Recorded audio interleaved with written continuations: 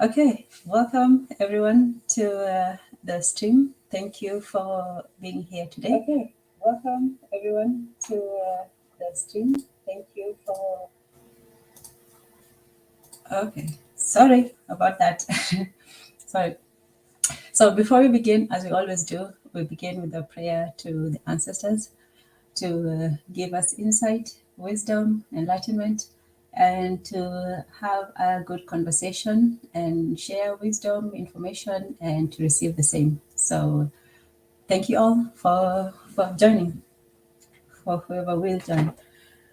So the question for today, or what we're discussing, is the state of the North Africans and the Horn area, and Somalis in particular. It comes from, well, the source of it is two things. There was my cousin was telling me one time about, back home that they had a name, Somalis who are in Kenya. By the way, Kenya, there's oh wow, she are coming in with the dusties.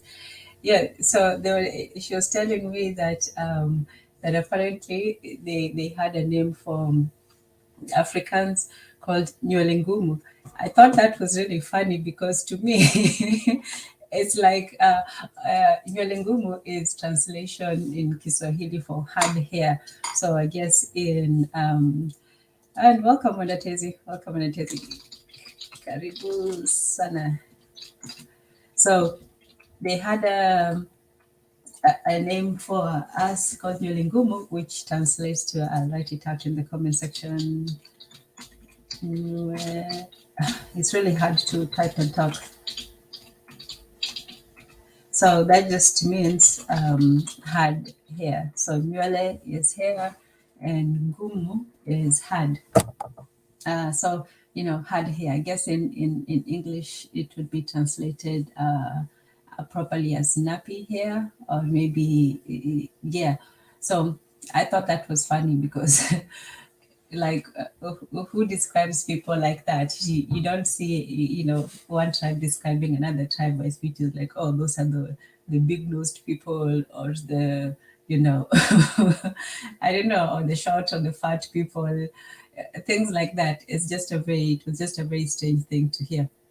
So in any case, later on when I came here, and I didn't hear about it until like a few years ago, and mostly, I came across this term JAREER, and I thought that was hilarious. That was not as hilarious because it sounded worse in a way. But in any case, that was the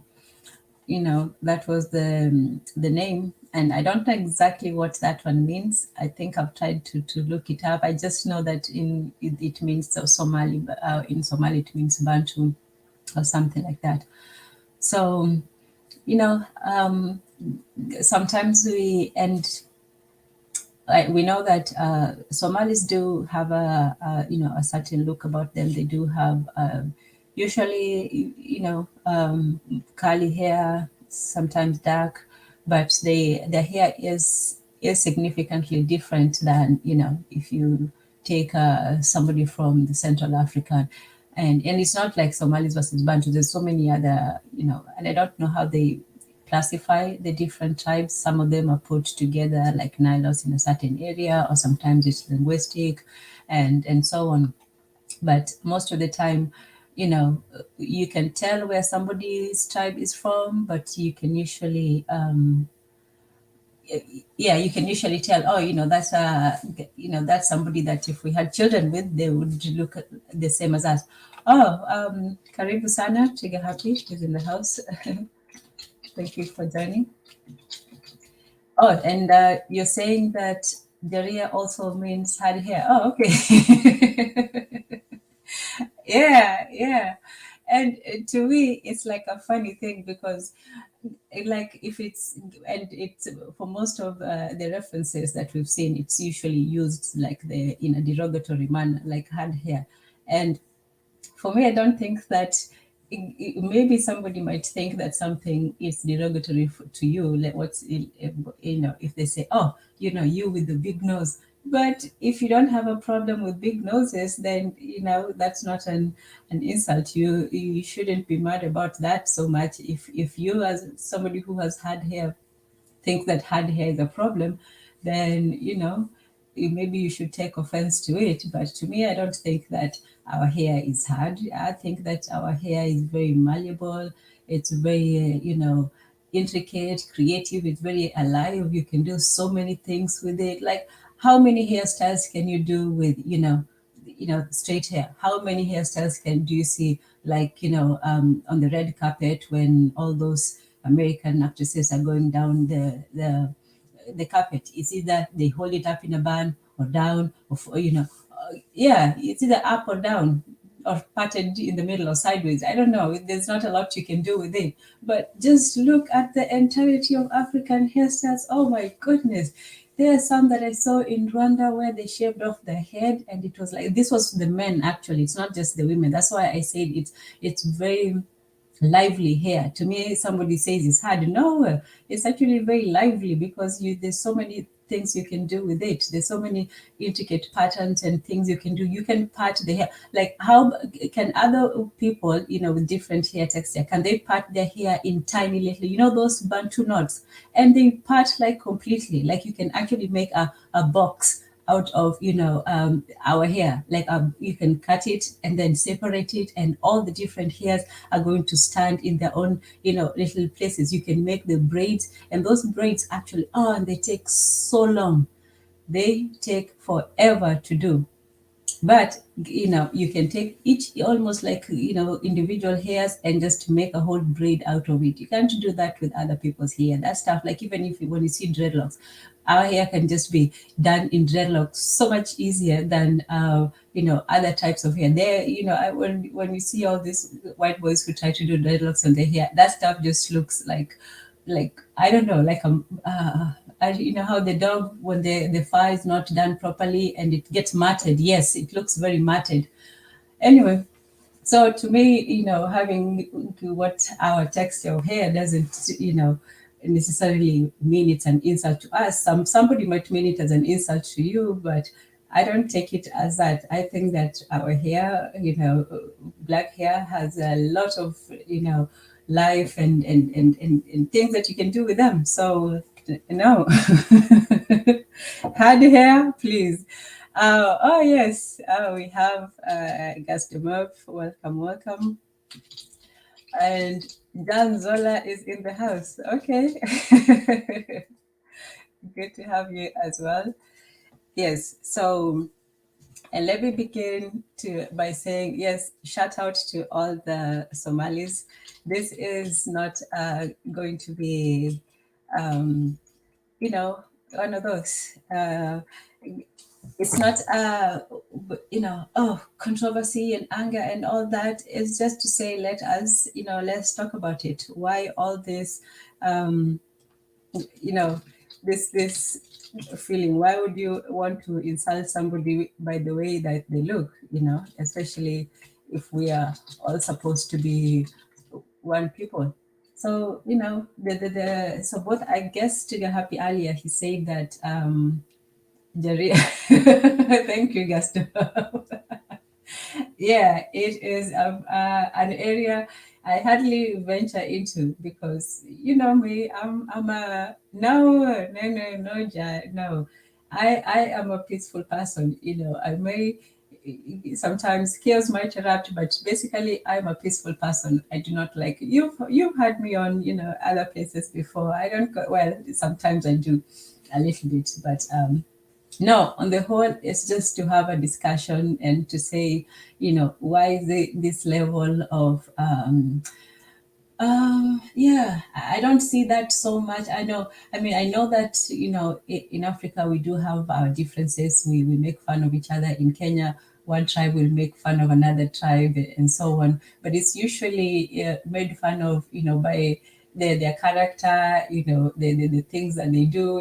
There's one tribe that maybe they like money a lot, but they might be good in business. There's one tribe that, they may be educated, but not so great at other things. There may be, some tribe that like to eat a lot of ugali, and, there's some people who like to drink very hot tea for some reason. So people make fun of each other.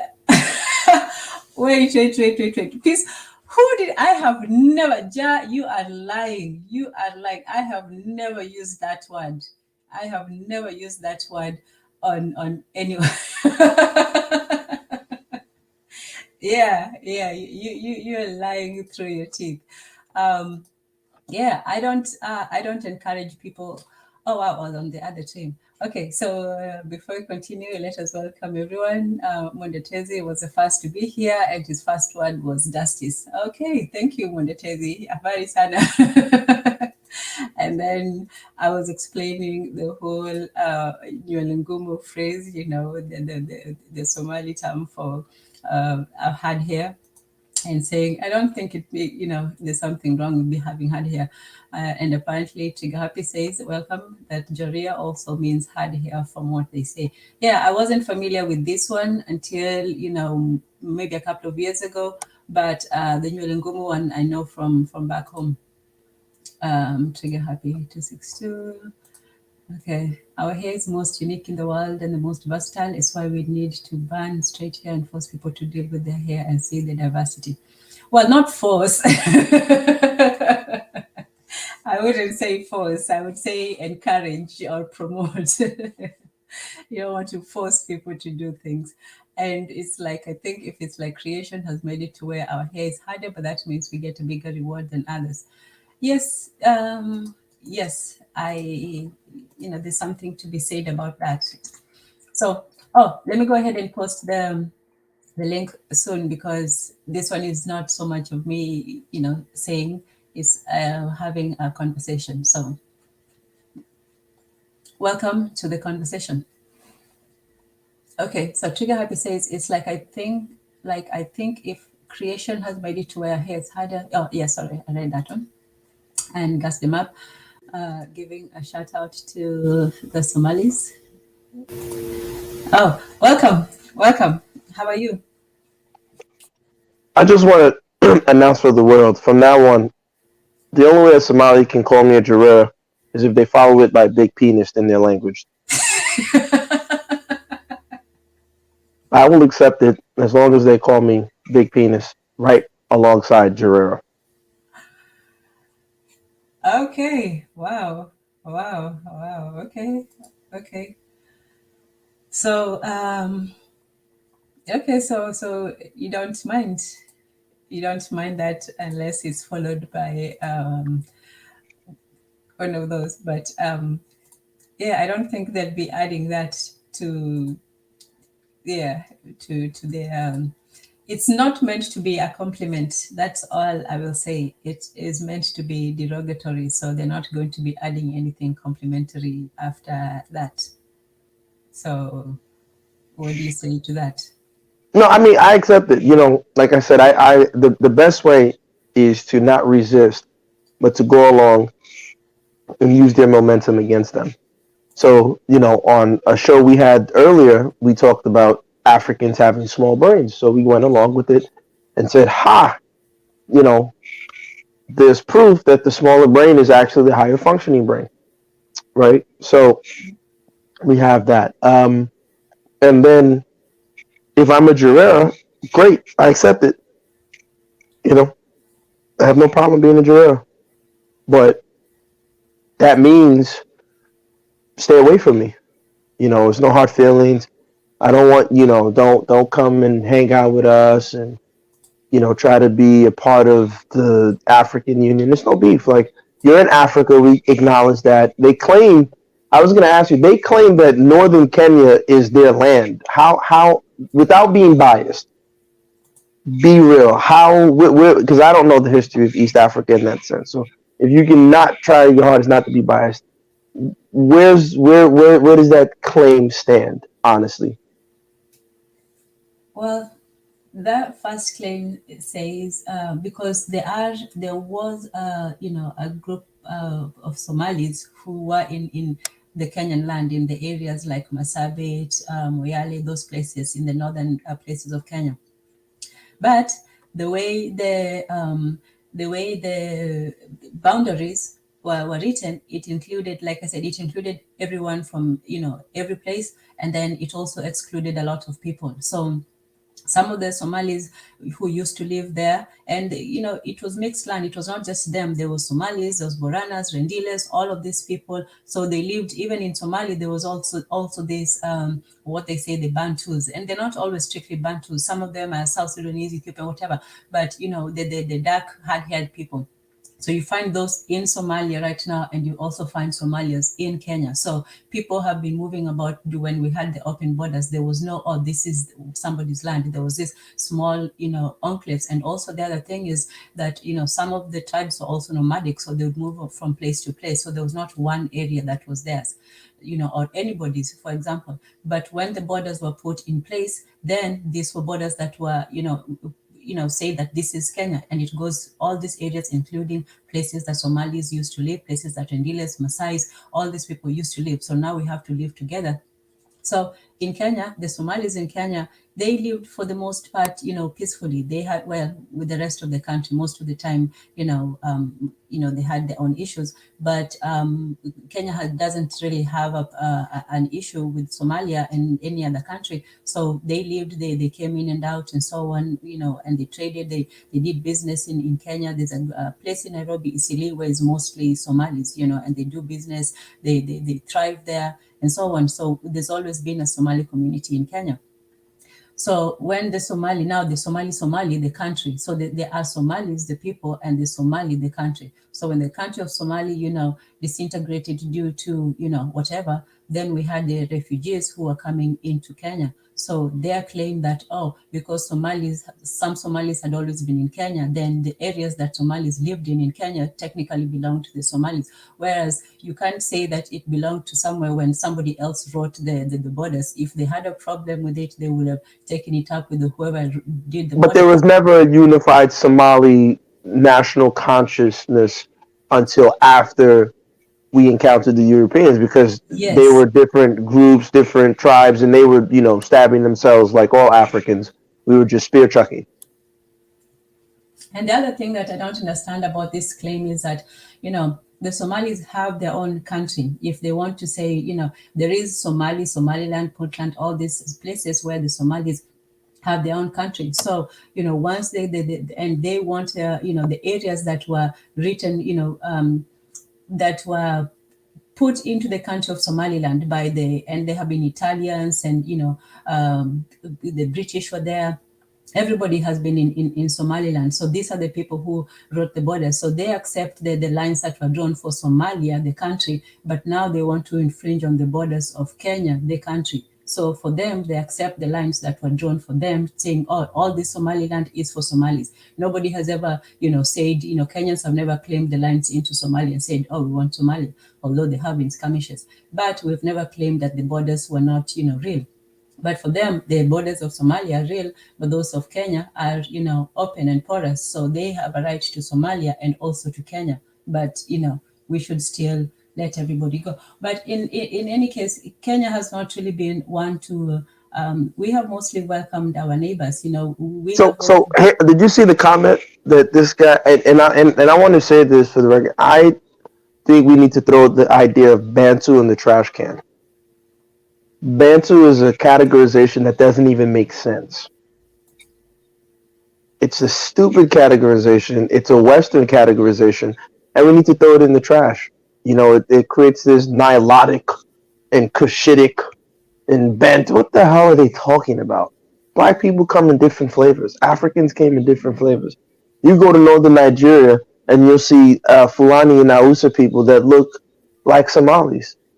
Well, not exactly like Somalis, but they look, some are dark, some look Sudanese. Like, what are we talking about here? Like, not everybody in West Africa has a big, broad nose and humongous lips. Like, it, it yeah, speaking it's of it's brains, stupid. Jai is saying, having a big forehead. And this is what you were talking about the other day. Yeah, he's Not, right. For cavemen,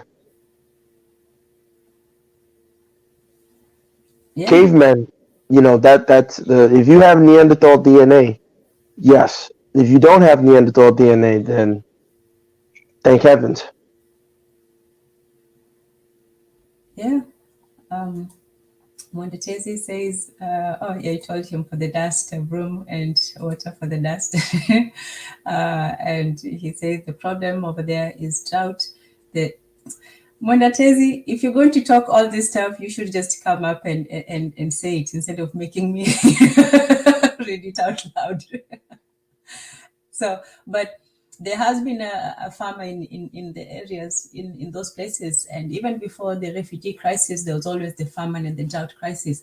And this is what we're saying, even in Kenya that, yeah, okay, look, the not the term, but the whole group, concept of grouping people as certain Bantus, people didn't call But where themselves does the term Bantu. Bantu come from? Hmm? Who started Bantu? Who started that term? If I have to guess, it's probably some, Mzungu guy or Liki or That's what I'm somebody. saying. Like, no African said, yes, we are Bantu. And this is where they now come and say, oh, sub-Saharan Africa. We go along with this garbage. Like, at what point do we just stop accepting what white people tell us about ourselves? Oh, you're sub-Saharan Africa. No, I'm not sub anything. Like, what's the desert in California? The Mojave Desert. Yeah. Can you imagine me calling a Mexican you're a sub Mojave American? What the fuck? Sub Mojave Americans. Like this is it's just dumb. And African, yes sir, yes, I'm sub-Saharan. Yes, thank you, sir. Good, yes, good. Yes. The right one. What the fuck is wrong with these people? They're just happy. Just always laughing. White man calls you anything, yes sir, yes. Thank you. Hey, man. Oh wow, I didn't know I'm a Ghanaian. Oh wow, thank you. I feel so good. I feel so good. But if a Kenyan says, "Oh, don't call me that. I don't like those Kenyans. I don't like those Nigerians." What's wrong with us? It's just crazy. Yeah.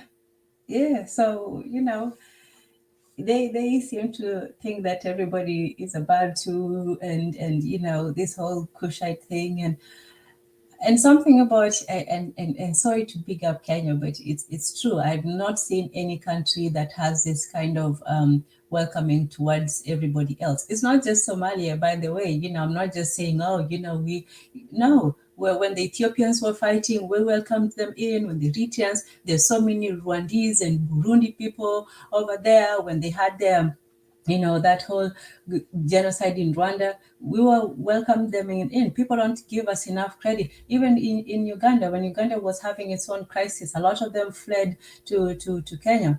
And I don't know why, and none of these other people have ever had a term for us. They have never called us any kinds of names or told us this and that. For the most part, it's been an So okay, a welcoming thing. It's just so look sometimes. what Ja wrote. Look at comment Ja just wrote. He says his friend from Congo tells him a Bantu is an African term. Oh, it is an African Great. term, but it's not an African classification, but or Exactly. identification. Like, okay, great. A Bantu, it's an African word. Why the hell are you calling me that? It's in Congo. So why does somebody in, let me tell northern you how Mali? let me tell you how stupid this Bantu thing is. Bantu, and Tezi should come here because I might just be saying things from my perspective. But Bantu, or in Kiswahili, mtu is person. So utu is personhood. So Bantu, or a person, is you say simply saying a person. So what happened was a white man probably went there and asked them, "What do you call yourselves?" And somebody's like, "Mimi ni mtu. I am a person." And then he's like, "Yes, you. I am a person. And what about all these people? Hawa ni watu." And hawa ni Wabantu, because Kiswahili and all these languages are similar. And then he says, "Hawa ni Wabantu." And then the guy says, "Oh, so that's what they call themselves." But no, they had their own tribe. He didn't even know what tribe he was from. So if I somebody bet comes you to, the African guy who accepted that had a PhD. He lived in the boys' quarters. He had his pants. He didn't even wear pants. He wore the shorts, and he tucked his long sleeve shirt in his shorts. He had glasses, and he rode a bicycle in 1910. And he helped him translate. He's a proud he's a proud person who translated the Bible in his language. like, and he sang all the hymns, "Abide by me, Jesus Christ." This is who we're following in 2023. It's just like, man, somebody needs to have their head examined. But let's just say we are Bantu. Let's say we are JAREER. Good. So can the Somalis, and by way the North Africans, because they have a name for us, they call us Abid, right? Mm. We're slaves. They always like to say, "Oh no, brother, Bilal, he was the first cotton picker in the Yep. history of Islam. He picked all the cotton, and Hmm. and he was loved." Okay, great, Love so much that they no came to problem. So Somalis, since we're Jareers, since we're Bantus, stay away from us. Don't come near us. We will come near you. We don't want your women. You guys can stay in your land, kill each other. We won't take Africa from you. We don't want Africa. You're part of Africa. Have it. However, if anything happens, don't ever come into Kenya. Stay yourself in Somalia. Travel to Yemen. Go to North Africa because all of you are Muslim first. So let the Muslim Ummah take care of you. There's no insult, there's no beef, but don't ever deal with us Africa. Don't listen to our music. Don't listen to Afro beats. Make Somali beats, whatever that's gonna sound like. Make that music. Don't do anything with us.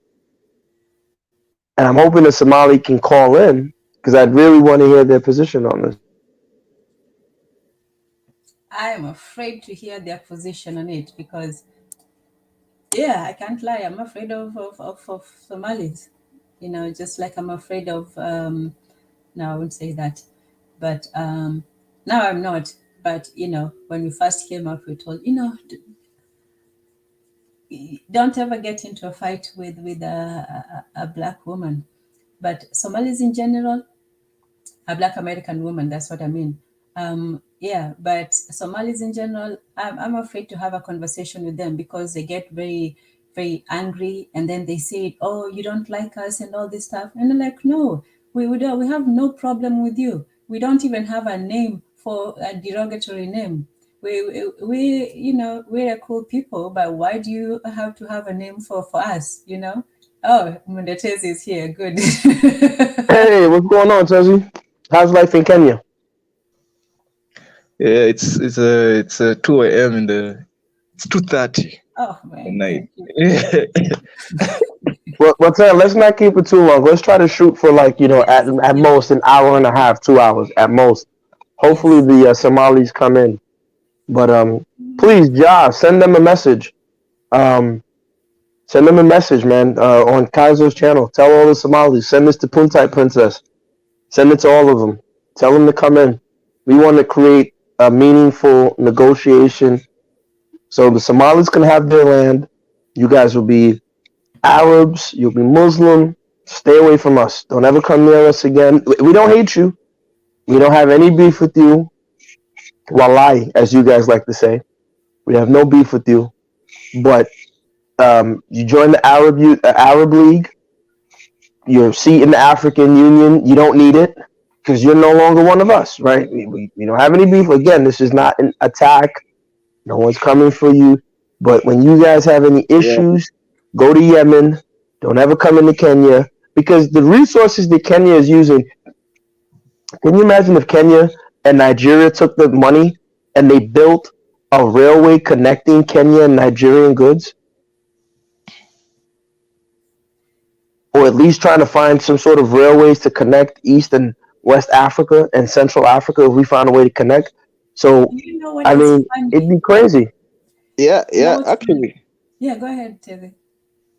yeah. Oh no, no. Mine is another point. So if you have a point related to Gasdemup, maybe you should say it, then I'll say my new point. Hello. No, go ahead and talk. Go ahead. Oh, oh, okay, okay. Oh no, mine is just. I've said this before, but I'll say it again. I think we need to protect the rights of sex workers in the Horn of Africa. I think, as you can see in South Africa, they just legalized prostitution. If you guys have been following like African news, South Africa just legalized prostitution, And I don't know if Tanzania, remember the last time we talked about Somalis, I was giving you the statistics that the rape culture there is higher, like the rape statistics over there are quite high. So I was like, the best solution is to legalize prostitution so that guys can Hello, am I talking to myself? No, no, no, no, no. You No, just you're keep not talking to yourself. I'm just kind of confused about the reception you're going to have. Africans, we're very conservative people. yeah. I don't think we would legalize, for example, prostitution. I hope we don't legalize sex No, work. I no, don't no, think. no. We should legalize. Let me tell you something. Prostitutes, or I think the correct term is sex workers. They do a lot of good stuff to society. Their work is old as Africa. Their work is old as Africa. No, no, that's a false dichotomy. That's a false narrative, sir. Because here's the thing: no woman in Africa prostituted herself, and the proof is in the pudding. First off, to sell your body, you have to exchange it for a currency. If we're assuming currency, but let's say we throw our currency and we use a commodity. What woman in the middle of her village would sell her body for 2 goats or 3 yams when she had access to her plot of land? She could go to the farm. She could go to gather wild roots. She could go to the stream and collect fish. There was no need for a woman to sell her Yeah, body. Like the yeah. conditions You for see, prostituting didn't but we exist live in in a our culture. capitalist society. We live in a capitalist society. No, That no, is I why. agree. But what you just did before, but you see, you changed. Now you've changed the goalpost because you said it's as old as Africa, and I'm showing you that it's not as old as Africa. No, no, no, no. I'm talking about the oldest profession. It's like, okay, if I was referring to like the Bible, but yeah, Yeah, the okay, oldest maybe. white profession. White people did that in Liverpool and in their slums. Their women were selling their bodies for trinkets because the white man took the land from them in the Enclosure Acts. So yeah, they've always white women. They're very wide open, for the lack of a better term. Okay, maybe I haven't done the research, but I got. I don't know. I feel like if you research, if you might find some Well, cases I of have, I African have, women, African I women have. You can't. doing it. Prostitution has to exist with the conditions. Like that's what I said. If I take the initial condition of a currency, we didn't have currencies. There's no state sanctioned currency where people are selling their bodies in exchange for. But let's say we throw out currencies and we stick to commodities, right? We stick to calories, we stick to manillas, or we stick to whatever metallic object, whether it be silver. Which, funny enough, gold and silver weren't really commodities that were exchanged for goods and services in Africa. Predominantly, that didn't really occur. But let's just say that was the case. But Again, you see, go ahead. you're assuming that sex was exclusive in African society, that a woman was exclusive to her husband. No, no, I no, don't no. think that's the What thing. I'm saying is that a woman would have to have the conditions for a woman to engage in sex work. She has to first off, and Tan and I were having this conversation. Like when we talk, because this is going to get deeper into like the idea of economy, right? I said this on earlier on another episode. Shout out to Shoot the Breeze and Koku and those guys. I said that the idea of an economy is a European concept, and they didn't like that, and I explained it that trade, as we are taught in the economic textbooks, we assume that you're in your village, in a Kikuyu village or a Loa village or Oromo village or wherever village in Kenya, people are going to markets to get their daily sustenance.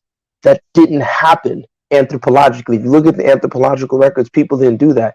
People had their land, and you traded what was excess. So you went to the market in excess. You didn't go to the market in search of. So you had your abundance already in your land.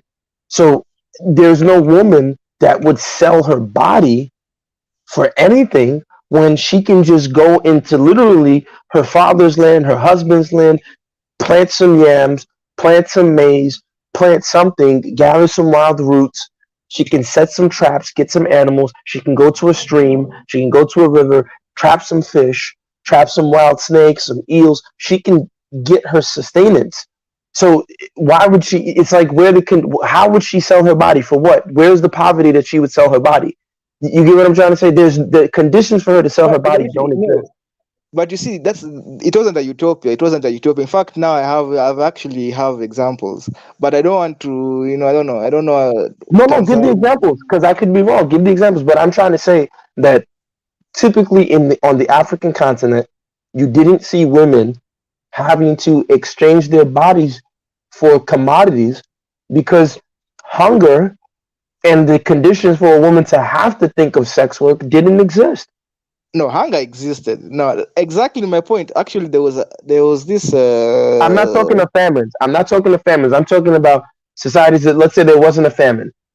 The rains were But good. there There's were no famines. drought. But that's the thing. Yeah, we But they know were that they famines. happen. And when there were famines, people typically would move along. And when you get to a land, maybe you encroached on somebody else's land, either you would fight or people would typically try their best to share resources because they understood that, hey, these people can come here for some time.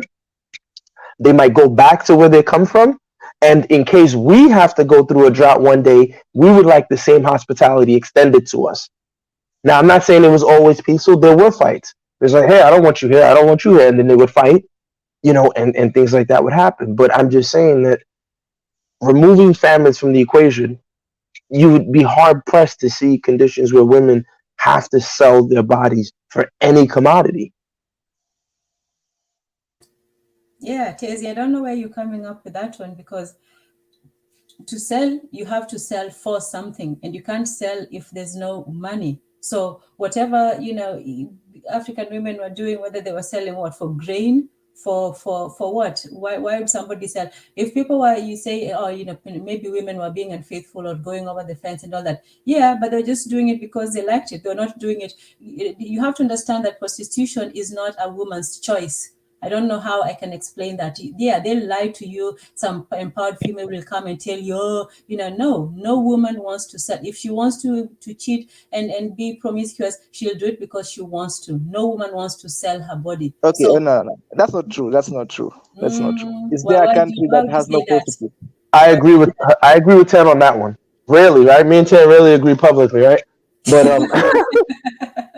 other than No, me no, no, always no, no. looking for her trouble. But on Okay. that one, you would In do hard Africa, pressed to find a woman that in just wants to Africa, sell her body. okay, let me tell you something. In Africa, okay, maybe back in the day the systems were different, and they probably, although I know Yeah, I I have agree with you. Right cases, now, women I are have some cases. prostituting. Yes, Yeah, and right. even now they don't want to. I assure you, No, I I'm don't even saying talk about some old-fashioned women. now, No now woman. they do. Now there are those who do. You cannot just say all No, women don't no. want. Okay, please tell Okay, me what segment have you talked to that enjoy doing that? Have you had been in the company of many of them and you interviewed them and they said, yeah, we no, like what we do? okay, no. I've seen. Look at let me give. Okay, let's give an example of European countries, right? Countries where women don't have to do this. They literally have No, let's not socialist do that because we were talking socialist about African societies. women, but yeah, Socialist okay, fine. societies. Yeah, in socialist societies where we don't really need they don't really have to do that. They do it. The same way. So there are women, like, it's like saying that women cannot be promiscuous, or women, No, that's not that's true. not what That's I not true. said. But Actually, why I are we said confusing women can be. promiscuous behavior with prostitution? You know, what's Because it's funny? the You're, same you're thing. doing that is it's not the same thing. It's kind of like when people read the King James Bible, right?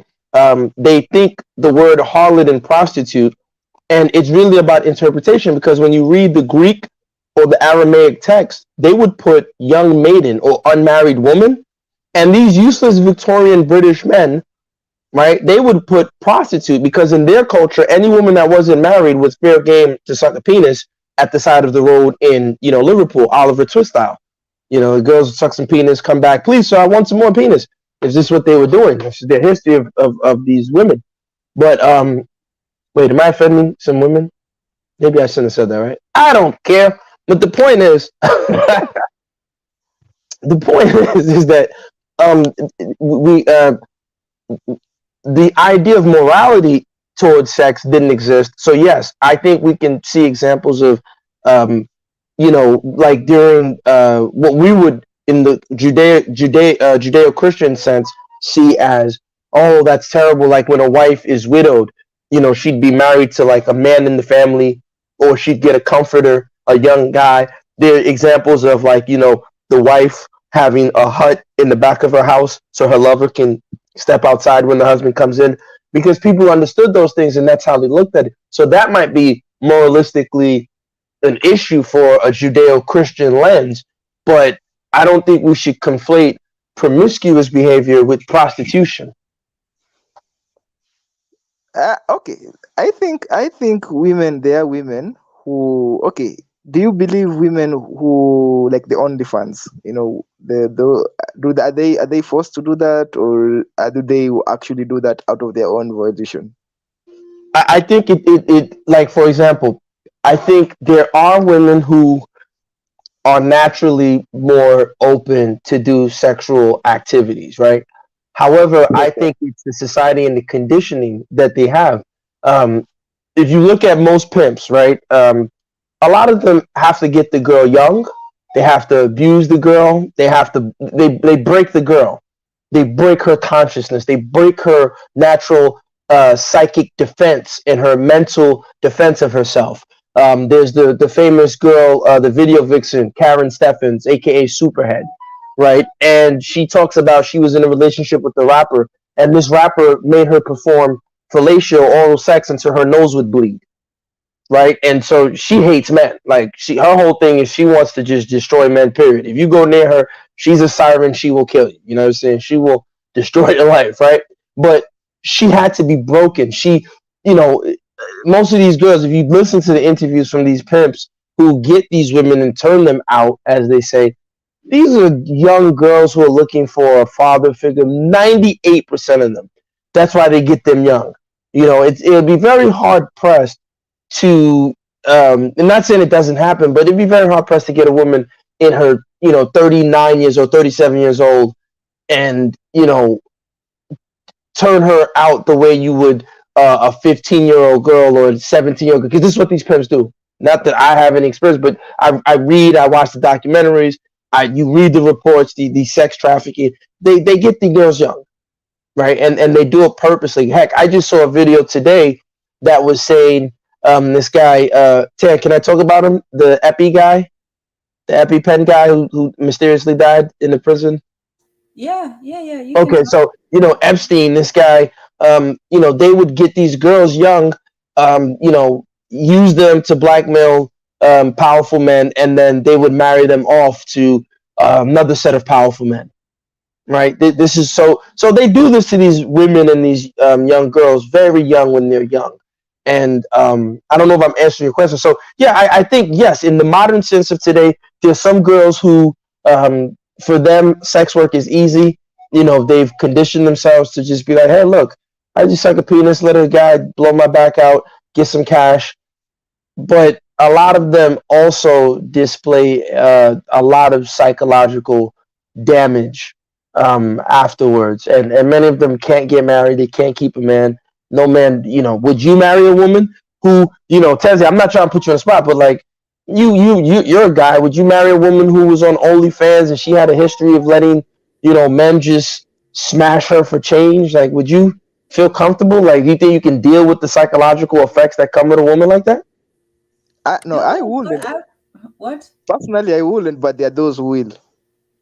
And those are just as damaged as them, but very few men would. Even when you look at the rates of porn stars, OnlyFans girls, and all that, their relationships very rarely work out, and there are numbers to back those things up. Not only are they damaged mentally, but it's also it's terrible for the relationship. There's some women who do it behind their men's backs, or some men who know about it, and they're not just even if you knew that a girl was there was this clip where this guy was telling a woman that you can be my wife, you can do all this, but the fact that people can access your private parts for 6.99 just puts me completely off. So there, most men would not. And if there are men who would, they're not going to stand in the company of men and say that stuff proudly.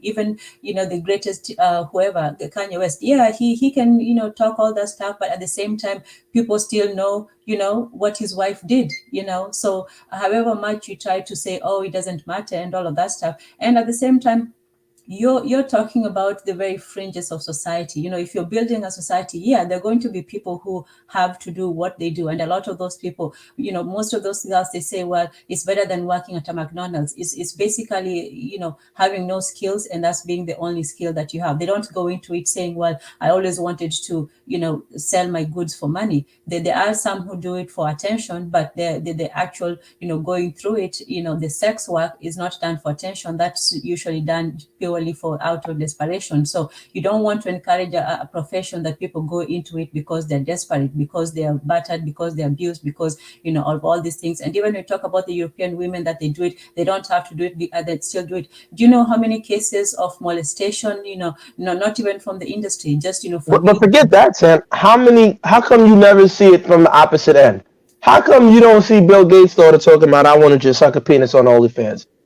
You don't see Chelsea Clinton like, woo, God damn it, I just need to hop on the streets and just swallow every guy that walks by my door. But they do, though. No. I'm saying, how come we don't see the daughters of rich men? No, but that's what I'm saying. The only rich man that I know who I can think of off the top of my head is Lawrence Fishburne's daughter. And of course, he's a black man in America, so he has no, he has no authority. His women. No, I'm not talking about Epstein. I'm talking about Lawrence Fishburne's daughter. She did a porno. Yeah, his daughter went and did a porno. This is the guy who was in The Matrix, who played Morpheus, right? And like I said, he's a black man in America, so 98% of the time he has no say in his family, and his wife runs the house, and his wife raised an idiot. 98% of the time. Take it how you want to take it. But the point is that, his daughter, you have a successful father, and she literally was on camera just loving to suck penis and have a guy blow her back out. Now, maybe she was doing this to... Naguziki says the Hilton sisters too. I would disagree with that. I said that women can be promiscuous. That's different from... But did the Hilton sisters have a tape? Do they have a sex tape? I think they do. But what I'm saying is that there are women who do it for attention, not so much. Prostitution is doing it for money. The women who are promiscuous... But you see, let me tell you something. Those who do it for money, you can't compare a rich person and a person who has to work. Like, it's called sex work. It's work. There are those who, if you don't need the money, you'll do it for fun.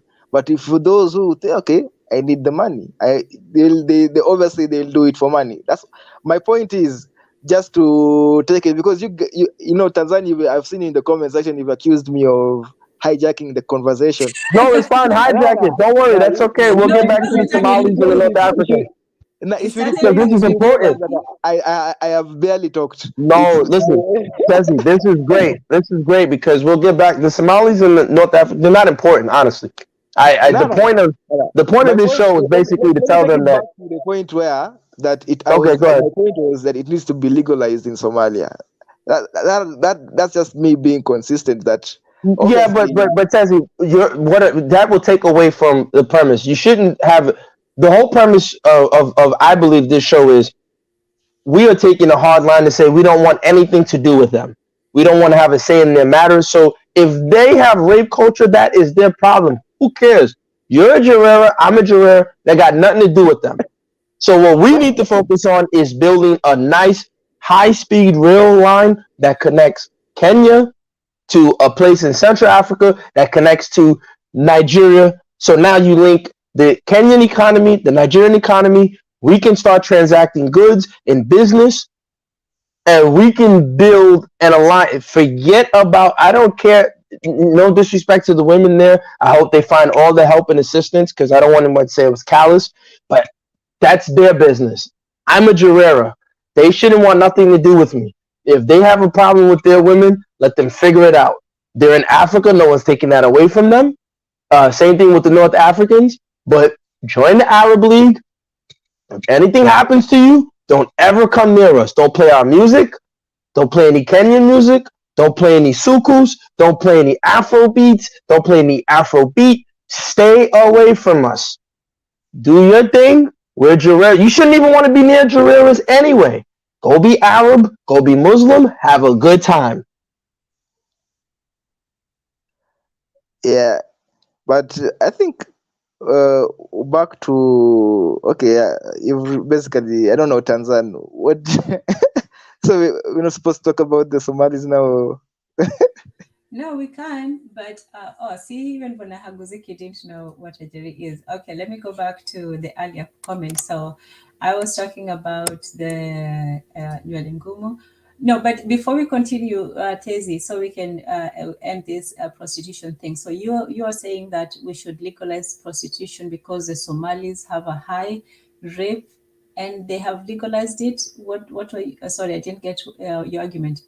Yeah, my point was basically that right now you can see in the Horn of Africa, there's too much testosterone just all over the place, and I feel like in a society that it is now, although I feel like promiscuity was a thing back then, it's just that So you're we calling like. the Somali women loose. So you're saying that the men are too And don't do global. that because then we're gonna go down a road. They're gonna come on here. They're gonna start because I No, try they're not to going to give come for Tezi what. with this one because I didn't No, say but anything. that's my point. I know, but that's what I'm saying.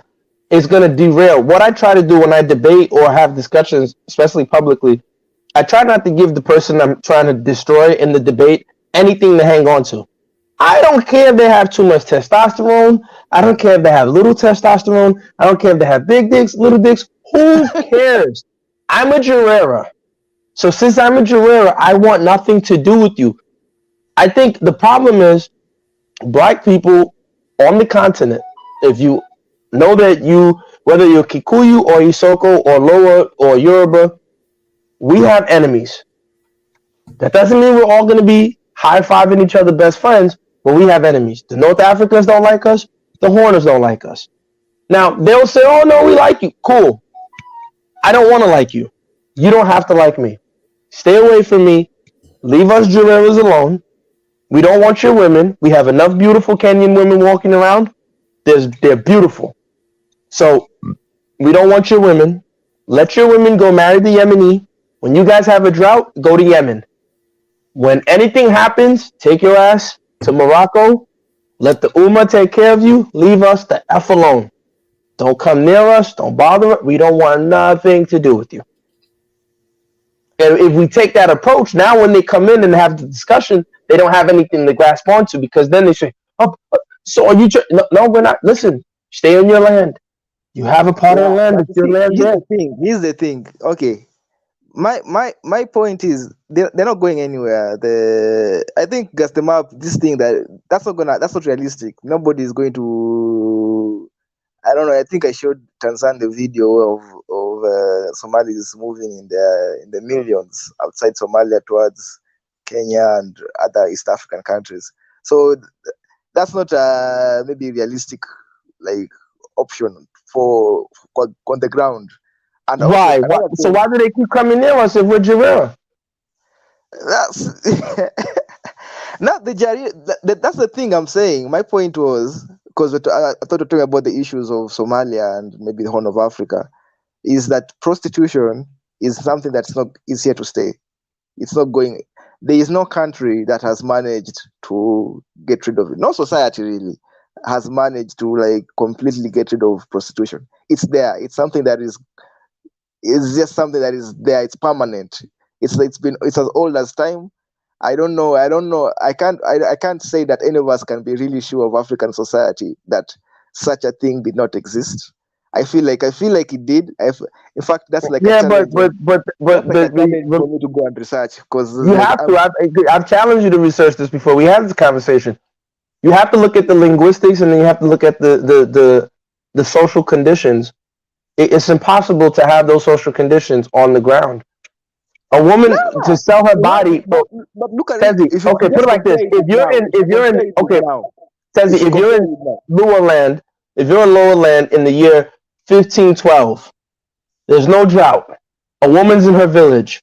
Tell me how and why she would prostitute herself. Give me the conditions of how she would prostitute herself. So I'm an Isoko man. I came to visit, right? I Okay, came from a let long me distance. give I'm you a the trader. conditions. Are Give you me how telling she me? would sell her pussy Nah, for me are for you 3 goats and telling 5 me? Are yams. you telling me that women did not leverage their bodies back in the day? That's like I Again, don't know. I that's feel like what I'm it's trying to an tell you. Why would nah, she leverage nah. her body for what? What would I give her that she doesn't have? For What whatever is position? valuable during that time, I'm No, sure you there see, are those bodies. you see what That you're is doing is you're sounding like Joe Rogan. That's why we have to be very careful. This is white boy logic for me. This is what these white boys do. They walk around assuming, they make assumptions of human existence. Like, oh well, women are just ingrained for hypergamy and all this other crap, and the alpha male, and but there's no such thing as an alpha male. It's based on faulty and terrible science. It's never been in existence. So no woman, if she's in a condition where she doesn't lack, why would she sell herself to me? Like, how would she sleep with me? Like, why? It doesn't exist.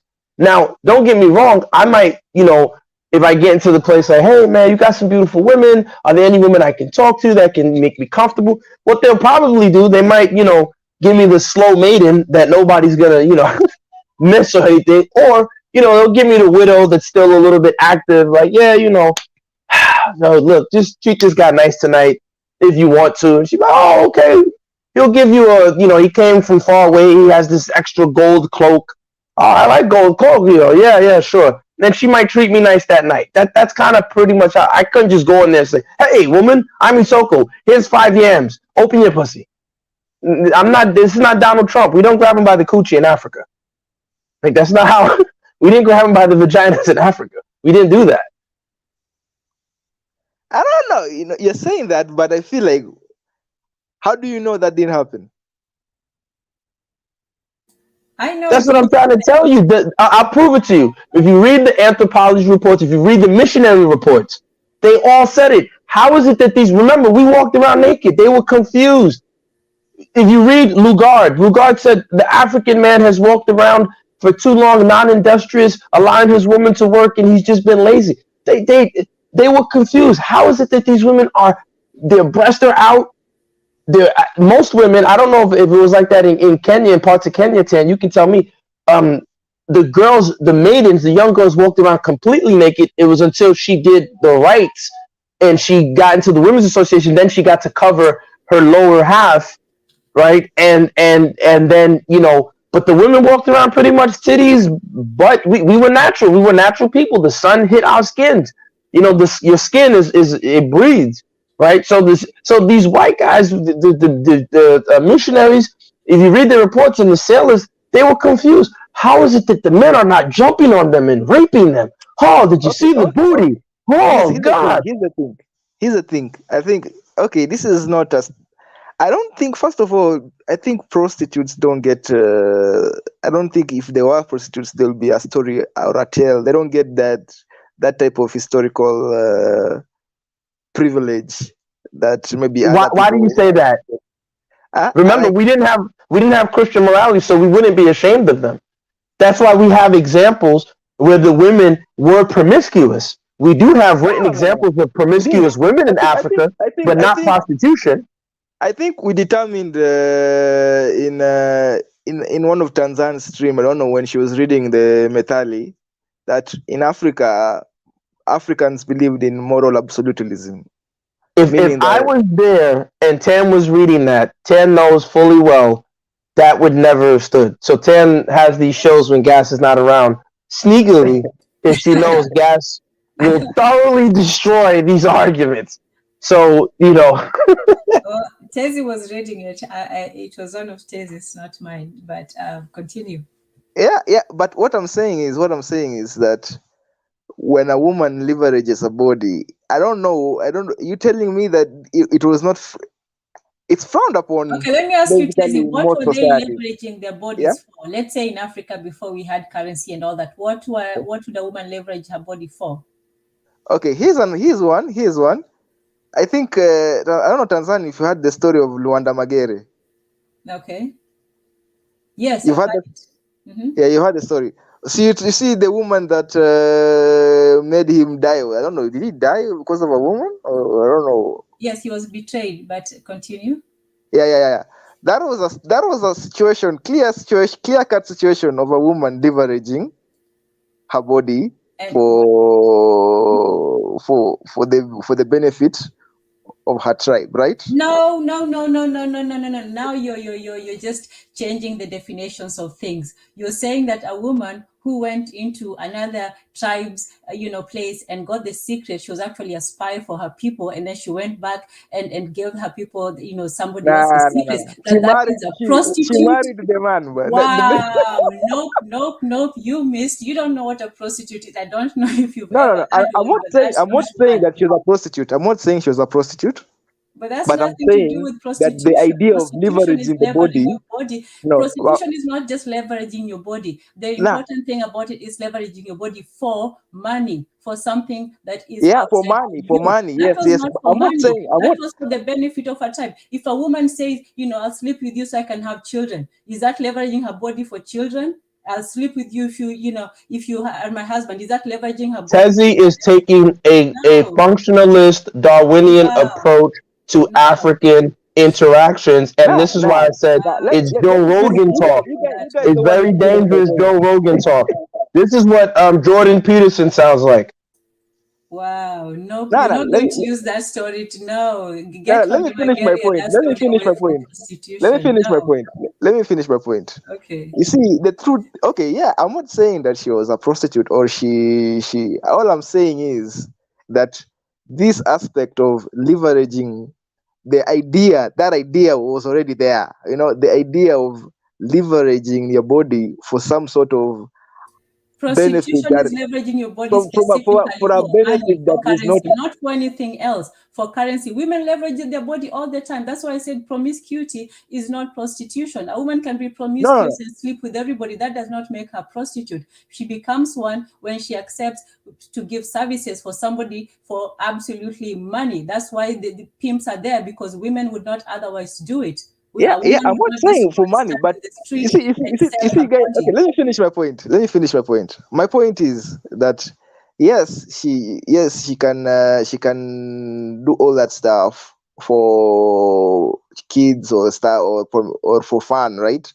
But if she uses her body for an external gain, you know an external gain that is not, it's not for personal gain, but an external gain that is away from the normal gains of sex, of maybe marriage or children, or even for pleasure. And that is weaponization. That means that sex has been weaponized, right? And I feel like if that was just one instance of sex being weaponized for the sake of a tribe to win a war, that means that they must have been like, they must have been way more situations for that to reach that level that we even now we're talking about it now. It means that there must have been situations where women were weaponizing sex for other external gains. It may not be money because there was no money at that time, but maybe there are commodities. I feel like it was a thing, and I feel like What commodities? because of Christianity. In fact, I feel like because of Christianity, these stories died, and maybe it used to be normal, and it But wasn't a big deal. you would have to tell me one, what commodities, and you still haven't given me a play out. You've given me Food, circumstantial. food, You've given food, me. This is what weapons. I'm trying to tell you. Again, you just said There was food, and I'm trade, trying but to tell you. I You see had what? a Your only misconception of example, Africa. the only Let me say example you're something. going to Another give me. misconception of Africa is that there was no trade, or we were just subsistence farmers, and that. No, Again, there was trade. no, that's There a was trade. In lie. fact, there was a That tribe in Uganda Tezzy, that was Tezzy, famous that's in not East Africa for their iron works. Tezzy. Listen, Yeah. the majority of Africa, no one was getting their daily subsistence or sustenance from trade. That There's is a a tribe in Western. Congo. I've Let forgotten me the tell name you of the tribe, but you can research again. this. There's I a can tribe in research Congo. it, and I will. They didn't do any farming. There were no Tezzy, farmers. All they you have did my was email. metalwork. All they did you was make weapons. All they did, and that was their, and they used to trade those you weapons for food. you have my email. You have my email, gasdemup@gmail.com. You can send it to me, and if I stand corrected, I will publicly say, "Hey, I stand corrected." But I'm not going to take the one tribe in the Congo for the majority of anthropological evidence that shows, right, that the majority of people were either hunter gatherers, so that they were nomadic, or they settled and they did, rotate from time to time depending on drought and area. Because remember, locations and locality was not fixed, so people moved from place to place, and they intermixed, intermarried, and there were a whole bunch of things that were going on. That's one. Two, you still have to understand that if that is the case, if majority of people got their sustenance not from engaging in the market, then no woman would have the conditions to where she felt the need to have to sell her body. And that's why I said, other than a time of war, other than a time of drought, you're going to be hard pressed to give me a time where these But those women were would. common. That was daily life. That was Okay. Tuesday. War and drought was Tuesday in Well, Africa. That's like okay. Well, no, I'll say this. I'll say this. I'm not the expert on East Africa. I would let you and Tan battle that one out, right? I know for the part of West Africa that I've generally studied a lot more West African culture. Drought and famine were not really an issue in West Africa for the most part. I can't really talk too much about East Africa. You guys will have to handle that one. But what I am saying is that the conditions for a woman to have to exchange her body, this is why, again, when these European explorers came into the world that they came to, when they went to South America, the Americas, when they went to Africa, it was a whole different world for them.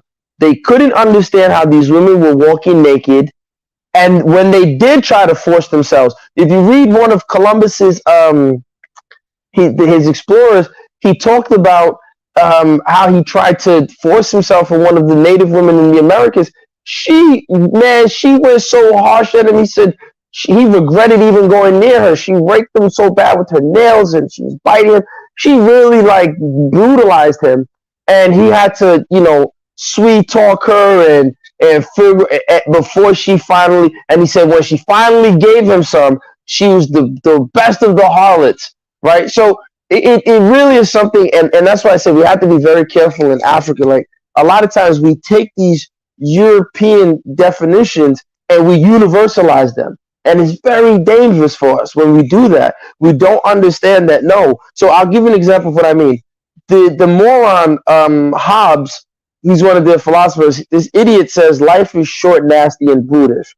No, you freaking fool. That's your life. That's your people. Their life was short, nasty, and brutish because they're useless people, right? Our people wouldn't say that. There's no Kenyan that would say, all the sayings that we have, right? A Kenyan will say, oh, the ant that climbs up the tall tree has a long journey.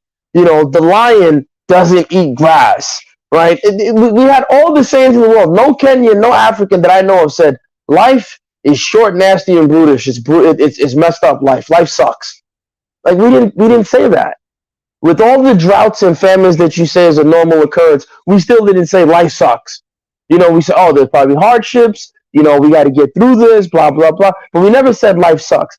These people are not people to copy. So what happens is we take their expressions of the world, right? The local becomes the universal.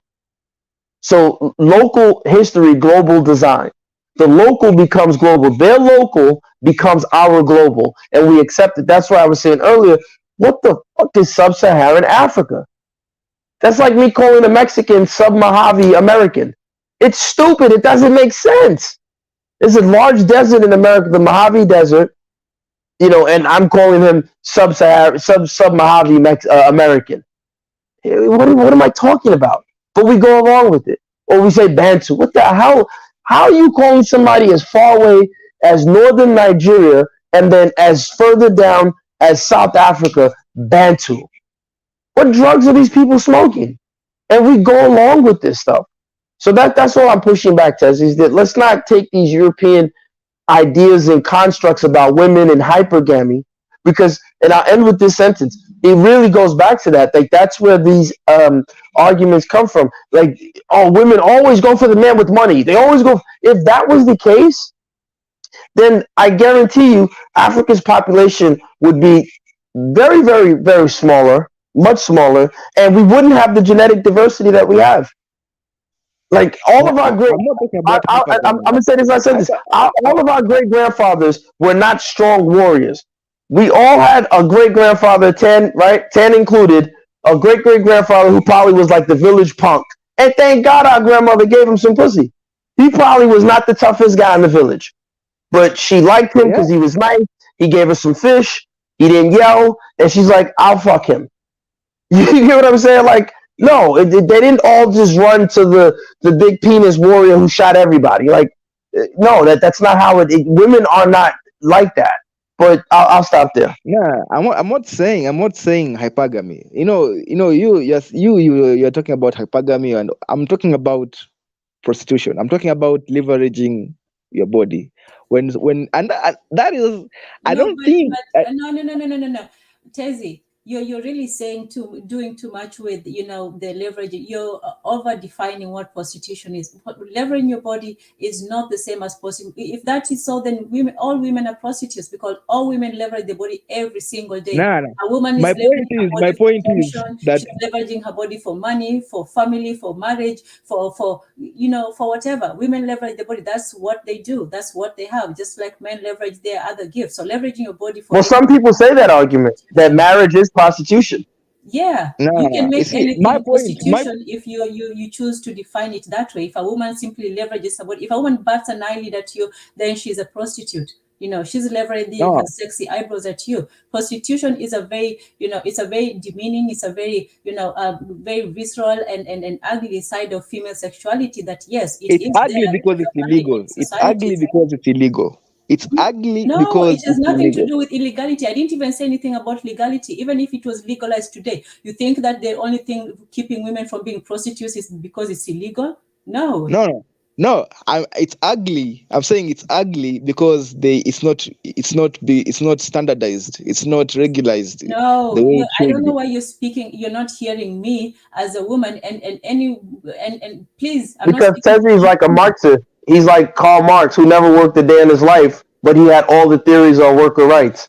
Nah, nah, nah. I know. I understand. Tanzan. It's not Not all because of women. being illegal. You can say make that argument about drugs. Oh, maybe if they legalize it, people would go and get it. But no, no woman is not being a prostitute because it's against the law. No, in fact, most of the women who get into it is because they don't have any other choice and they've really been forced into it, both emotionally, psychologically. The financial aspect is just the last aspect of it. If a woman can work at McDonald's instead of being a prostitute, there would be nobody, working at McDonald's. If prostitution was so great over that, you can leverage your time, you can leverage your labor and all that, as long as you still retain your dignity and your womanhood. Prostitution strips women of their womanhood. It makes them less into women and less into desirable women, not just in the eyes of men, but in the eyes of other women as well.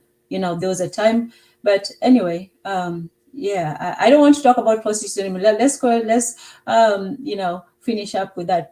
Yeah, prostitution is a reality nowadays. It's something that happens, and it happens because society is cannot take care of its women or the children. Actually, it's children, because most of them, like if you those Western liberated women that you talk about, a lot of them were molested as children. They'll tell you that that it's some uncle or somebody. So it's not something that you'd want to do.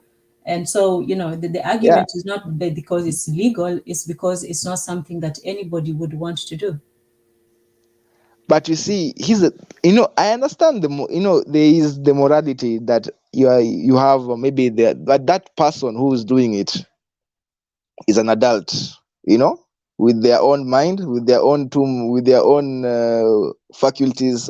You can blame them childhood. You can blame a lot of things in everybody, in every adult. You can trace it back to their childhood. Even me, maybe I have my own maybe issues, and I'll probably trace it to everybody's issues can be traced to their childhood. But now these are grown adults consenting to this lifestyle, to this job. What my point is that it is inevitable for every society, and I feel like even in our historical societies, that Okay, if a woman, but let me just make something very, very clear to everybody who's listening. I have never heard of it, in my tribe, in my culture, in surrounding tribes. So, hey, I don't say that it doesn't yeah, exist. It just, there's a reason. but at the same I time, let think, me also finish this, that the Luanda Magere story has nothing, absolutely nothing to do with prostitution. Yeah, so let me yeah, just make sure about that. yeah, I have hardly Not put the even a same. hint. No. I'm not saying it. I never said it has prostitution in that. I say that it was just an instance in which a woman leveraged her body for an external gain. Prostitution. In fact, it was not her body. If you remember correctly, she was actually married. It was two tribes. Let me just say the story so people don't, get it wrong, and you can look it up. It was two tribes. They were at war. And then Luanda Magere was this warrior from one of the tribes. And, they could not defeat him because he would go into war and just, slaughter the other tribe. So the other tribe wanted to find out, why was this man, who could not be killed? Why was he so invincible? And so they did as they used to do with the tribes. They came and he talked it out and said they were going to have a peace agreement. So the tribe, they said, okay, so what they did during a peace agreement is they would usually, exchange women. And not prostitution-wise, just like people think dowry. But dowry is not a price for a woman. You're not buying a woman. But anyway, I don't know how to explain these concepts, to people. You're not buying a woman at dowry price, and you're not being sold as a woman. A peace agreement was made between the two tribes, and they sent one of the women, one of the most beautiful women, to the other tribe, because that's what would happen. Once you made peace, then yeah, you'd made love, I guess. But so they sent the woman, and she was, she was not a concubine, she was a slave, she was his wife. One of his wives, Luanda Magere I think he already had like 3 wives, so she became one of his wives. His wives, not his prostitute, not his concubine, not his side chick, not his anything. She was one of the wives that Luanda Magere had. So on one of the nights, she would come and ask him, Luanda Magere, what is your secret? What is your secret? And Luanda Magere would not tell him, yes, I know this sounds like the Samson, but this goes way beyond the Samson, story. So I think that's what you're confusing it with, because Delilah or whoever, she was an evil woman. But in any case, this was not that. And with the story with Samson was not two people coming to a peace agreement. It was this person that were trying to. So many differences. People just hear similarities and they all conflate that, oh, it's the same story. No, it is not. So once they had the peace agreement, the lady from the tribe, she found out Luanda Magere's secret through her feminine wiles and through being his wife. And then she went back to her people, told them the secret, and then they came back. And then in their next battle, see, this was a peace agreement. This is another thing that was so shady about the other time. They had already made peace, but for them, they did not go by the agreements of the peace agreement. For them, it was a way to spy and get over on the other tribe. So they were very shameless tribe, just to say that.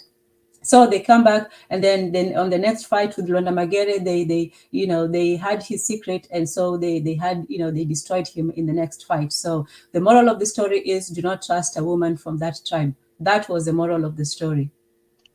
Can you tell me the tribe so I can know for record, please? The tribes was the Luo and the, what was it? Was it the Kalenjin? Yeah. Yeah, Yeah, I ain't trusting none of the women from both of those tribes. There's some greasy, terrible women. God damn. Wow. That was cold blooded. So don't ever trust the Luo and the Gandhi. What did Magere's tribe do? You see. Okay, let me make my point. Let me make my point. The truth is, here's the thing. If there is in a society, women can think in that line of thinking that I can leverage my body to have some sort of gain. She's not leveraging her body. She's using the loyalty to her people. Yeah, okay, yeah. But her people who set her up for all that. Yeah, okay. But she entered it knowing that I'm going to be deceptive, and this guy is going to fall for me. Think that she got money? Well, in a prostitution, there's a trick. there's a hole. So who was there? The trick there? Leonard Magere didn't give her anything, and if he did, he gave her knowingly. A prostitute tells you you're going to give this and you're going to give me money. Leonard Magere was not aware; he was duped. No, there's no trick who is duped by a prostitute. It's an open consensual agreement. I give you money, you let me do this to you, and it's done. There's no prostitution here involved. This was womanly deception. It has nothing to do with prostitution. But I think, okay, there's, escorts, like a lot of prostitutes and escorts. We're talking about traditional. You threw that one out. Give me another one that has a little bit But more, juice. Because okay, let me can I just make my point and finish it? Then you will. All right. Don't use Londa Magere for that one. Yeah, let me make my point. My point is, in that society, and that's just one story, but you see, the woman was going into that situation knowing that she's like a spy, right? She had a mission that was outside the normal marriage or whatever, and she knew that she can seduce this man, and this man will marry her and all that. But you see, that type of thinking already, if that type of thought is already in the society, clearly it can be, if it's followed through. If you follow through that type of thought, then somebody will probably have that. It's just inevitable that somebody somewhere in that society will have, wait, I can leverage my body and get this type of gains, this type of, since we're not in a capitalistic society, whatever gains in that type of society she can get, somebody must think like that. A woman, that's just definitely. So you are definitely telling me what a woman thinks, and I'm trying to tell you how most women think. That most women don't look at that. Yes, they will leverage the body. Okay, let me finish. Okay, let me finish my point. Say, oh, I'm actually selling this for $50 a pop. Yeah. But you see, if you're talking about most women, yet prostitution persists all over the world. Meaning that type of most women participate in it. Do most women all over the world participate in it? No. I'm not talking about most women. I'm talking about, but it's there. It's there. I'm not saying most women, but somebody will think like that. Okay, I guess we can disagree on the prostitution. All I need. Okay, let me say. All I am saying is, all I need is one person or two people to think like that in a society, and there's prostitution, right? You don't need the majority of women. You just need one or two. And and it doesn't matter their backstory. Maybe Darwinian social engineering. Yeah. This sounds like Darwinian social engineering. Okay, first of all, this thing where Western ideas or philosophies are rebuked. That is if you watched my show last time, I talked about that. That is stagnation of African philosophy. Philosophy is meant to, you're supposed to pick Africa's never had philosophy. That's how human nature is. You're supposed to pick things from other human beings. If a human being invented fire, you're not going to say, oh, that's not my. And you're supposed to reject things as well. Yeah. And you're supposed to reject things as well. But more importantly, we don't have African philosophy. That's a misnomer. There's no such thing as African philosophy, because African Why is that? Why? It's because of the rejection. It's because of the rejection. No, it's not because of rejection, because that's not who we are. We don't philosophize. Philosophy comes out of, remember, what is philosophy? What's the etymology of the word philosophy?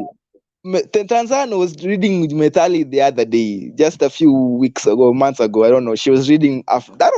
Isn't that part of African philosophy?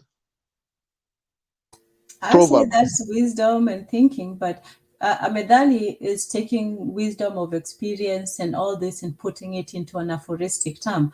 A philosophy is taking something and producing a whole system out of it and expanding it and saying, well, in Africa, the sky is this and it's made up of that and that.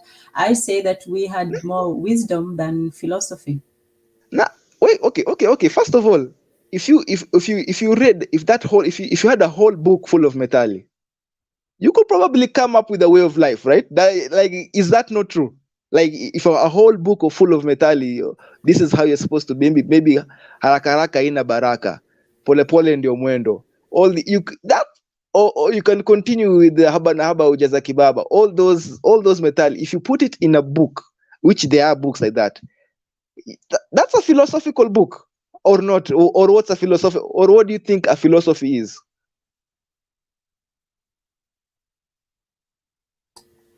Yes, it's philosophical thought. It's wisdom. Is wisdom put in short sayings? But those books were. It wasn't one philosophical story one after the other. It was different experiences. You'd had one saying, and then another, and then another. It didn't follow any sort of pattern. It was just the totality of experience. But when you read something like Kant, he lays down from one end to another, and it's one continuous narrative. So we had the totality of things, but we didn't have a continuous narrative. Where philosophy goes through stages. It actually, there's age of reason, age of this. There's times when they're acting about the empiricism and the nature of reality and so on.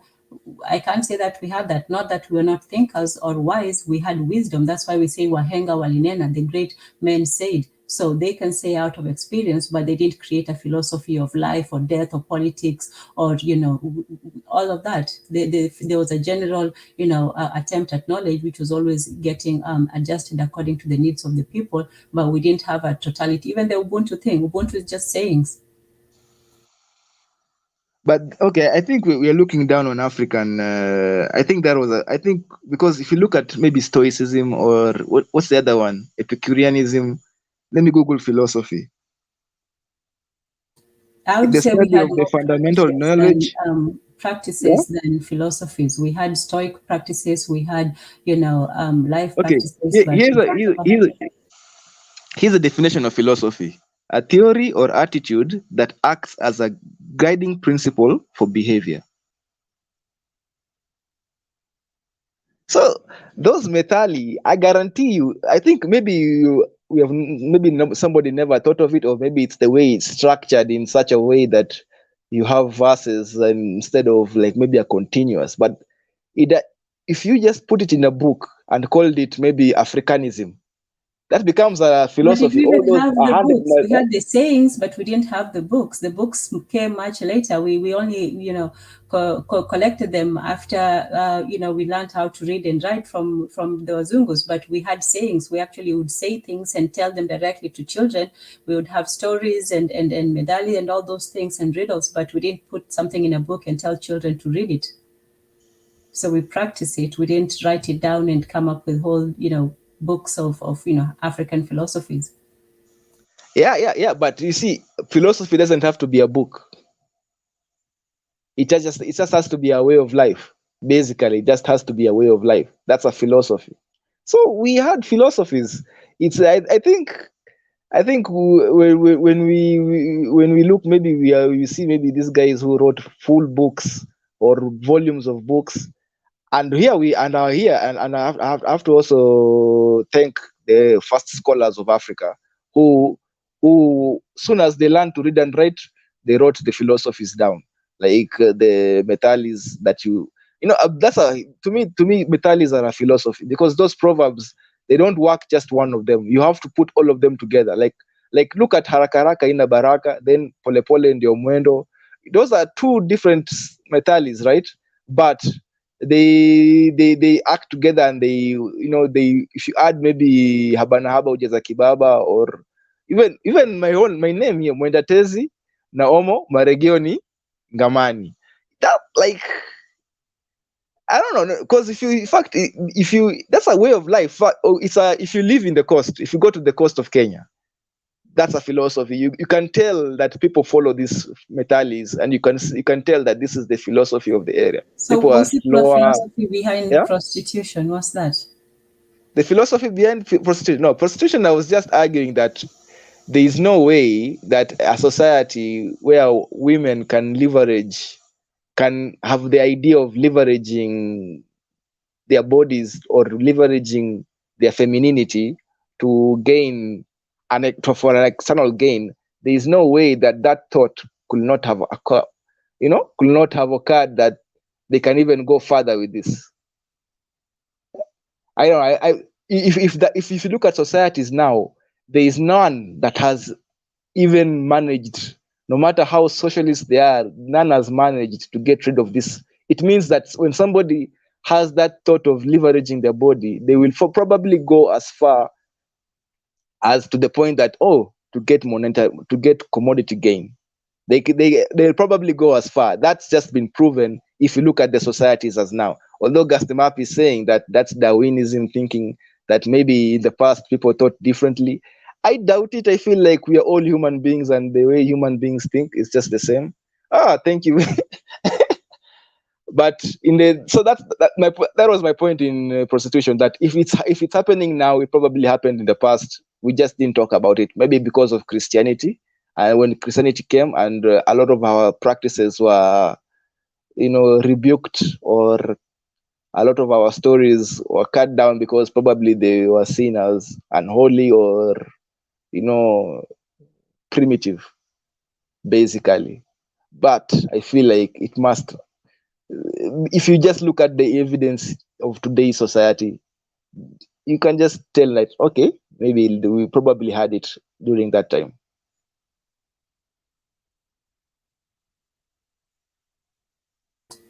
Okay, well, I can't argue with that, too much. Can you read the definition real quick, Tan?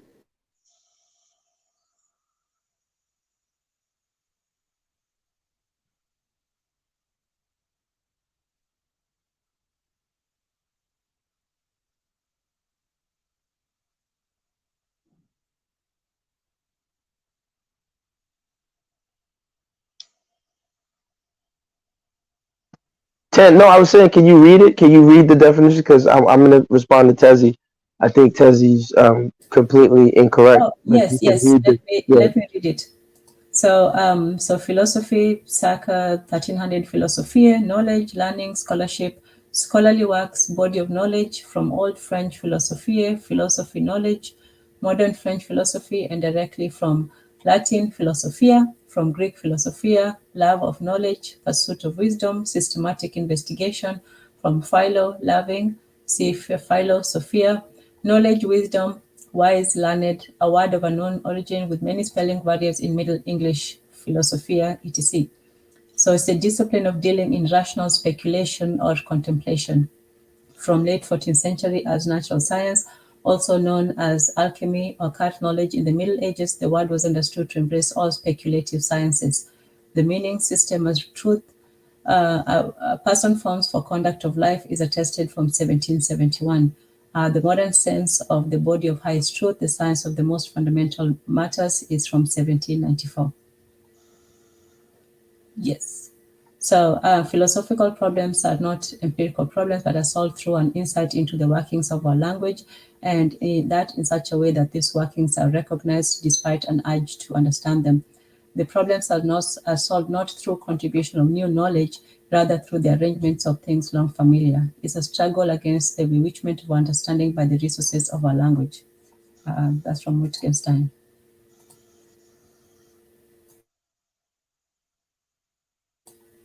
Yes, did you get that? Yeah, so I'm trying to understand why Tezzy is telling me that there's a so-called African philosophy that doesn't make any sense.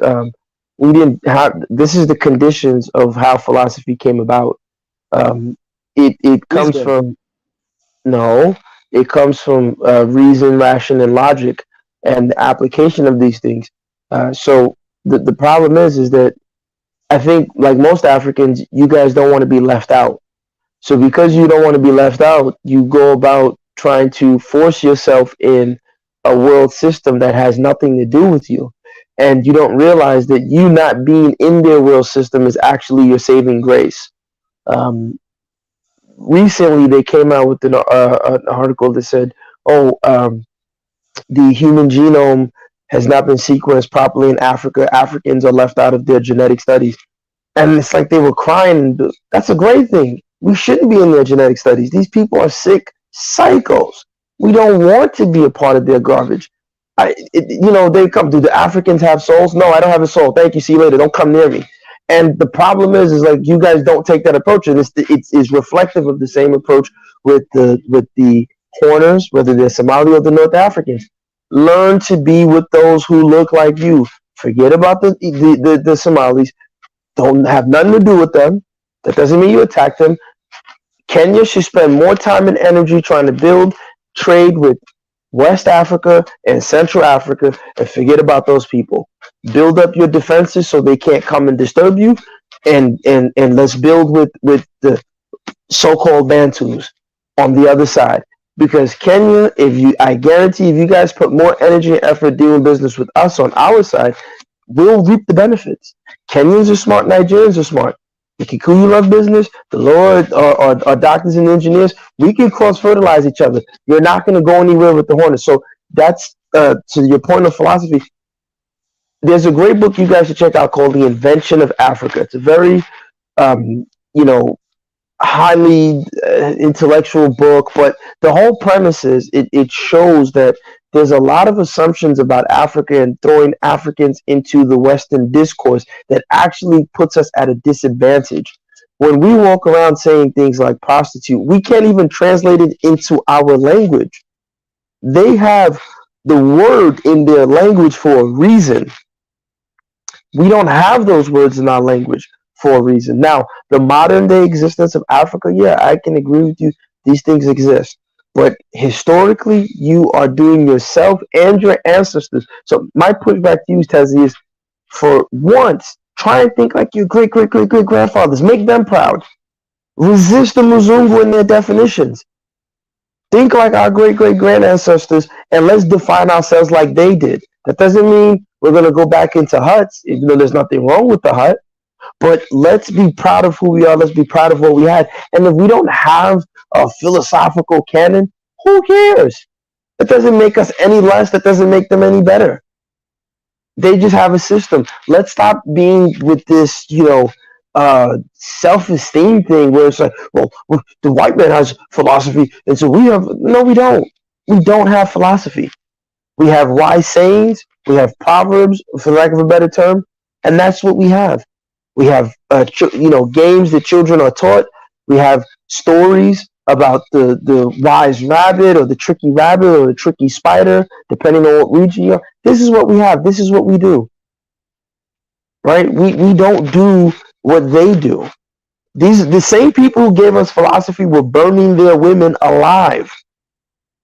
I don't know why. What's so appealing, And so when you say yes, that's progress, and that means we take from others, and we also have to reject. You don't just everything. If you keep opening it, think about a human body, and you just push things in front of its mouth, and it keeps opening its mouth and chewing whatever you give it. That body's 9 out of 10 times, especially if it's garbage, it's going to become obese. Let's close our mouths to the chewing of Western nonsense. That's just what I want to tell you.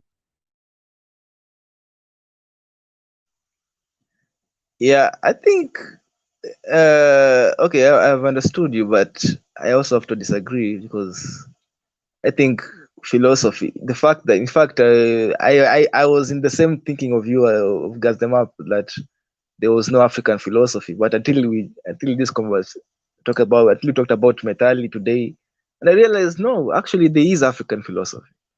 And if you just go every definition you've raised here, it's there in the Metali. It's like, wait, a way of life? For somebody to tell you that I'm just going to go for the simple Mwendatezi, Naomo, Maregioni, Kangamani. That is somebody who has sat down and thought. That's you just don't come up. How do you come up with such a saying without thinking? That's somebody who life experience probably, and you've thought, like, you've come up with a logical conclusion that wherever I don't know, I've forgotten how to define that. So I think you always go home, you always end up home, or you always end up in the same place, or you're always close. Let me give a simple metali. Haraka haraka ina baraka. May hari hari has no blessing. That is a logic. There's a logic towards somebody saying that. And if you see people actually live in that, follow that logic or follow that saying, then that means that there's a philosophy, to me. And you cannot separate, and the wisdom, I think you cannot separate wisdom from philosophy. And if we have a whole book of wisdom, or a whole book, even in Tanzania, if you said you used to write inshas. When you write an insha, you literally have to follow those, you have to follow those metalis. You have to follow the way those sayings go. You have to create a story that is in line with those, say, create a scenario that is in line with those sayings, meaning that already you are in tune with that type of philosophy, you know. So like when people from the West actually come to Kenya or Africa and they say, okay, let's say East Africa, maybe Kenya or Tanzania, they say, oh, guys are slow, especially in the coast, right? People say, oh, these people are slow, these people. But I realize it's not slow, it's just the philosophy that haraka haraka has no aina baraka, hari hari has no blessings. If you want to do something right, you do it slowly. That's just part of a portion of the philosophy, of the greater philosophies of all those metalis combined, because these children are told those metalis from since they can read and write, when they can hear. All those metalis they are pumped into their head. So by the time, I think there is no one African philosophy, but at least I can say this in the coast of Kenya, because maybe I think there's a different philosophy even in different parts of Kenya. They have different types of philosophies. Maybe they have their own types of metalis, their own types of, even somebody talked about, I think it was in the comment section, the Kikuyu and the business. If you read about the history of the Kikuyu, they actually used to do trade. They used to have a sort of capitalistic society even before capitalism came to Kenya. They used to have trade. They used to buy land. They used to partition their land. They used to have land ownership. What is capitalism?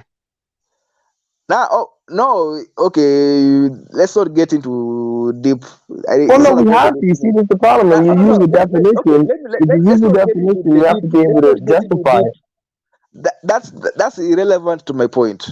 My point is that they had a philosophy about They land and didn't property have a ownership. philosophy. That's not accurate.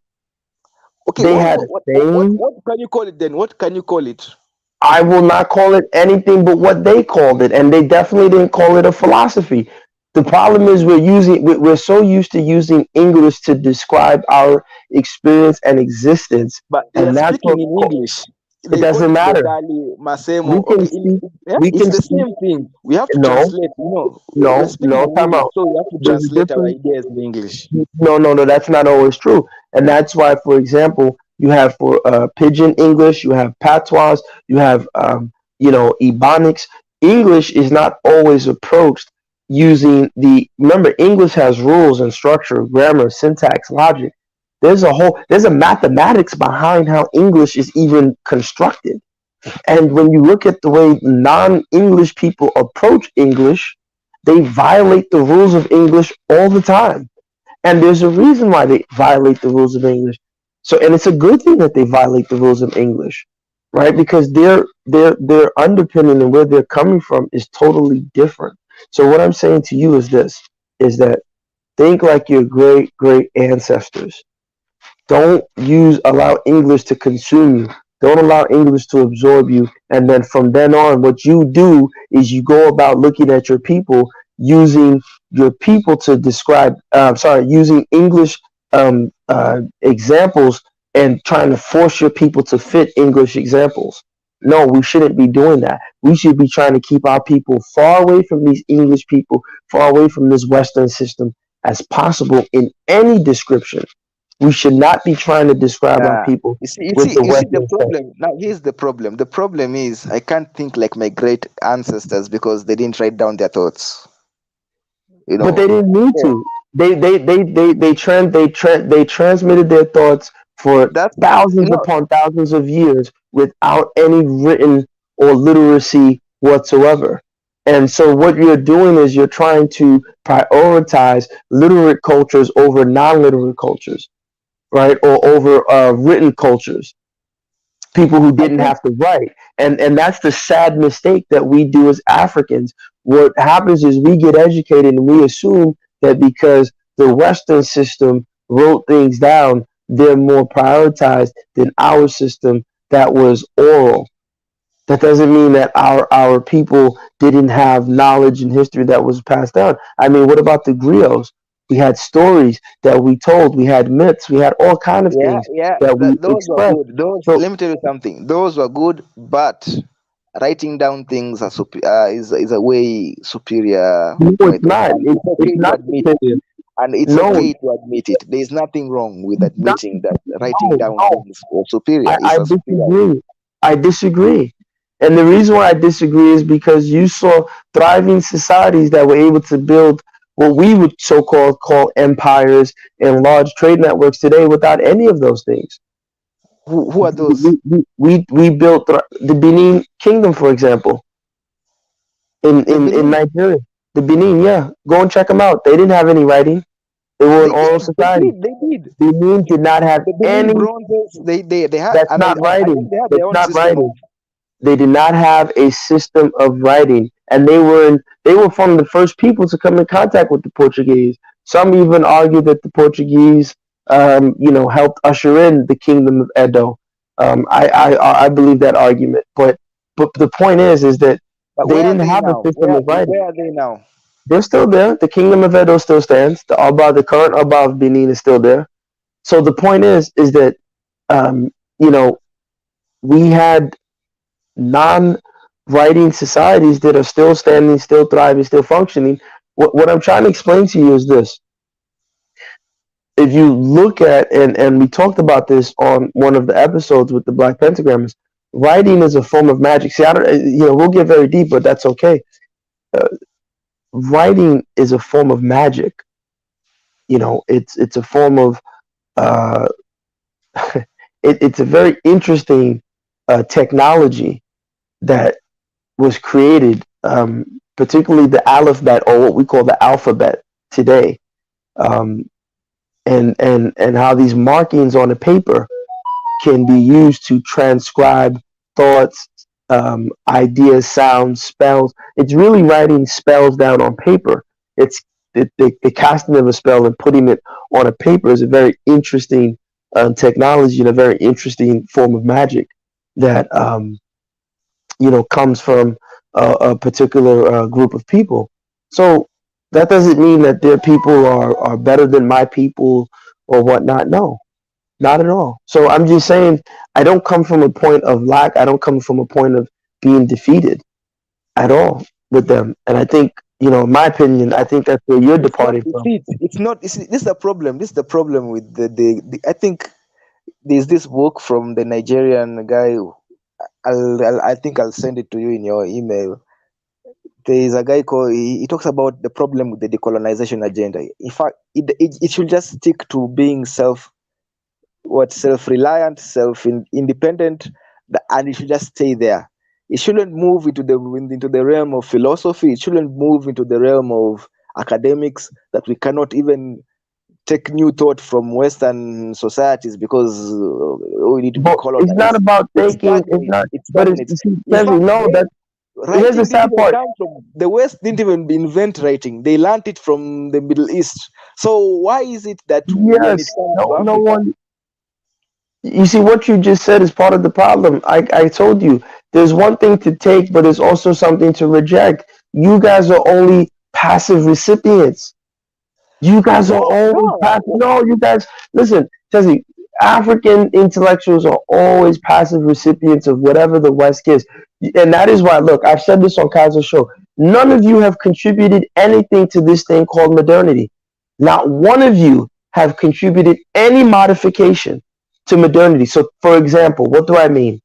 In the 1950s, they say 3 square meals, steak and potatoes. Now, these same Westerners are saying, no, no, no, too much red meat is not good. Eat more vegetables, get more sleep, drink water, don't drink so much coffee.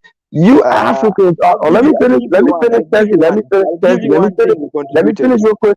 Let me finish on the African continent now, even though it's somewhat changing. Just 10 years ago, nobody in Africa was saying that. They were still thinking eating 3 square meals a day, having a big belly, particularly in Nigeria, having a big protruding belly, eating meat and steaks and all these things were the signs of living a good life. And so it's just passive recipiency to whatever the white man. That's why I always make fun of us. the white man comes and says, "You are this." He says, "Yes, sir, yes," and we're just always passive. So they come and say, "Philosophy, yes, yes, yes," and no one thinks for themselves. None of us think for Yeah, ourselves. nah. You see, this is where I think you're wrong. First of all, okay, I don't know about Nigeria, but in Kenya, yeah, 3 meals a day is something that the whole world has been participating in. It's not something that Africa just. You can take it into Asia, No, but even I to what you South see, but you America. didn't, you That's didn't. I something that think you didn't happens. understand the point.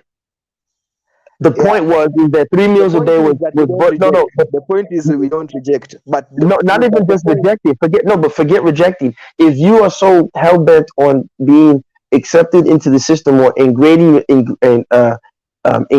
yourself or ingratiate, whatever that word is, getting yourself absorbed in the system. If that's what you're, then add something to the system, modify the system. None of you Africans have done anything that contributed to the system that you guys are currently in. Yeah, we have contributed. Let me give you one contribution. Okay, Mobile banking. Kenya was the first that is country a that. flat lie. None of you Yeah, guys Google it. invented This is mobile where. banking. Okay, Kenyans did Tanzania not did it. invent No, mobile no, no. banking. Did Kenyans invent Kenya, mobile banking? M-Pesa. Are you Yeah, saying? yeah. Are you no wait? Hold on, time out. Are you saying that the idea of mobile banking? You want to stand on the record for this? No, I'm Started with talking the about the Kenyans? technology. I don't know about No, ideas. I'm talking oh about God. technology. You see what I I'm don't know. saying? I don't know how you can track ideas. But I'm You, talking of about the course, you can technology. track ideas. The original technology for Track mobile ideas. banking. Yeah, it came from Kenya. M-Pesa. We can, Yeah, we invented that though. We invented Yeah, it. we invented it. So I don't know. I don't know what you're talking about. Like, Ken, are you telling me that the idea? So when you say mobile banking, what do you guys mean by mobile banking? Let's get our definitions clear. sending money through your phone.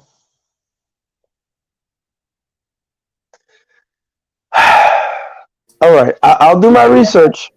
Tan, Yeah, you know me. there's no philosophy behind it, and that's what I'm Okay, saying, Izzy. don't be There's a no proud what do you Kenyan mean at this philosophy? moment, Tan. No, Don't be no. a proud Kenyan. It's okay. Don't be a proud Kenyan. But Yeah. I will do my research, and you know I will come with the underpin because I'm willing to bet that that technology comes out of the canon of some white guy, some Indian guy, or some Nah, Asian nah. guy. You see now that's what you are a victim of your own. What you're talking about. You're praising Mzungu too much to the point that you cannot even believe that No, this Africans has can nothing come to up do with praise. with an It has invention like nothing to do that. with praise. So when I say it, I'm not saying it like, oh, I'm so proud that they did it. I'm just saying that I'm willing to bet that we didn't invent anything. We haven't. When I mean that, obviously they're black inventors, right? We know that black people have invented things.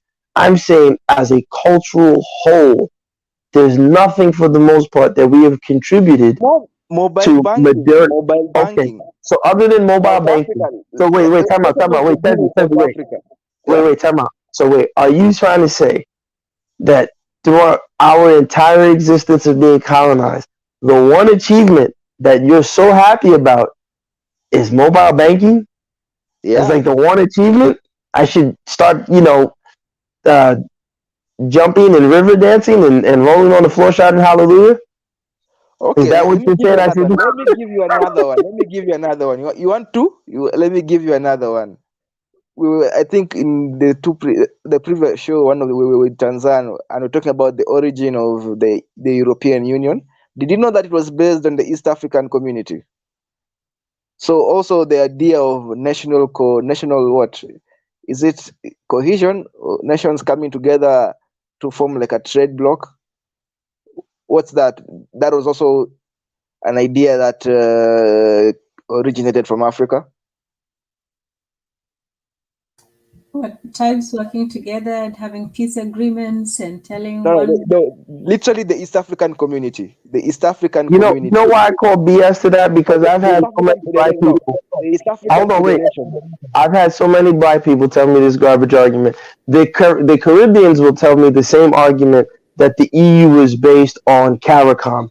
You guys are a bunch of confused black people. Stop Nah, copying the nah, Zungu. nah. This is something you can go and confirm. It's not say this is the East African Federation is older than the EU. No. Which came first? See, because the Caribbeans will tell you the EU comes from CARICOM. So is CARICOM older than the EU? I mean, than I've the never East heard a African Caribbean say that, Federation? but okay. No, I've wait, never. that's not true. Pi actually send me that all the time. Pi sends me those arguments all the time. He's Nah. I've never Dan, heard you Pi know Pi, say right? that. Pi says CARICOM is one of the best. Pi Pi says that CARICOM, says that the CARICOM world should preceded learn. the Yeah, EU there is a and lot the world formed can the learn from EU. CARICOM, but I'm talking about the origin of the EU. The origin of the EU came from the East I'm African telling Federation. you, send Pi an email. He will gladly give you the information. But Tan, I have posted. I know it's Wikipedia, but it's in the chat. Can you please share it with the screen and let's read it? Because I am tired of you Africans with this garbage.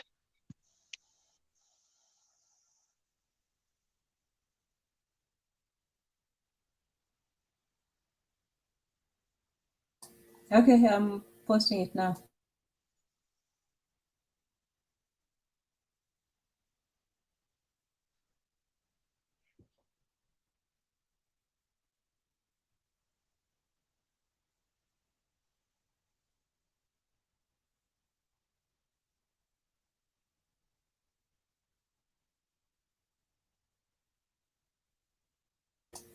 Okay, there we go. Can you read it, please? Can you read it? Okay, mobile banking is a service provided by a bank or other financial institution that allows its customer to conduct financial transactions remotely using a mobile device such as smartphone or tablet. Unlike internet banking, it uses software, so usually called an app, provided by the financial institution for the purpose. Mobile banking is usually available on a 24-hour You basis. can skip all that part. Try to scroll down to like the history. Yes, read right there, please. Okay, earliest mobile banking used SMS, a service known as SMS banking, with the introduction of smartphones with WAP support, enabling the use of the mobile web in 1999. The first European bank started to offer mobile banking on this platform to their customers. Before 2010 was the most often performed by SMS or mobile web. Apple's initial success with iPhone and the rapid growth of phones based on Google's Android's operating system That have let me tell you, that's Wikipedia BS trying to Hold on. whitewash Wait, the wait. education of Kenyans. No. Don't be a proud Kenyan. Nah, No. I listen, you're not taking that away from us. listen, listen. I have Ah, nothing against the I Kenyans. can give I you my. love. You know what? That's Wait, Wikipedia. listen. This is why nobody Wait, trusts Wikipedia as listen. a citable source. Wait. Wikipedia I is not didn't a say. citable source. I didn't say it's going to be on the paper or mobile banking. I didn't say I would put it on my footnotes. What I'm saying is that I have nothing against the Kenyans. I love the Kenyans. I would want them to have invented mobile banking. But 10, as the technology shows, the first concept of mobile banking started in 1990s with European banks using the SMS technology, WAP, blah, blah, blah network. In 1999, no Kenyan and no Nigerian was using the WAP network because we were on the GSM network, if I'm not mistaken. And we didn't You have know, mobile I'm banking, if sending I'm my not own link mistaken. from Yes Harvard. or no, Ken? I'm sending my own link from Harvard. Okay, good. But 10, yes or no? Am I wrong? In 1999, did we have banking I know we didn't have mobile banking in Nigeria. Was there mobile banking in Kenya? Nah, that's not mobile banking. The Hold on, SMS. 10. we we built M-Pesa, which is a different form of. No. You're not answering the question. In 19, listen, Tan, don't be defensive. I love Kenya. If Kenyans were the first to do it in Africa, we give you guys that. And Pesa is the shit. We love it. No one is taking away your greatness. But Yes. let's be objective here. Was there any Kenyan in 1999 doing this? Yes or no? No, not in 99. It says here Thank in you. October That's all. 2005. That's all. That's all. Okay, it's cool. Shout out to the Kenyans. We know what you guys did. You did great things. And I will say this. It's actually easier sometimes for me to bank in Nigeria because I can send money to people's account, whereas in the US, I can't just send money to Tan's account in the US. It's very difficult, right? We have to Zelle, we have to use all these third party apps. It's kind of stupid. But in Africa, we can send bank to bank transactions. So shout out to Kenya. But let's be real. It's something that they built off of European technology. Can we acknowledge that? No, okay, you can even put it that, because the guy who invented mobiles is the one who takes the credit for everything that happens with the mobile, but that's not the case. You know, Kenyans invented M-Pesa. We are the pioneers of mobile banking in the world. Our technology is borrowed all over the world because of what we are doing. The So WAP network that Nana, you we guys have use, made our who invented contribution. the WAP Your network? question, your original question is, have we made our contribution to modern No, you society? I haven't. tell You you, we have didn't. made. And Pesa Eh? is not a contribution. It's a facelift. All you Eh? did was go to the plastic surgeon and add a Kenyan face. You added some ugali to the network. Thank you for No, the taste. no, no, Thank no, you no, no, for the no, no. flavorful ugali. We love it. It was delicious. Wait, let me tell you something. Let me tell you something. To the point that a lot of all this Apple, Bill Gates was in Kenya the other day when he was coming to inquire about this technology. There are those even who So wanted to. the So colonizer was in Kenya and we should be happy? no, no, no, no. I'm telling you, the guys who you are praising that I that are the didn't praise pioneers them. of You these see, you people, see, they are coming. why are you taking that as a praise? I didn't praise anybody. I didn't praise them. I just said this is their system, let them have it. Like why do you guys want even if you're correct, why are you guys so eager to contribute to this crap? Eager to contribute to the world. Fuck their world. It's their world. Let this shit burn. Collapse it tomorrow. Let's build something else. Let's do something else. If we're smart enough to make M-Pesa, we're smart enough to make a new world system. Why is that? You see, and this is the problem. The African is coming from a point of inferiority that we think, oh, we have to contribute. Fuck their system. We don't want to But contribute shit. are you telling me that that's inferiority? Wanting to contribute to the world is inferiority?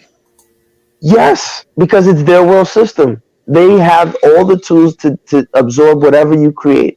So screw them. Let's do something different. Is that so hard for us?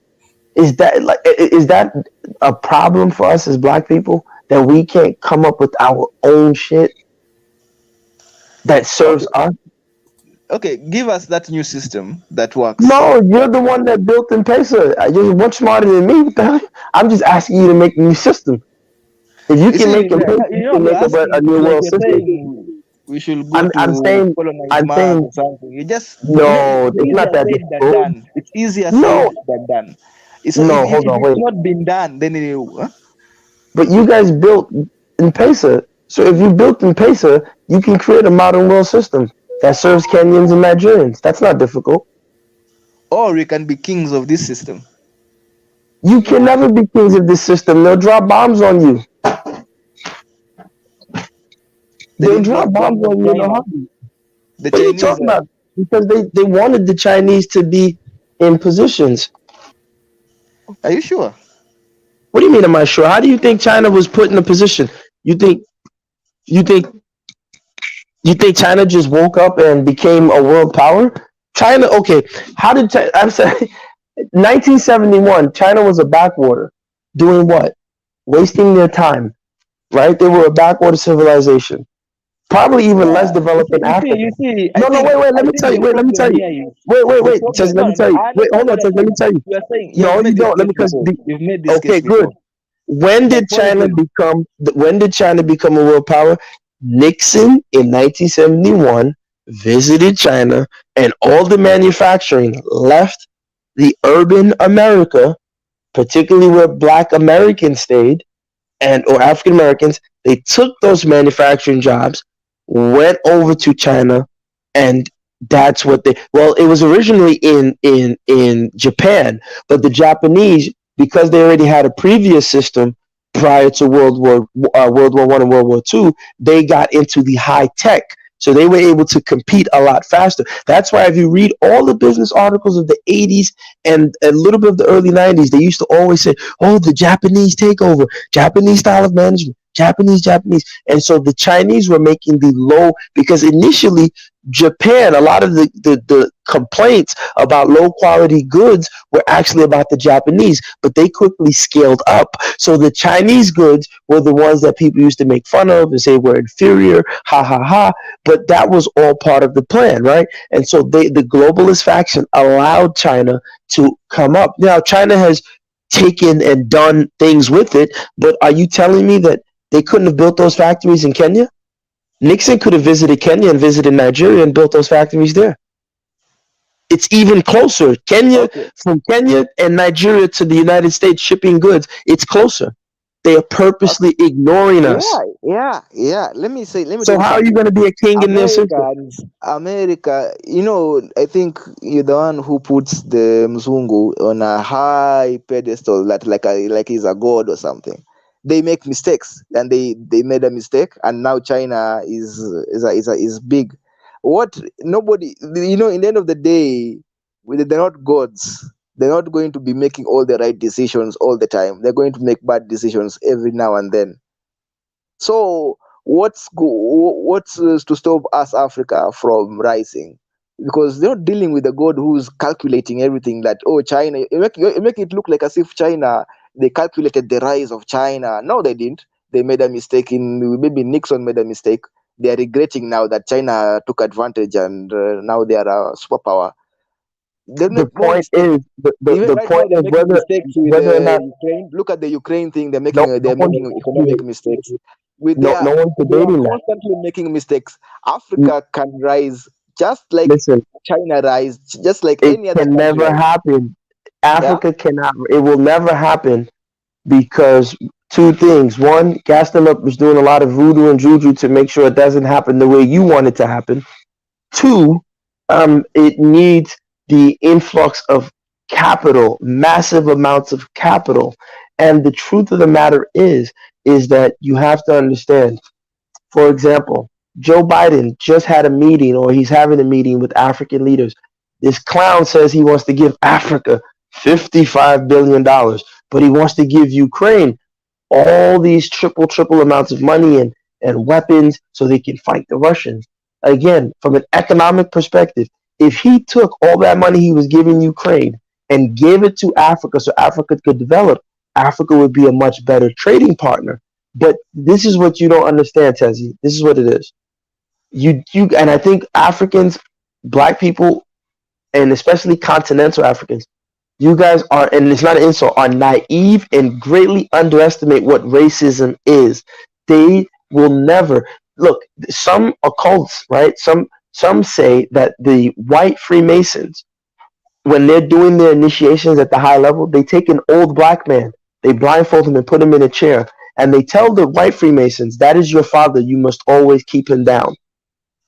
You're forgetting that part, that regardless of money, regardless of funds, there's still something in them and within them that they will always want to keep a black, a non-white, especially a black African, down and below them with no access to anything. Because if you think about it, financially, they should have been come to Africa and provided capital. We would have been the best trading partners. We love to kiss their ass. We love them so much. We won't do anything. Oh yes, white man, come. Why haven't they come? We kiss their ass more than the Chinese would, but they haven't, because this is the part of the racism. So I think a lot of times we become naive. We think, oh, we're gonna get our turn. We'll never get our turn, in my You see, opinion. now I think this is where I believe I am going to disagree with you again, my brother. We're not, just because the Chinese got their success that way, doesn't mean that that is the only way to success. You know, they will, because at that time when they got their success, nobody thought they'll get their success. Even the West underestimated them, right? And I didn't think they would make. So you don't expect us to get the money the way the Chinese got their success. In fact, China is investing heavily in Africa. We don't need America to invest. Maybe China is the one who's going to give us all that money. what what happens then, so we're not living in a unipolar world, or a world China, where China you is the not US is going the to invest only. in Africa. Oh, in in no, no, I'm not in saying that they will. I'm saying that they are more than just one way to do it. why we're trying to do We that? might even do it ourselves, and we don't know. Why would Look what's happening with Ukraine. Look what's but happening with but the Tezzy, European economy. Look, there are so many things that the world is so you still unpredictable, haven't. and there But is see, no I'm God. not saying that it There is isn't. no No, country that is ruled. Yeah. I'm not saying that things can't change. I'm just trying to say, just looking at it, right? Two things. One, China would not. Why would they strengthen Africa? Because then, right now, Africa has to be a dumping ground for Chinese products. They're not going to sit there and strengthen Africa to the point that Africa doesn't need Chinese products. That's one. And the Okay. minute that the West, I hold don't on. think. Yeah. No, go ahead, go First ahead. of all, the Chinese economic philosophy is not the same as Western economic philosophy, where they need a dumping ground for their products. Their dumping ground for their products is the United States. The biggest trading partner of China is the United States. That's their dumping ground of all their products. The minute and So, that so and you just proved the point. So it's one of two things. If America, China obviously cannot allow America to fall. That's one. And if America does fall, then where do they put their goods? you see, that's why they need Africa to rise, and that's But why this is what I'm saying. it If has Africa even rises, and this Africa and will no longer consume their goods.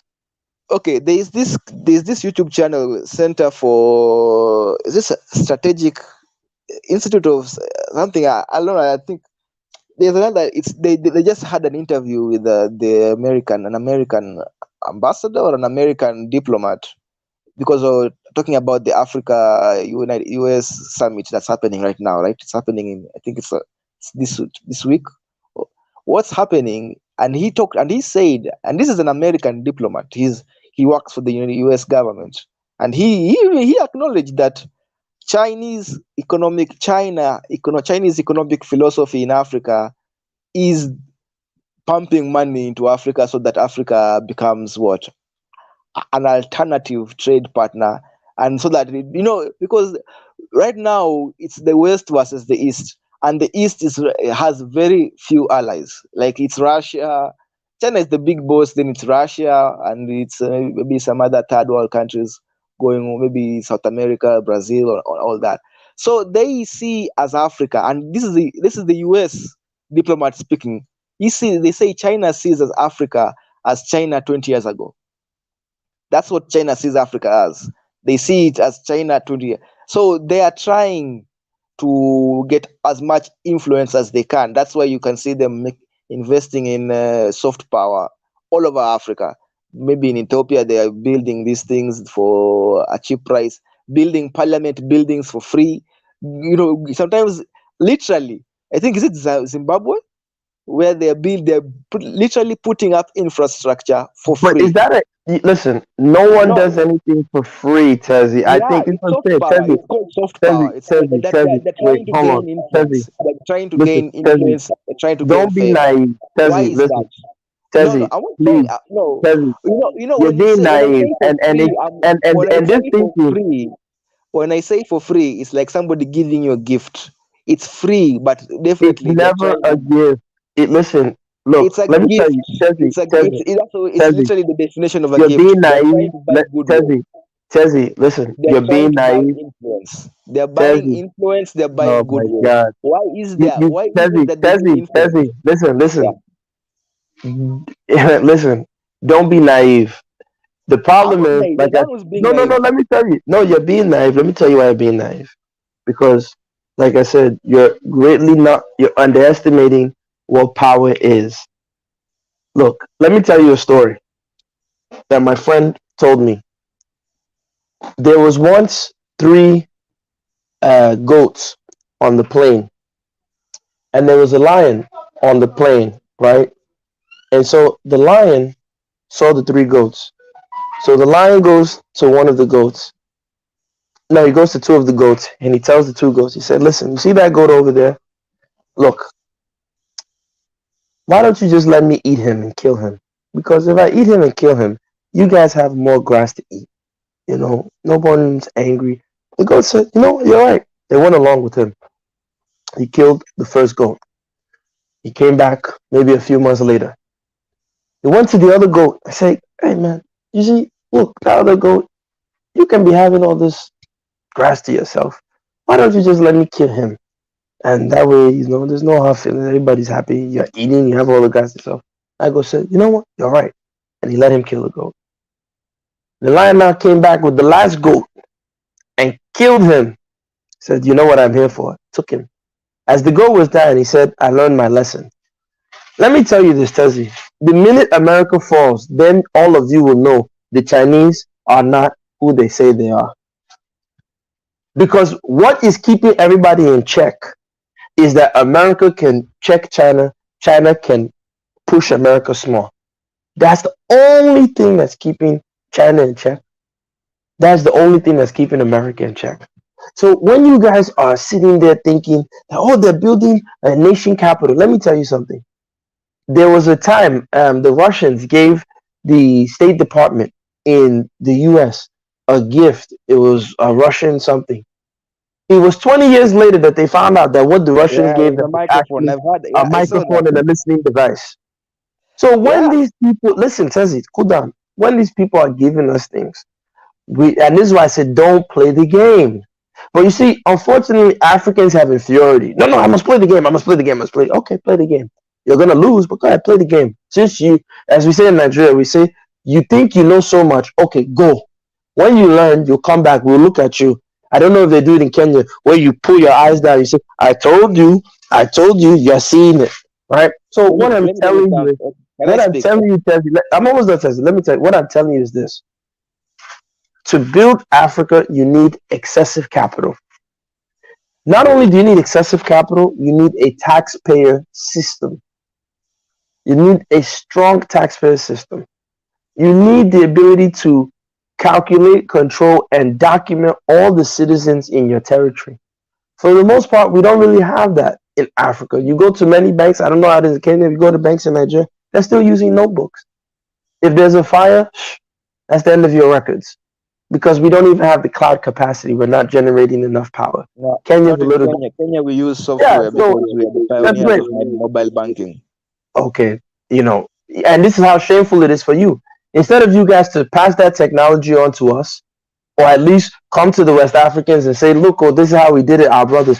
You guys would rather be doing business with the people who call you JAREERs, but that's another conversation. The point is that let's not be naive. Let's understand how power works. Power doesn't work the way you guys are saying it. And let's be I think realistic as to how Africa. we're going to I think. build up. I think. I think you. I think not playing the game is the most naive thing to say. I'm just like who benefit who didn't play the game, and how did it work out for them? For those who didn't play the game, how did it work out for them? That's it. When a black man in America wants to become successful, why does he have to wear a dress? All the black actors, you're laughing. Look, listen, go play, keep Now playing the game. that's a No, no, different. no, That's a no. whole You see, okay, different now that's a scenario. different game. You see, every time you give you people examples, oh no, it's different. It's different. It won't be the same. It won't be the same. It won't. It's not like it won't happen to us. You people never win. Look, all your record Like now, labels. you see now you're looking at an individual's interests, and I don't know why you that guy. There are richer black men in Africa who don't wear dresses. So I don't understand. That's what I'm saying. It's a different type of scenario. Like I don't know, The this men in dressing, Africa are tied to the state. but If you they're not remove the wearing state, dresses there. They're not wearing but I'm not. dresses. They don't have So to wear a dress, but why they're exactly? hampered. Why don't they have to wear a dress? Again, listen, Tessie, you're not understanding what you're not trying to do is you're trying to say, oh no, that's African Americans. There's a global conspiracy against black people. Do you accept that? Yes or no? Yeah, not obviously there is. Okay, so if there's a Yes. global conspiracy, it will manifest itself. The people in America are in the heart of it. You're in Africa, you're lucky to not be in the heart of it. But look at how they did the South Africans. South Africans don't even have a say in their own country. They don't even have a say in their own country. That's just what But it is. So, but why is that? to Why say is you that? want, look, the point is why it isn't, is that those people know what power is. The Boers, the Dutch, they know how to make, they have power. The Indians there have power. So what I'm saying to you as an African is let's open up our eyes. So like I was saying, back to the topic, instead of you guys in Kenya worried about the people who are non-JAREER, forget about them, close your borders, let them go to Yemen, let them go to North Africa, and you guys bring your M-Pesa technology and come and do business with the Nigerians. Stop saying, oh, you Nigerians with your spicy soup. No, put some extra rice so you can absorb the spice and drink some milk. And let's do some business together and let's build. But there are many Nigerians in Kenya, and I don't know. So I don't think. In fact, I just saw a video of one of them who stayed in Kenya for 6 months, 6 years or something. So a lot of Nigerians are in Kenya. So I don't know. There's no restriction in Africa actually I didn't say to. there's a restriction. I said in terms of the technology. Now, if you're in Kenya and you see the technology and you don't take, what do you want to be told? You want to be spoon fed. See, this is there for you to see. So Why not? I don't Isn't think that how Africans should be? We should be sharing information. What do you mean spoon fed? Where's the the brotherly love? information is shared. It's not a secret technology. No, but where's the brotherly love? If you guys already created something, let's make it happen. Yeah, that's what I'm saying. A lot of things are. That's why I keep saying You that. guys, no, that's a lie. First of Look all, how quick, no, Africans. look how quick you were to brag about Bill Gates. Oh yeah, Bill Gates came.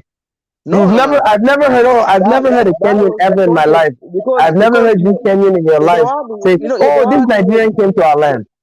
you're the Let one who Bill was Gates, bragging let the about Queen of England come to your land. you're You the one who Kenyans was will be bragging about dancing. Mzungu, and I was telling you the Mzungu that you're bragging about is coming here to look at that technology.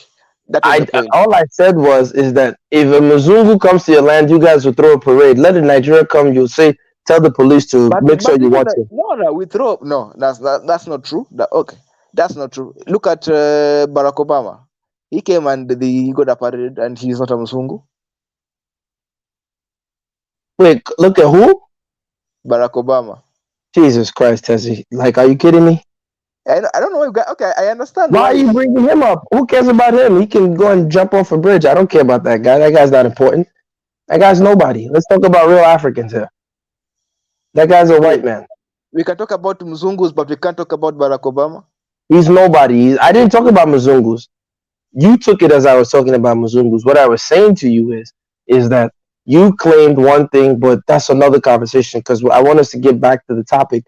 The again, the energy that Kenya, you guys are putting into these Horners and the Somalis, we have nothing against them. Use that to focus on building with West Africa.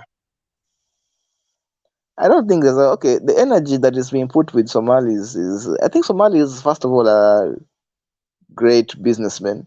Although personally, Kenya benefits more from Somali, a lot from Somalis. To me, that's what I think. I don't, I don't think they should be chased out because they are people of means, of great means. They literally loot their country and bring that loot to Kenya. So Okay, that, so you're happy. You're happy that they're looting. You're happy they're looting Somalia. I mean, wow. yeah, yeah. So in fact, there was a great. Wow, Jenny, So that's the worst thing you said today.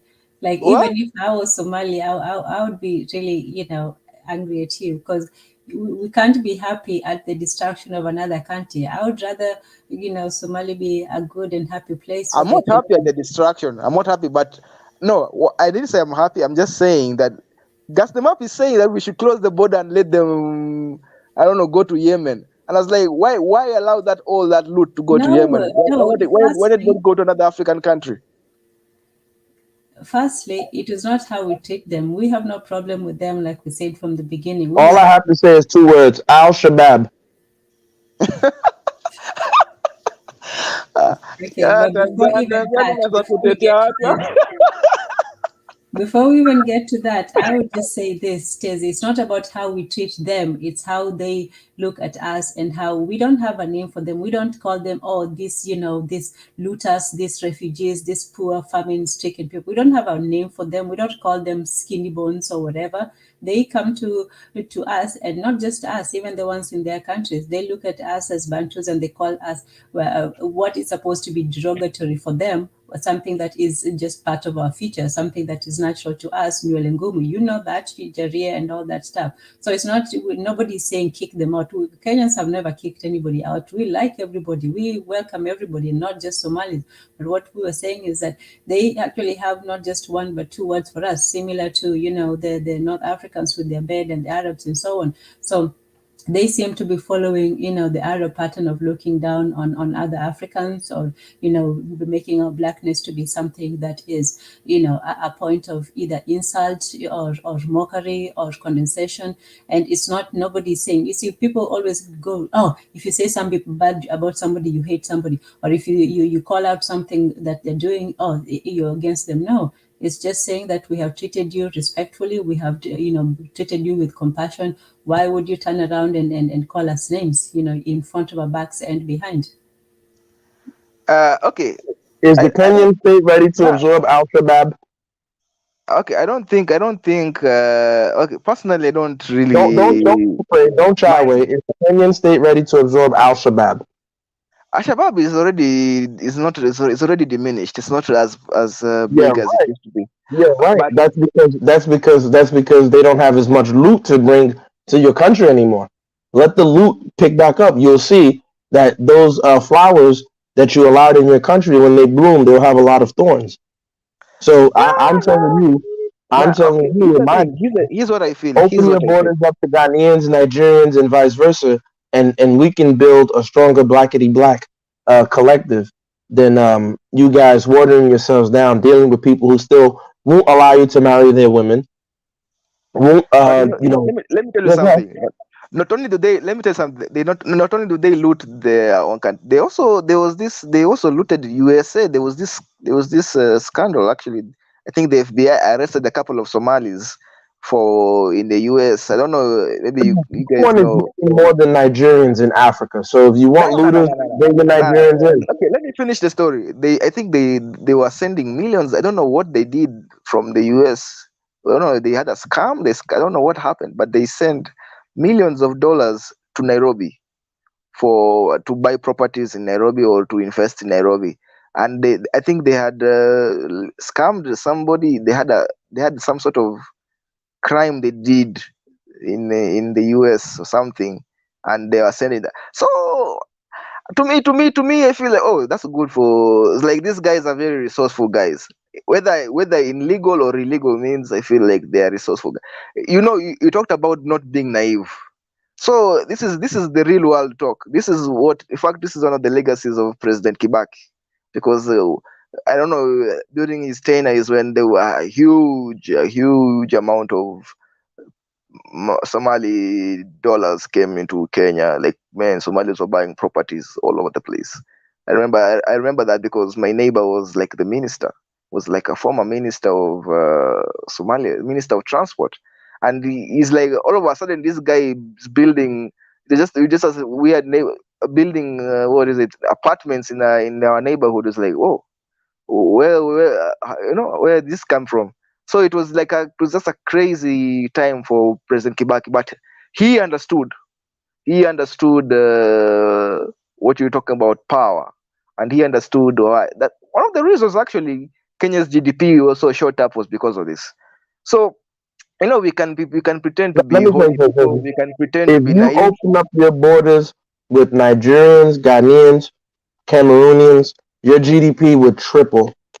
But that's what you're doing right now. Look at Keep Ethiopia. the Ethiopia right keep now, the a lot of a non-Guerreras lot away of a from lot you. of the You don't money want from the right now. Guerreras. Let me tell you something. Let me tell you something that is a reality. Right now, a lot of capital flight from Ethiopia is in Kenya. Right now, they're like even in Nairobi right now. Ethiopian billionaires moved to Nairobi. The Ethiopian billionaires, they're running from their war, they moved to Nairobi. So right now, like there's like Ethiopians with Bentleys or something. Where they come from? All of a sudden, so that's a very. In fact, Kenya is actually almost flagged for a money laundering capital of Africa. We almost got flagged for that. I don't know how the case is going, but I think there's a case going on with the IMF, or is it the US? I don't know, but they like the international community has actually noticed that there's a huge influx of even South Sudan, leave alone even South Sudan. I don't know Tanzania. If you saw, a lot of South Sudanese billionaires are also in Nairobi right now. Yeah, So we have yeah, everybody there. so that's all loot from their countries, and that's a huge. That's why Kenya has a very good banking sector. That's why we have mobile banking. We have all this. That's why we have all these credit facilities happening in Kenya. So in the end of the day, we can pretend to be naive and we can say we are good people, holy, that we want all, or we can see how we can play the game the way the game needs to be played, to because even if you look at China, if you look at Europe, like nobody makes it well clean. Like that's just something that we need to understand as Africans, and we just cut the naivety out of the air and say nobody is going to make it clean. You have to get your hands dirty. Nobody, there is nobody, even China, they did they have done their dirty work. If You see, be you it have to be be it very careful, and that's why I say being naive. Right now, do you know Peru? There's a coup. There's like a civil unrest. The president of Peru. Have you been following what's going on? or is it because of corruption or something? The former president or the current president? Well, I, they removed him, but the point is this, right? Um, right now, the person who removed him is a daughter of a former or a guy who's in power in Peru. He's a Japanese Peruvian. He's a part of the Japanese minority that left Japan. And these people stuck together. They never really intermarried and intermixed. And they basically hijacked and taken over. So this Japanese mafia pretty much runs Peruvian politics, right? And it's like, wait a minute.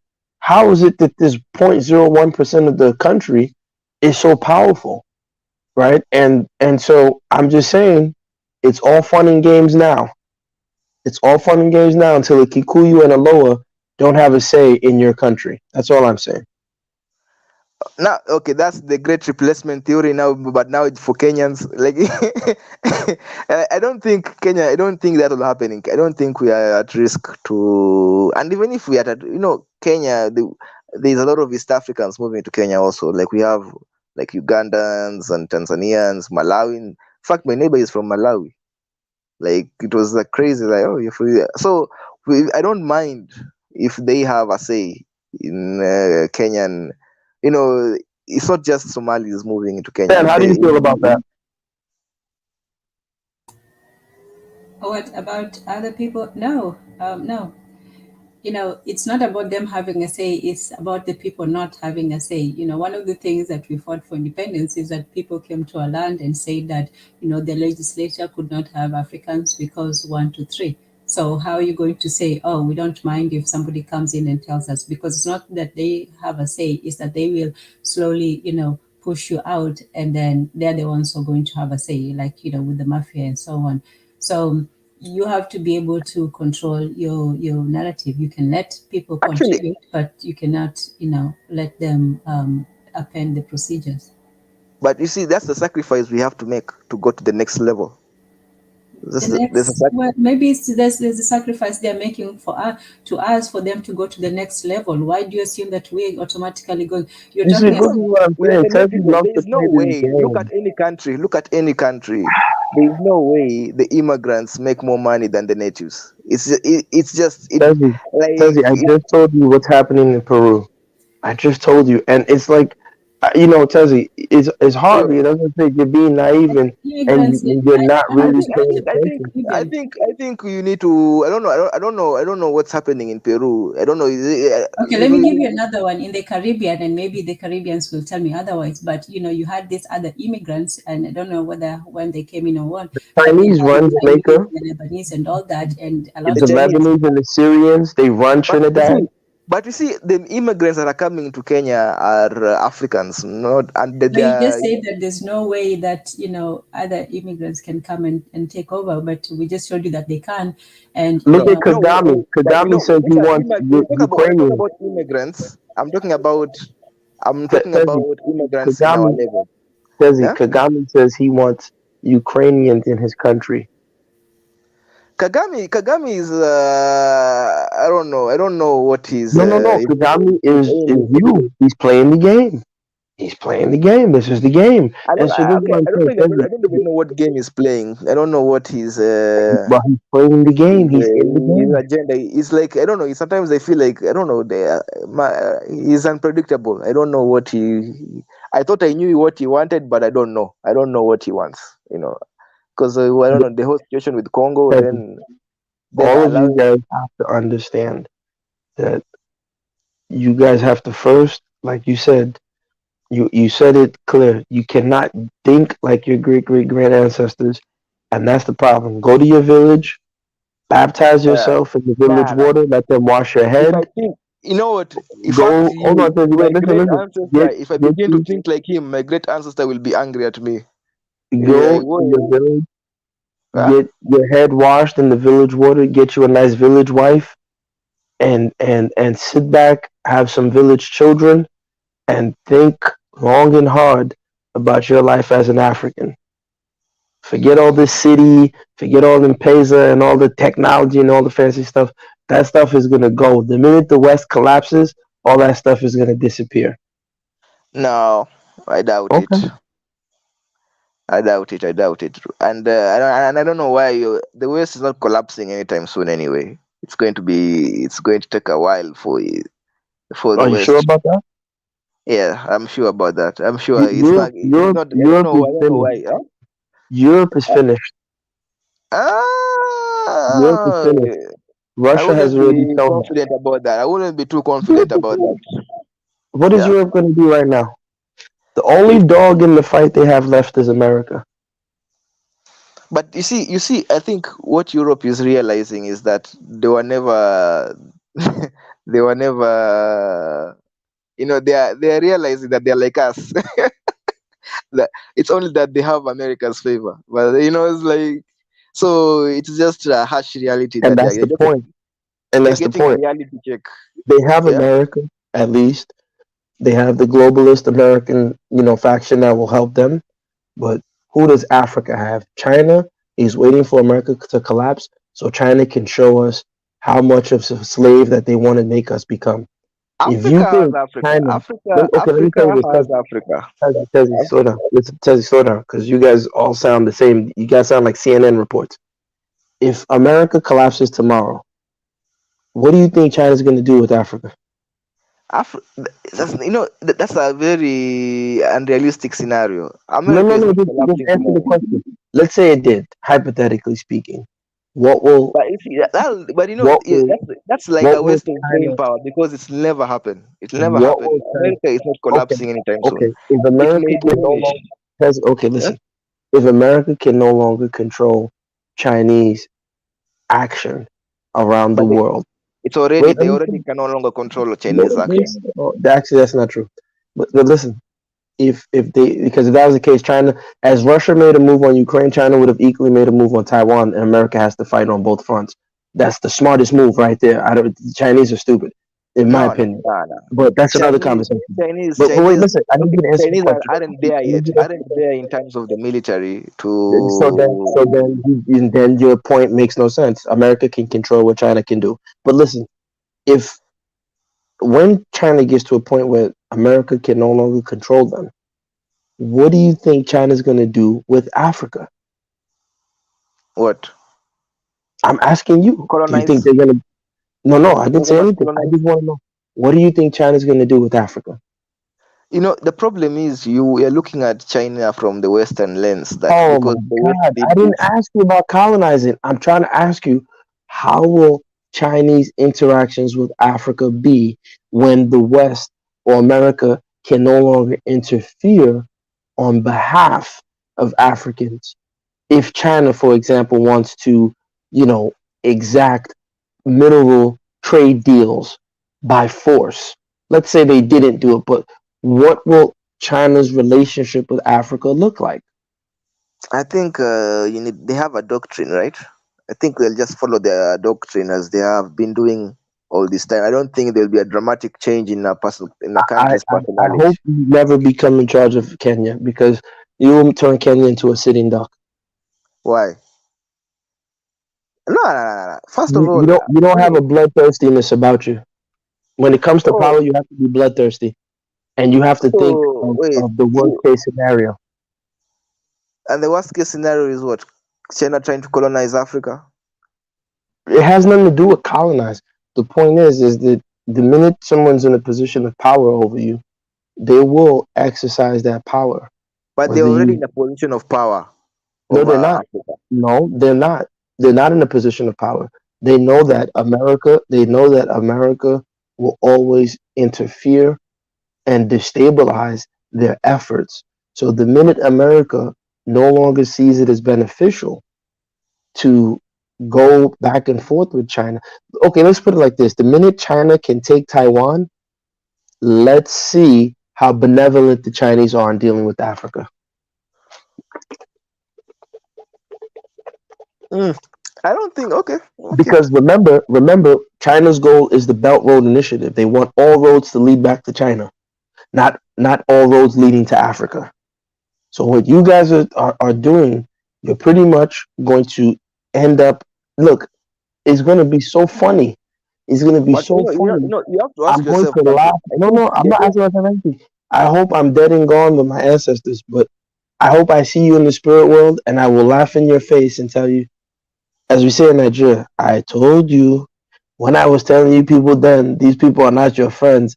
It's a game to keep the black man down. You people say, I oh, we didn't say can play the I didn't say game. China is We our friend. play. You are You. mistaking. You are mistaking wh- what African interests are and what saying that China is. They are no friends here. They are even nobody's friends with anybody. Even Europe and the USA, they're not friends. I think they have discovered that now. They know this world. They are no. When it comes, there's no friends in the countries. That's just facts. So I don't. But you have to look at interests. Sometimes interests are aligned. Sometimes interests are not aligned. And So with that said, the non-Jarera people's interests don't align with us. So you have more of an interest with the western side of the Bantus, the central Bantus, and we need to be strengthening our no, governmental ties. in fact, if you I look at don't, interests, we are more we have more interests aligned with the Nigeria people than with the Western Bantus, because Western and Bantus that's are the all over problem, are on the other side of the Congo forest. There is and that's the problem literally limited economic ties. because Although you people are not taking the brain that you used to build in Pesa to build high-speed rails to connect us. That's the they are problem. coming, but they're coming slowly. They're coming Of slowly. course, they're It coming has reached slowly, but Busia. but It the is not. but the It will non-Guerreros they're reach coming very Eldoret, then quickly. Kisumu, then Uganda, But the Kampala. sons of Al You know, Shabaab are coming faster. yeah. So let's get the sons of Al Shabaab with the people of Al Shabaab. Let them stay with themselves and start building the high-speed rails to connect Kenya and Central Africa But and Central Africa and West Africa. why? Okay, let me tell you something. Why do you? What is the feasibility of building a high-speed rail from Kenya to Nigeria? Like I said, now what that does is that creates the opportunity for, or as so-called Trump said, opportunity zones. This is where Kenyan businessmen, Nigerian businessmen, we can put our goods on a train and I can get my goods to Kenya. I can get on that same train, get down to Kenya, sell my products. We can get mineral resources. So, for example, Kenya has only one port, the port of Mombasa. We can get some of our products instead of you guys always relying on that port of Mombasa with because of safety concerns. We can all start looking at conducting business up and down that continent amongst ourselves. And I'm telling you right now, because we are non-Jarera, you'll be shocked. And I'm telling you, you Kenyans have the resistance is on you guys' side. I'm just being real. The Kenyans have the resistance. Forget about the non-Jarera people. They don't mean you well. They're sons of Al Shabaab. Let them stay there. Come do business with us on the other side of the Congo. Let's get this money. And as we get this money, you'll see you'll be able to get more money for your defenses to protect your borders. We can protect our borders. Now we can start moving amongst each other. We don't ever have to leave our region. And if you come near our region, we can sign economic alliances that say, look, if you mess with the Kenyans, that means you have to deal with the Ghanaians, the Nigerians, and the Cameroonians, and everybody in between, and vice versa. And I promise you, then the Al Shabaab people, the North Africans, they'll stay on their own. And we say, hey, listen, if you want to do business, we'll do business, but none of that JAREER BS, none of that ABID BS, and we'll treat each other either as equals or we blow your freaking brains out. But we'll be dancing to our Afro beats, we'll be eating our ugali, we'll be having a good time, we'll be doing our M-Pesa, while you guys are in Yemen, milking your cows and goats. It's okay. That's a good life to live. Go hang out with each other. Is that so hard? Yeah, I feel like it should be before even we make a high speed rail to Nigeria. I think we need to make a high speed rail to maybe Ethiopia, probably stabilize South Sudan. Probably, Yeah, in fact, get it's it. even I better support it. to make a high speed rail to Cairo. I don't know. I feel like it's even Cairo. See, much more listen, these beneficial. people, listen, Are you look, the kidding me? people Look, don't Tracy, pay you know attention to Fezzi. already that Fezzi's crazy. Egypt was trying to blow They're up trying to block the water. the They don't Gulf. even want the water to come down. They don't even want you No, guys to have water. let me tell you something. Let me tell you something. The only reason we want a high speed rail to Nigeria is because Nigerians are sub-Saharan Africans, and I don't know we what a find each other. sub-Saharan African is. Do you know a sub-Mojave Mexican? I've never heard No, of it. I know sub-Saharan no, no, no, Mexican. no, no, no. No, stop complicating my point. My point is that because Nigerians are sub-Saharan African, we feel, I still don't know what we sub-Saharan is, but feel, go ahead. we feel like maybe they are non-threatening, that. But in the end of the day, we have What do you mean to, non-threatening? What do you mean Unless they non-threatening? don't How have a are the ban for us, Nigerians that's non-threatening? fine. yeah. You see, this is what I'm trying to tell you. I think the problem is that, like most Africans, you guys think money in business changes the game. The game is to keep the black man on the bottom. It ain't about money in business. You see, you guys keep falling for these lines like, oh, when two billionaires meet, they don't discuss race. Bull fucking shit. That's a lie. No, no, no. When 2 billion, let me tell you something. They discuss race when if they want to do business with, okay, yeah, obviously they are racists. That's a fact. In fact, that's one of the things that we can take advantage of because it's one of those things that is destroying the U.S. It's racism. Like they probably benefit if they upgraded their black people or treated the black people better. They probably benefit much more if they allowed immigration from Africa. They probably even benefit but they don't because they're Kezi, racist.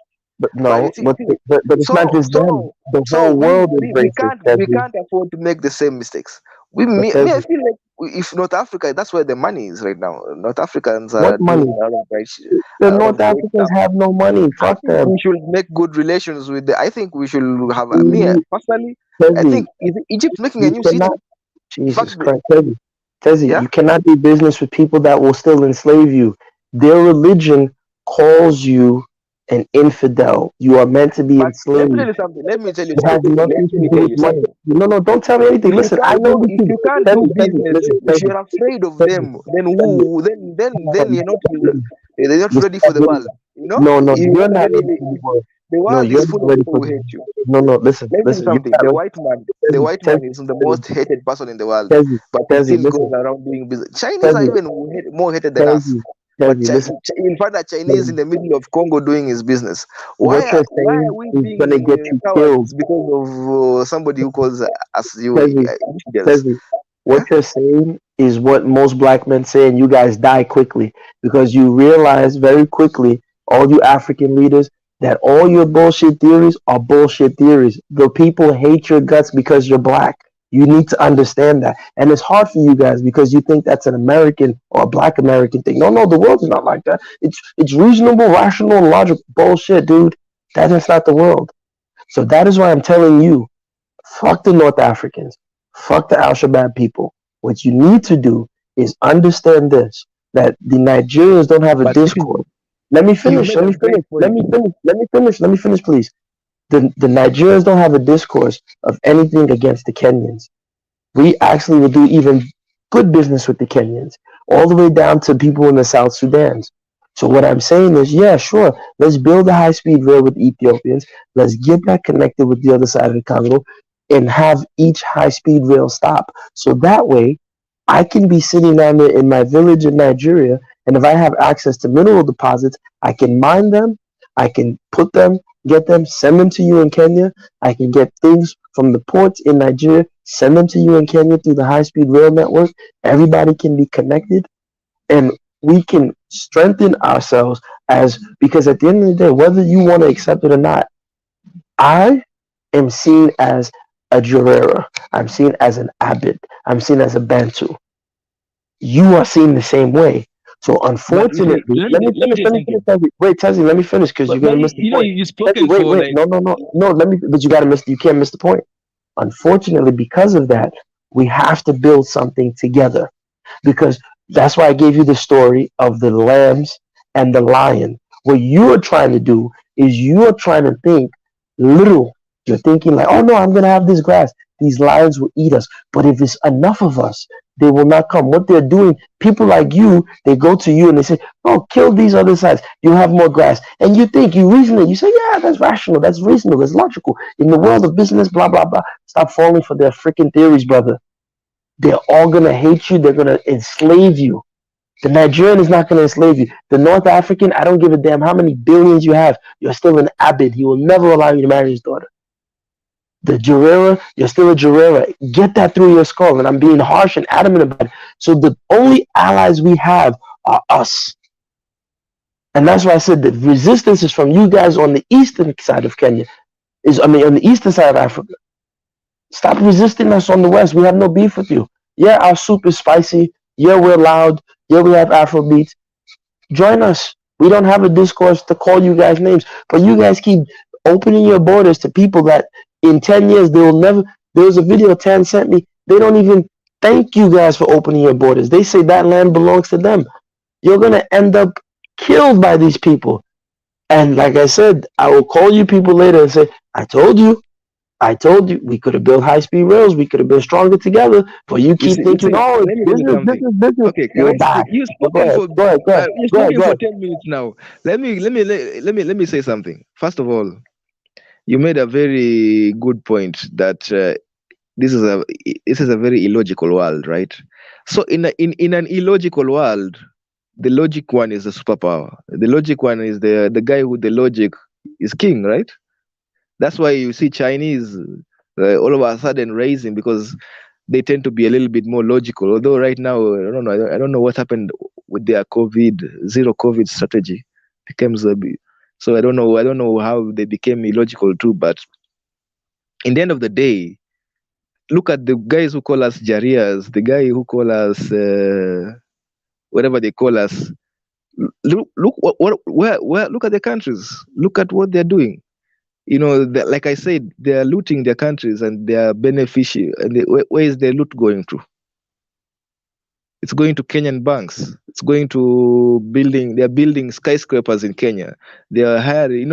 It's going to the. So in the end of the day, if we behave like them, then we'll be like, we will be in the same IQ level. But What when the we're not. hell are you talking about?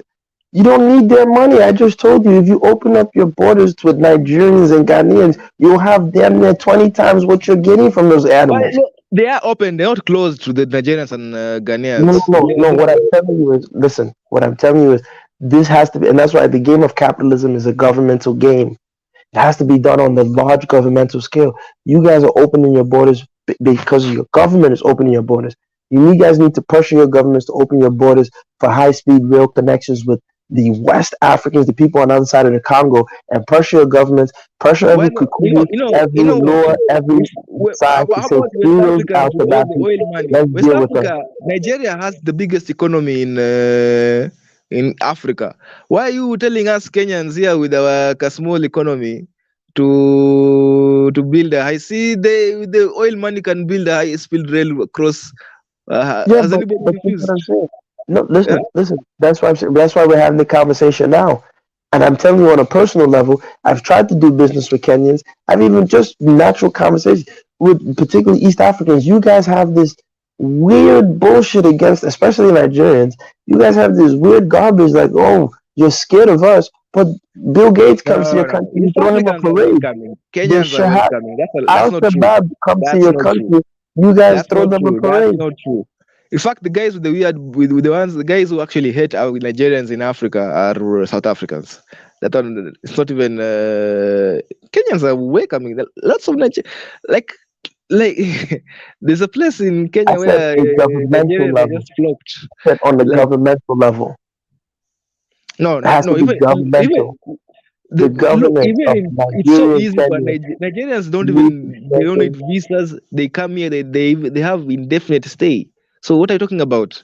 That's It's no, not. no. What I'm saying is Nigerians and Kenya, Nigeria and Kenya need to have strong They are not economic hunted. They're not relations. getting hunted down. There's nothing. They're living like normal Kenyans. There's nothing I'm not talking happening there. about that. I didn't say that. You're missing the point.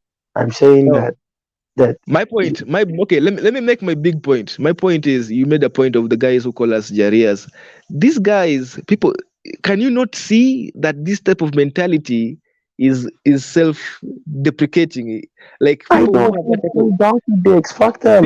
Why do you people who care have about that them? mentality of looking down on other people because of hair or because of look at what happens. It doesn't stop like that. It just it's like a cancer that eats you. You know, it doesn't. Jesus. And in Dude, the end of the day, do you do this to your women when your women come and tell you their bullshit stories? Do you pay attention? I don't care. Who cares about them and their crazy stories? Let them look. If you have anything, the minute you say anything about me, that's the end of it.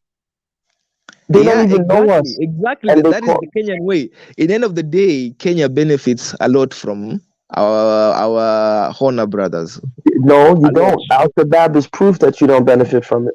Okay, what's the proof? Words. You Words. guys can. You guys are The scared proof you're every showing are time you go words. to the mall. Every time you go to the mall near Somalia, you guys get scared.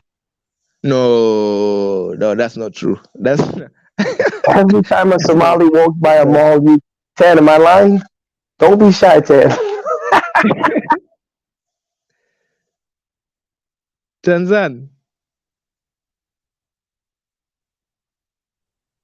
I guess she went to sleep. But look, I think the Horners and the North Africans didn't show up today. I thought they would come out. I sent an SOS. I sent a wire to Puntai Princess and all of those guys on Kaizo's show. I wanted to give them their final, farewell. It's no beef. We love you guys, but we love you enough to stay the hell away from you. If you're North African, if you are, a non-Jarera, stay away from us. Don't come near us. Don't deal with us. Do your thing. We don't want nothing to do with you. There's no beef. Keep your land. Join the Arab League. When you're dying, go to Yemen. Go to, North Africa. Deal with the Arabs. Let the Ummah take care of you. Leave us alone. Be with your people. Don't ever come near us again. Like come to Kenya. Me, I'm telling them to come to Kenya with their money and invest in Kenya. That's the best they can do. You know what they Don't say? invest They in say Yemen. they say Don't that invest in Yemen. don't sell Don't your invest. Yeah. don't sell your father's land because of a piece of bread. And that love of I'm not money, selling. that's what I'm you'll not end up selling. doing. I'm not selling my father's land, but they need to invest in Kenya because that's how we grow our GDP. We can have. In fact, I feel Kenya should build more railways towards Egypt and North Africa because they seem to have a lot of ability to invest. So Yeah, yeah, let's we actually build them all the way to Saudi, Qatar, so we can fast, get our domestic slaves there faster in time. They've been, we're still trekking over there. nah, They nah. need more slaves and, Wait, wait. just run them through. Tanzania had run away. Now she's back accusing. No, That's, why go to Egypt? You don't even have to go that far. The Wait, aren't Libyans were over Egyptians there. They Africans? were Wait, taking us in. Egyptians are what? wait. Aren't Egyptians Africans? Are not No, Africans? Egyptians. Aren't they not Africans? So they're No, I don't Africans know like what that. us. No, they're Nah, not an African. No, I don't know what you're talking nah, about. nah. I don't know Nah, what the hell you're I talking tell about. you, you know the thing. Nabi. Here's the Yes, thing. Here's the but thing. let's We just can go be. We can be. We can be. Okay. You know. Tanzania. You guys were criticizing me for being harsh or mean about talking about Horn of Africa, but you guys are definitely harboring. No, I'm not harboring anything. I love them. I love them enough to stay away from them. Yeah, you see, Okay, can I I'm ask you a definitely question? looking at the You money. snake, I'm definitely me. you- I'm not gonna lie. I'm not gonna lie. money It's not is even about. bullshit. It's about the Money money. is a piece of This guy paper is that okay. Here's the thing. Here's the thing. I'm not. I'm not a pro. What's happening in Qatar? I didn't even watch the World Cup. I've not even watched one match of the World Cup because of what's happening to our brothers and sisters in the Middle East. Although, what brothers although, yeah. what brothers and sisters? Our our African brothers and sisters who are in bad situations over there. Why the fuck did So they go there? I'm not even I have proposing a no railway sympathy. to Middle East. I'm not even Stay talking there and about be the in Middle East. the In fact, I'm trying to get the investment that our Somalis would have gone to invest in Middle East.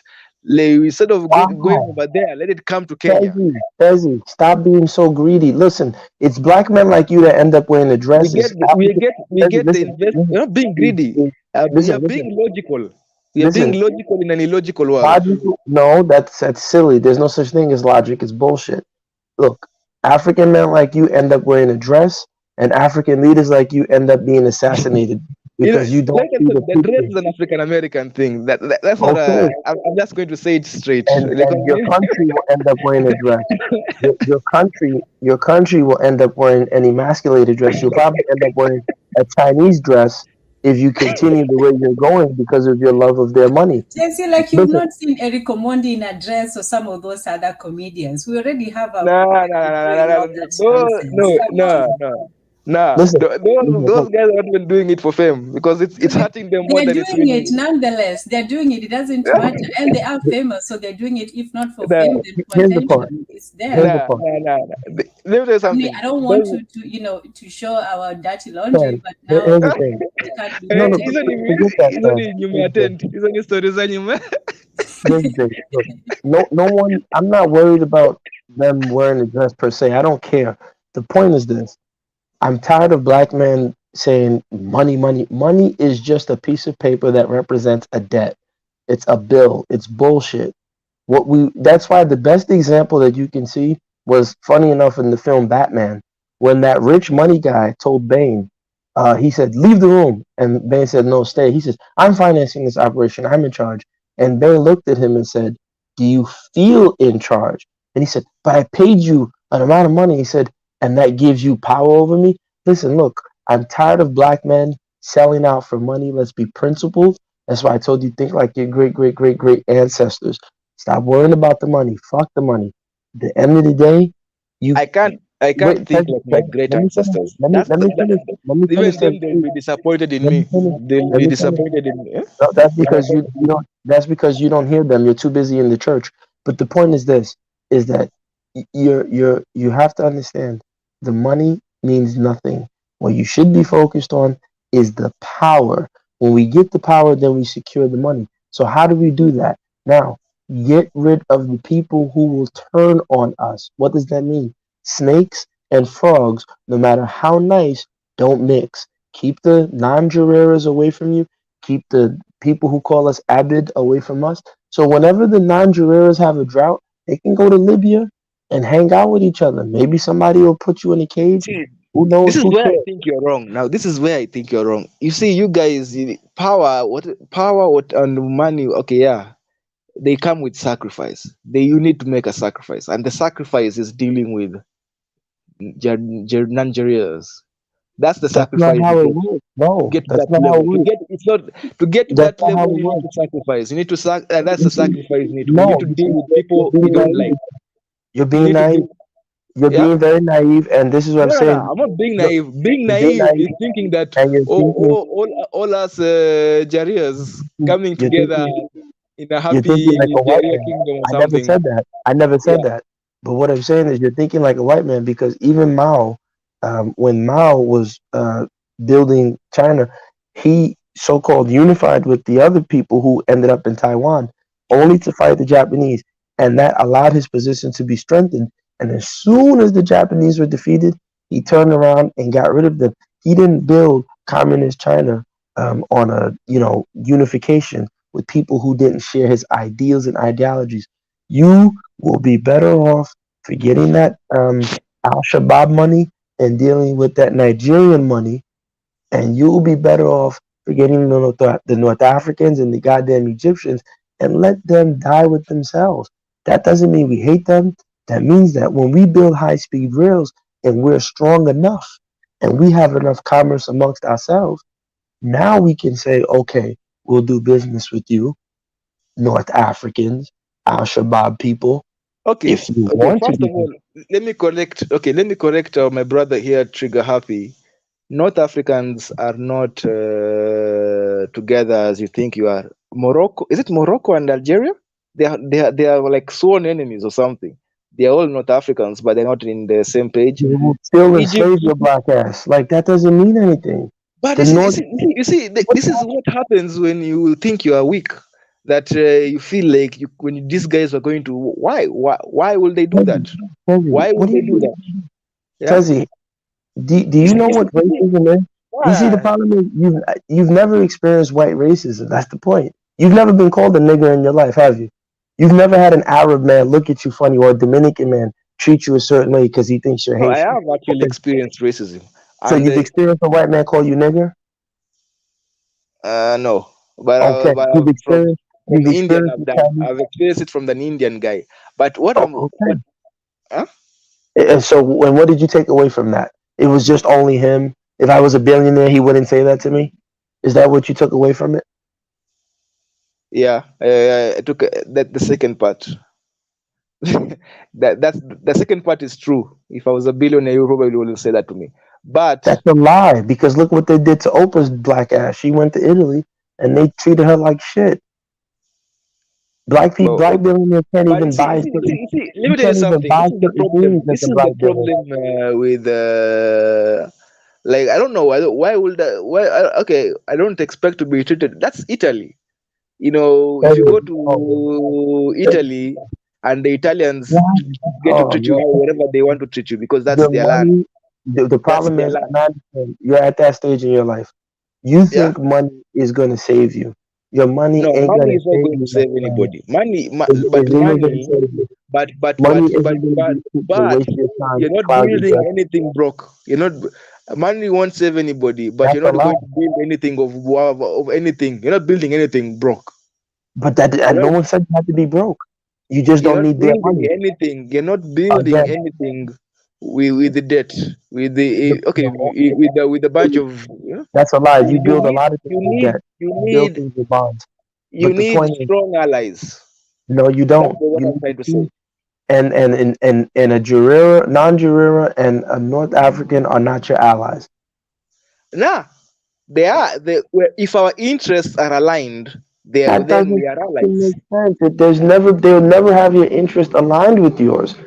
You're gonna die. Like people like you are gonna end up Let me tell you dead. something. Let me tell you Tell me, something. you're gonna These end up guys, dead, and okay. your kids Here's are the gonna thing. end up slaves because Let, you think you here's align okay. interests. Let me say something. Okay, yes, these guys hate black people. Definitely, that's a weird thing, but that's their own weakness. So if they can't deal with their own weakness, because they are just as hated by the white people, it's not like as if they are. Listen. Oh man, dude, you've never experienced racism. That's just what it is. You don't know what racism is. When you know what racism is, then you realize, look, for example, in America, you have Dominicans. They experience racism, but they still don't like black people. I don't want to make an alliance with a Dominican person. I'm not against them, but go be with your Dominican people.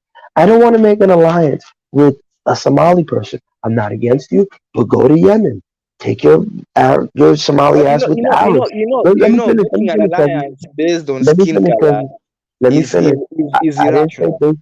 I didn't say based on skin color, and it's not irrational. It's actually quite rational because, like I told you, Nigerians don't call Kenyans Jarera. Nigerians will do business with the Kenyans and don't have a discourse. I don't give a Once fuck how much. again, Nigerians have not been Tezzy, stopped from Tezzy, doing Tezzy, business with Kenyans. Tezzy, let me finish this because you're trying to be naive for no reason. At the end of the day, I don't care how much billions you have, a Somali will still treat you like shit and enslave your billionaire ass quickly. If you don't believe that, you ain't black. Joe Biden voice.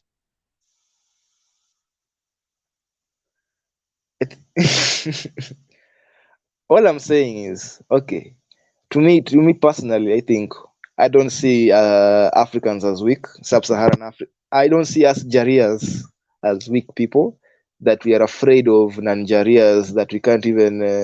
In fact, I feel like You we guys are can't even go more to the little. mall without being thinking that Al Shabaab is gonna make an explosion. Yeah, yeah, but let me tell you something. But do you know that in Somalia they are afraid of us too? The So Somalis are not afraid of you. Wow. Let me hear yeah, this one. what? Yeah, I don't know. It, Let me hear. it's true. It's true. Go Google the opinions of Somalis, of Kenyans. Oh my God, these guys You, are. you, you know what What you're is it sounding that like? you're afraid They, of? Let me read you this story. This is the plight Wait, of but black Ted, and I'm gonna go after this. You know what he sounds like? He sounds like black people who say white people scared to come to the projects, man. They scared of us in the hood. first Yeah, of all, fucking right. no, no, no, no, no. You see, no, you can't just say that. You can't, because the dynamics between white people and black Americans and Somalis and Kenyans is not the same. No, but you just said they're afraid of you. That's what black people say in America. Yeah. They're scared to Yeah. come to the hood. They That's what see. you're Let me tell you saying. something. Let me tell you something. Kenyans are the ones who are keeping a part of the peacekeeper force in Somalia. So yeah, they are. We are the people. In fact, Why we are are the they ones. keeping the force, the We peace are. there? That's Tanzania should show the Why? video of the Somalis coming to Kenya for help and all that. We are helping the Nigerians. And do you know what they Jarias, say? us Jarias And do you are know we are what they helping say? Nigerians. They say that that land belongs to them. You're supposed to do it, you fucking avid Yeah, slave. those are words. Those are words. Words are not threatening. Words are those are just Well, words. if words are Words. not, we have look, Tezi, you're not even making sense. You have already said that we help them, and you, in their previous sense, you say that we're afraid of them. I've showed you how they go to Yemen and they're treated like shit. Basically, they're treated like lower than that, but they're not afraid of Yemenis. They're not afraid of Arabs. They're still trying, to kiss up to them and go to them. But we have treated them with nothing but hospitality and welcome. And what, they're afraid of us or they're ungrateful. So They how? blow up Yeah. your land. Okay. I think you are mistaking the Nanjaria trolls and the Nanjaria No, no, no, no, no, no. We hard don't even workers. have those anti-Jaria trolls. There's no place where you see, some Kenyans, trolling Somalis. If they have trolls in their system and they have not come out against the trolls, that's an easy argument to make. Oh, that's the worst of them. Like, somebody, bombs a place. It's like, oh, no, no, no, that's just the extreme ones. That's the extreme ones. Well, what are the rest of you doing? You can't just blame, the worst of your kind on the extreme or the trolls or all this. This is a way of, escaping the blame by saying, oh, it's just the worst of us. They do have that word. They use it amongst themselves. They have not come out and say we're against it. Just like the N word. It's not every, white person that uses it, but they have it. It's that mentality that they have amongst themselves. We don't have that kind of thing against us. There's no tribe in Kenya that has another name for a tribe that is derogatory based on their physical features. So you're trying to downplay it as it's just a few of them. No, the few of them do have, the attitude that many of them have, just because they don't say it. The fact that they have a word for it, the fact that Arabs have a word for Abed, meaning slave, for Africans. Yeah, not all Arabs obviously are going to do that, but the fact that they have it means that they have a philosophy. Let's talk back to that, about that. They have a concept of either superiority or inferiority of other people. So within their, their philosophy, they have that of inferiority and superiority to other people. So let's not make it just about trolls. And if there are trolls, then the rest of them should come out and say, no, we're against this completely. And that has not happened. And you know this very well. They talk about, they call us Nyolengumu. They talk badly about us. It's not Yeah, something that yeah, we made up. yeah. Okay, I understand, but like I said, this is just Just a signs or few of them. Mm-hmm. symptoms of deficiency in IQ. But we cannot now We are behave. the low IQ ones. Why don't we come up with low IQ terms for everybody else? Why aren't we throwing the N words and abets and all these words? We're supposed to be the dumb ones. Why don't we come up with derogatory names for them? Why do we allow them to be Well, dumb and I disrespectful? would say this, It's Ken. supposed to be Okay, better. let me give you let me give you a good example. Look at the lions in the jungle or Wait, wait, the leopards in the jungle. You know, Tezzy, can I say this when real quick? you yeah, we take care of them. We take care of these animals in the jungle, but when you are one on one, they'll kill you. Let me say this really quick, So and I'm it glad you doesn't mean mentioned now this, that you this go tiger. hunting all the leopards or because we can Let me see finish. these things also they attract tourism and they're also part of nature. So this is the Let, perspective I have. You know, to me, these people benefit. The you, non-Jarias, you they don't have a benefit. bloodthirsty perspective. Even no That's it. matter You're these just not ones are bloodthirsty. just symptoms of deficiency in Tezzy, things. you've But never we had cannot power. act on that. We cannot be Tezzy, goated. We cannot the be point is, easily baited into denying, because you have yeah. you don't know how to. You have not experienced power, and that's why you're talking not from a perspective of dominance. You don't. It's like you fear domination, and and No, and now in and fact, so I so think I'll it's say the this. Wait, opposite. let me I finish. think I think I think I by because I'm gonna living be in going. America, like, here's what I I'm think. gonna be going quick. By No, I know living, living in And America I has want to made me play hate white this people. before you do though. I want to You play guys this. say this all the time. I know, and this is what Africans on the continent say because they're naive, and this is why they end up dying. And the governments all over the world inject their people with AIDS and all kind of diseases and different things because they say, "Oh no, you live in America, so you hate white people." No, I have nothing against anybody, but now I'm this not is a, saying you haven't had my what I'm point. telling you is this: is that I'm going to say that story again so people can hear it. There were three lambs on the plains, three goats on the plain, and there was one lion. The three goats were grazing, they were eating. The lion wanted to hunt them, and he knew he couldn't attack all three of them at the same time. They were rams, they were strong. So he went to one, the first two, he said, "Listen, let me kill your friend there. You two will have the rest of the grass by yourself.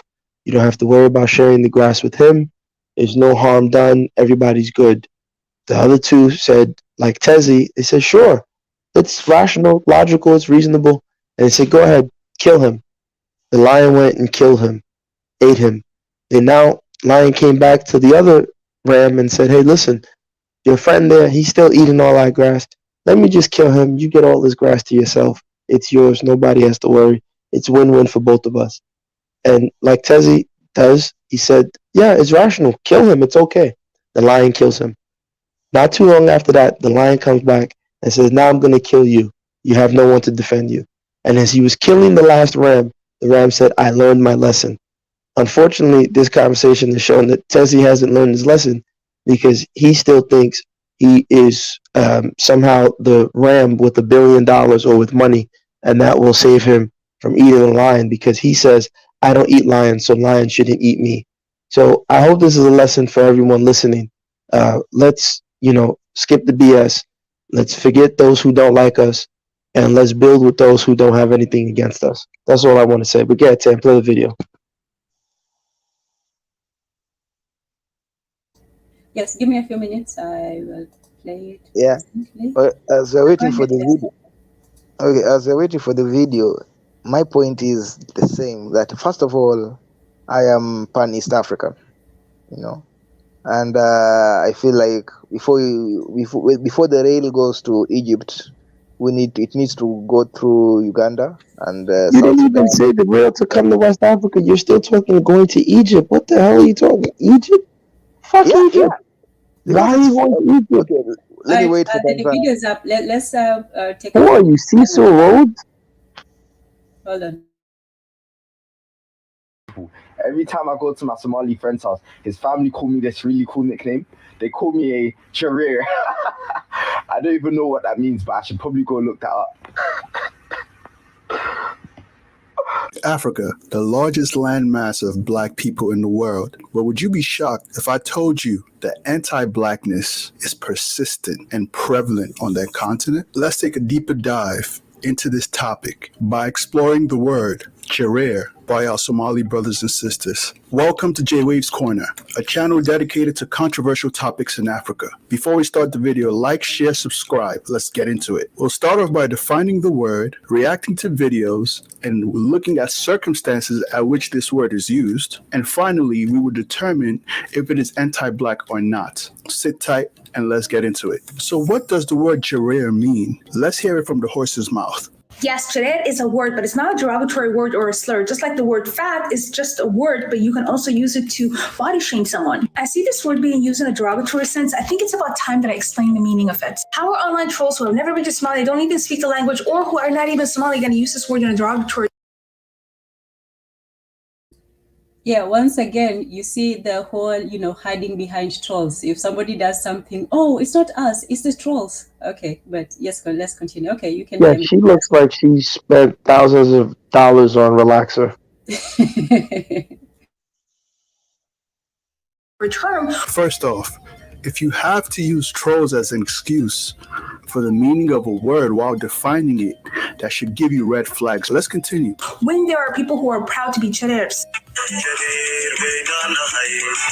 That's not even including the hundreds of audios that are celebrating Somali Bantus and Jareer wins. This says I am a strong Jareer win. Somalis and Somalis would be ashamed to see how you guys are using the word, especially when you guys don't even understand Somali history and politics. Historically speaking, Somalis descended from two major groups, and each group has clans and subclans. There are the Somali Bantus and there are the Somali Cushitic. I'm going to explain the Somali clan system in another video. Just know people like to conduct business with their own clans, and minority clans face disadvantages. There are more minority clans in here than here. Somali is an ancient language. We have a lot of descriptive words based on physical attributes. Jareer means African with an afro hair, just like Indayar, which means Asian, which literally translates to small eye. Well, fortunately, I understand Somali history and politics, and Jareer does not mean African with African hair. All it means is kinky hair. It is a descriptive word for hair. The Somali Bantus are not part of the Somali clan system. The Somali clan system are for the Cushitic people. Let's not pretend. She tries to embellish this whole thing,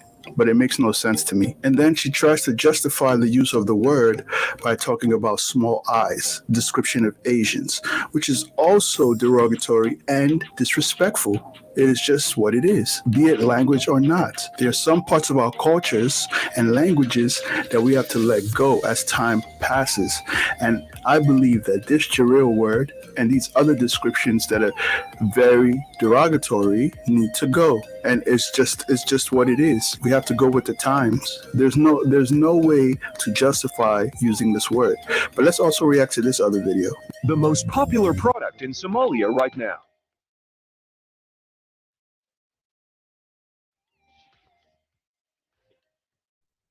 You see what they're doing with the look. This is like I'm telling you. You don't. This is an IQ issue. You know, we should not This put right here ourselves. is the epitome of anti-blackness. Jareer knows fixer.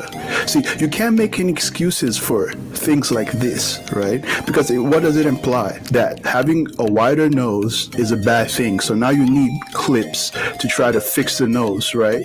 You need to put the nose in place. So you put the clips over your nose. See, this right here is what shows you that Jareer is not a good word. It's not a term of endearment by any means. You see what I'm saying?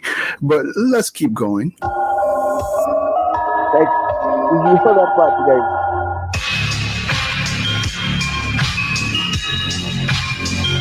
I agree with this brother right here. But the real question is, why are the people that use the word Jareer obsessed with using the word, obsessed with those people that they call Jareer?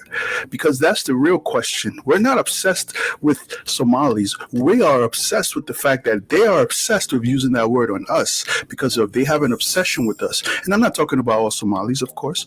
I'm talking about the ones that use that word derogatorily.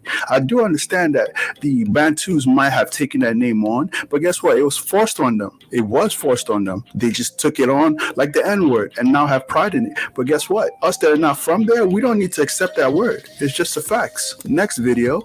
Yes, jareer is a word, but it's not a derogatory word or a slur. Just like the word fat is just a word, but you can also use it to body shame someone. I see this word being used in a derogatory sense. I think it's about time that I explain the meaning of it. Yes, it's JAREER with a hard ER or a soft AR, not, your hard ER. Yeah, that whole thing. But yeah, we'll Yeah, I continue. give up. Listen, look, I gotta go, but at the end of the day, like I said, this is not even me being a so-called Pan-Africanist or anything like that. It's interesting. Tezzy just said he's a Pan-East African first, and I said this to you, Sam, and I'm saying this. I found out, just in my experiences with East Africans, they really don't like us West Africans, and it's the weirdest thing because you guys will open up your arms for these people who really don't care nothing about you, and like I said, West Africans don't have a discourse against the dark skinned East Africans or the black East Africans. And to me, it's not even about, oh, because of skin color, we're natural allies, but it's like, look, we can do great business amongst ourselves. We have markets, we can build, and then we can be stronger if our markets grow and everyone can have an alliance and say, look, if you mess with them, you're messing with my market and you're messing with all of us, and we can move together as a collective block. But like I said, and that's why I'm pushing at the East Africans. Close your borders. Stop letting these Al Shabaab people in. West Africa, Central Africa, we need to stop messing with those North Africans and let's Nah, deal with ourselves, get ourselves strong, and we can start moving as a full block. And you'll be shocked around the world. People will respect us because they'll know that, hey, those black people come with power, they come with money, they come with a standing army, and they're serious about business. And if you mess with one, you mess with all. But if we keep doing this, oh, it's logical to be race free, blah blah blah. And I'm the one. I listen. No one can argue about the folly and the fallacy of race better than me. I haven't met anybody, but I am still going to tell you, I'm not a fool.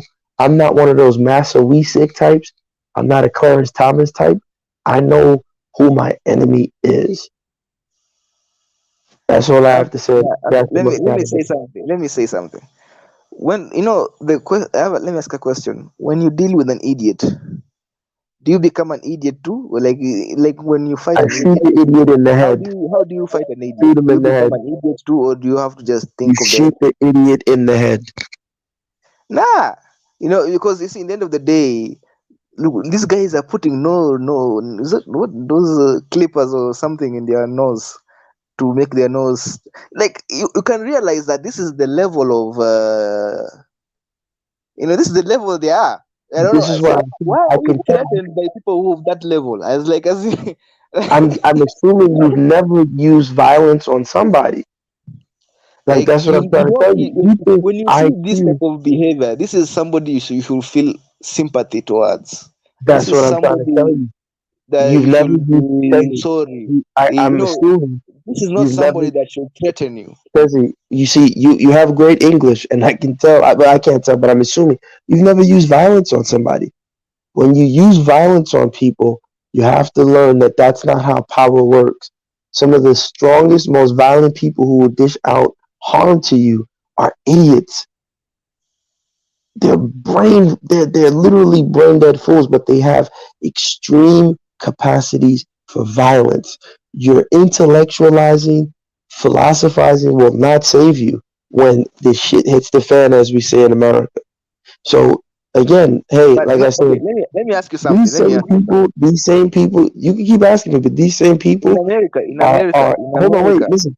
These same people are in droves in Al Shabaab, and they don't give a fuck about your IQ and your buildings. They will blow you up. And thank you for letting them get into your borders, and they will still blow you up. So keep thinking it's an IQ. Oh, I'll just use my brain power and outsmart them. It ain't about that, dude. It ain't about that. They will blow you the fuck up, and your money will be gone. They will fucking take your daughters and rape them, take your daughters and turn them into daughters of Jareers. But you see, here's the thing, Bwana. Okay, even I agree with you. Even Bwana Haguziki is also saying the same thing that you're saying. But in the end of the day, who has the might? This is what I'm trying to say. Who They has the do. might? You guys are scared to freaking walk your Kenyans country. have the might. It is No, you Kenyans that don't. have. Al Shabaab has the might. You guys can't go to a mall without being scared. What? What do you mean? But then what Don't about be Al proud. Qaeda? Then what about Listen, Al don't Qaeda be, and the US?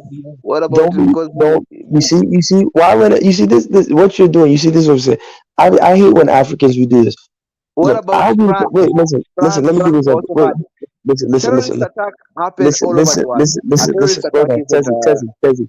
Don't be a white man for 3 seconds. Listen, look, I'm not a proud Nigerian. If you tell me Nigeria is a shithole, I will not say, what? Nigeria? What about Dangote? Yeah, Nigeria is a shithole. I will gladly accept it. I have no fear of saying the country's a mess. Don't be afraid to say, listen, them Somalis, when it comes down to it, they run that country because they have an acceptance of violence and low IQ behavior that your high IQ ass can't comprehend. They run that country, not you. Yeah, well, that's Somalia. You see, this. Let me tell you something. You guys. I don't know how you guys are not getting how Kenya is benefiting from them. I don't know. I I don't know. I'm getting how it You're is. just I get pushing it. the Al Shabaab agenda. Al Shabaab has been quelled. Listen, It's been a Tezzy, while. Tezzy, Terrorists I have been. told you, I get it. I'm not worried. They are You see still the difference look in at Tezzy, Afghanistan. Look Tezzy, at the Middle East. How many Tezzy, U.S. listen, soldiers, even after Al Qaeda, how Tezzy, many U.S. Tezzy, soldiers we're are still talking in of the Middle Africa. East getting what they want? Tezzy, don't do the white man thing. Forget about What? Europe and Afghanistan. Let's focus on Africa. I don't care about what you get from them. I'm trying to tell you, if you turn your eye to the other side of the Congo, you will get more dealing with those people who don't have a discourse, who don't want to blow you to fucking pieces.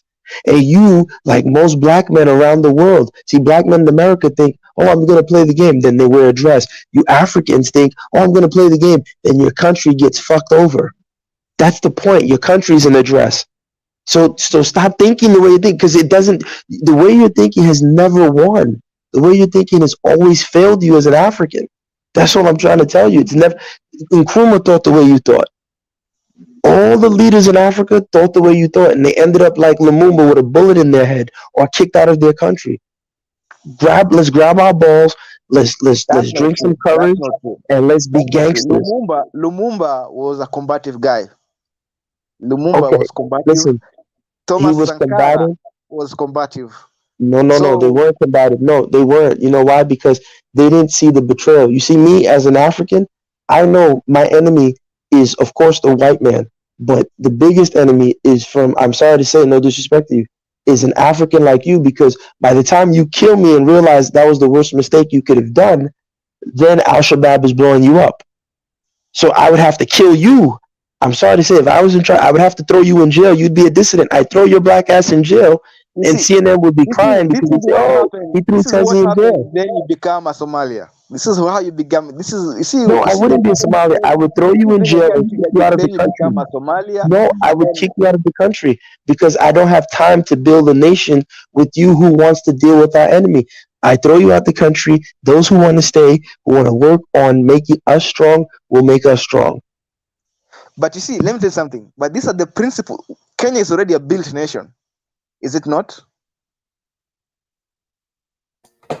Yeah, so why talking about we need the money, we need the money? We were doing well enough without them. We were not waiting around for, some Somali refugees to destroy What do the you mean? What do country. you mean? Yeah, but let me tell you something. We're not. I'm not saying we need the money, but we want the money.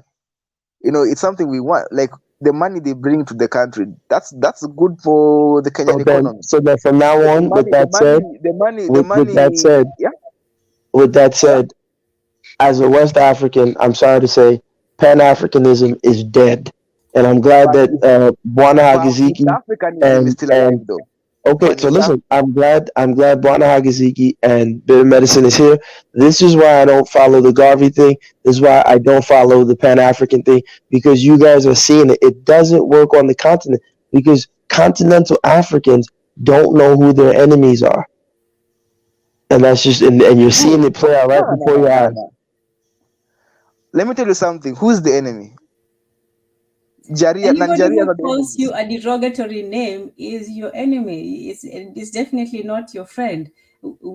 But let's let go me tell you down the list. something. Let's Who is go my down. Okay, friend then? let Who me is give you my the friend? first list. You ask a question, I'll give you the first Yeah. person who calls your name. Forget, historically and slavery and all that nonsense. Let's just say if somebody calls your name, that's your enemy. And I'm not talking about you're stupid or fool. Just somebody who takes your whole entire existence and puts it on a derogatory term. So somebody who says your hair, there's something wrong with it. Yeah. Or somebody says your skin, there's something wrong with it. That's your enemy. So it starts with the N word. There's somebody, whoever, the papa who came with that was not supposed to be, a nice term. If people took it over, the original people who used it were not using it as a good term. So that's the first people. The second people are the people who call you the A word, the Abed. The third people, they call you the J word, the JAREER, or the N word, the Yuelingumu. So I'll just give you those as a start.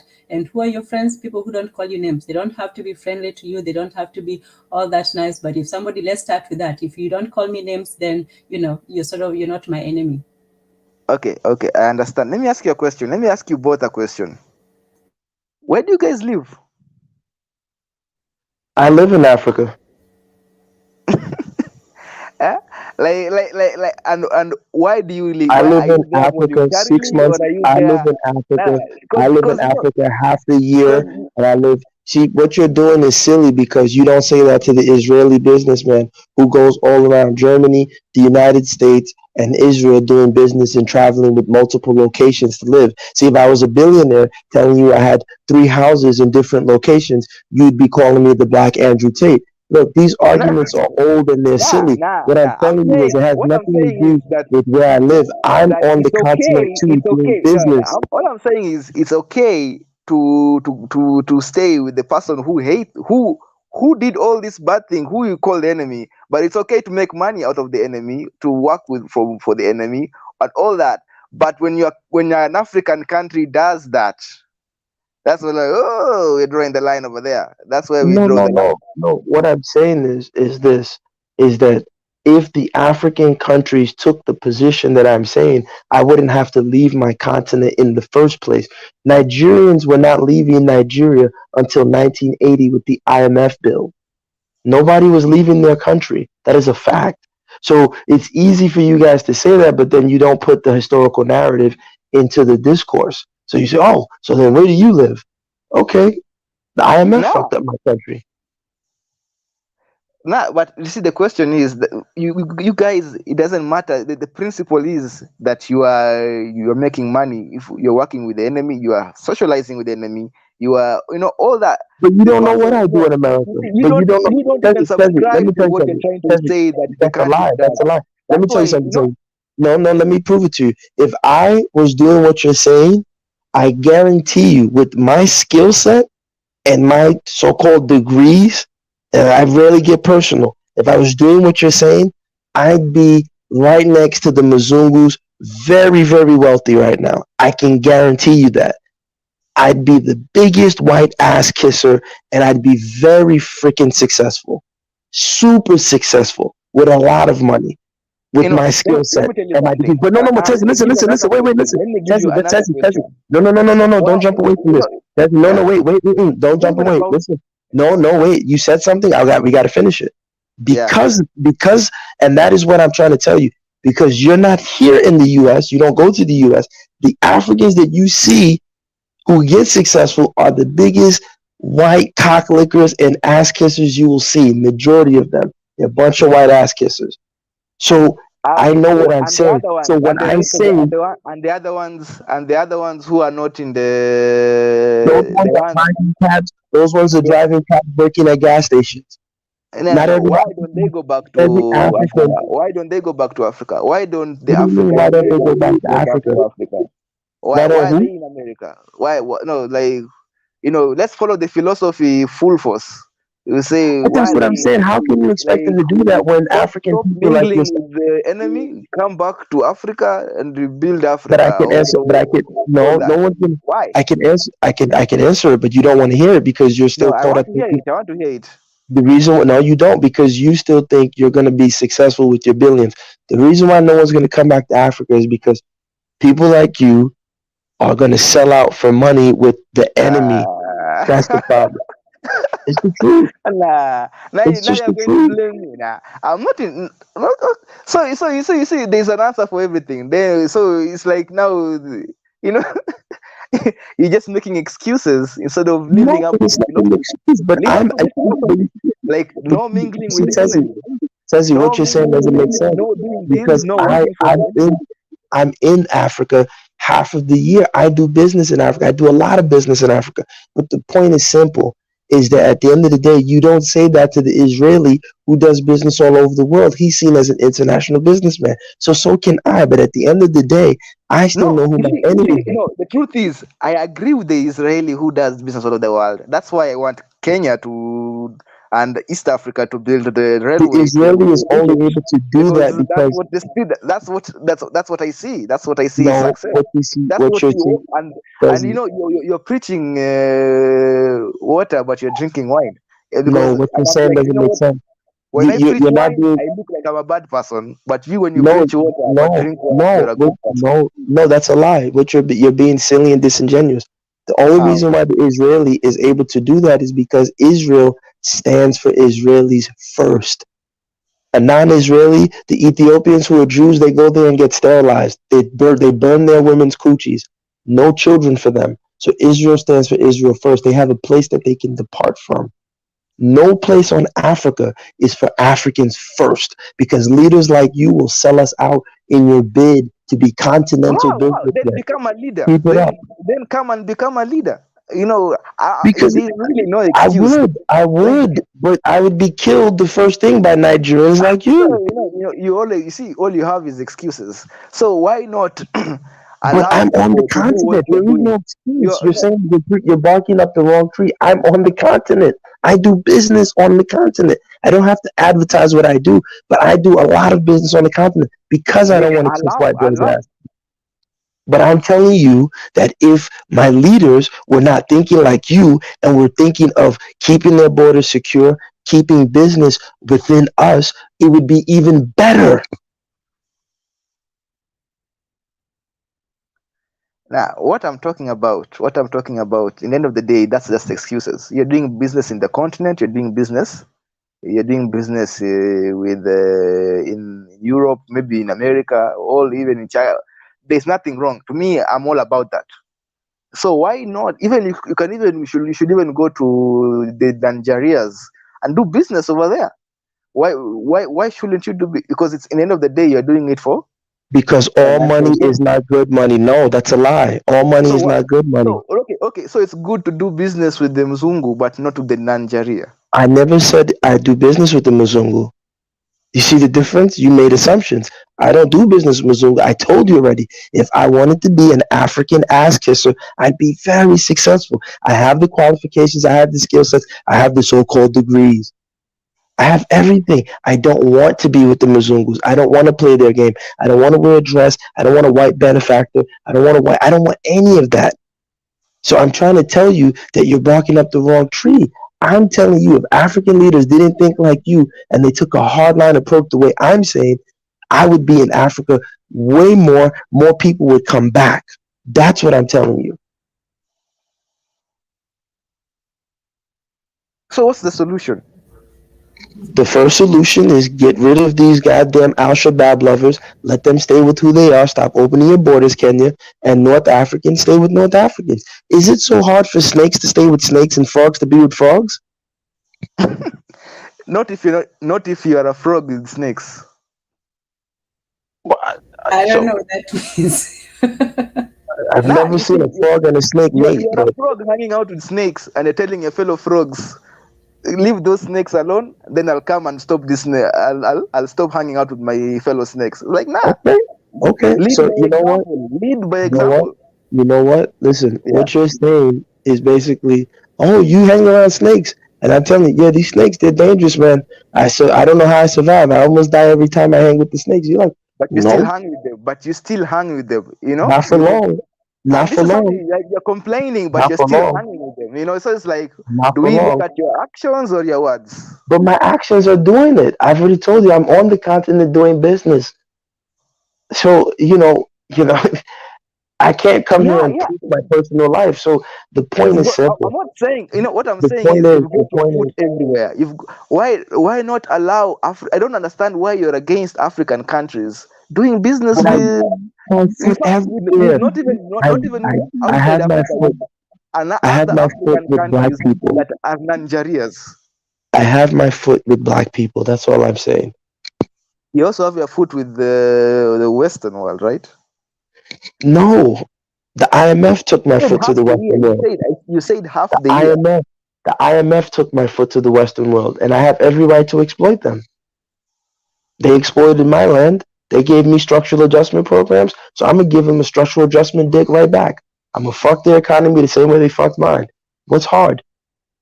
And I'm gonna take my money and bring it back to my land.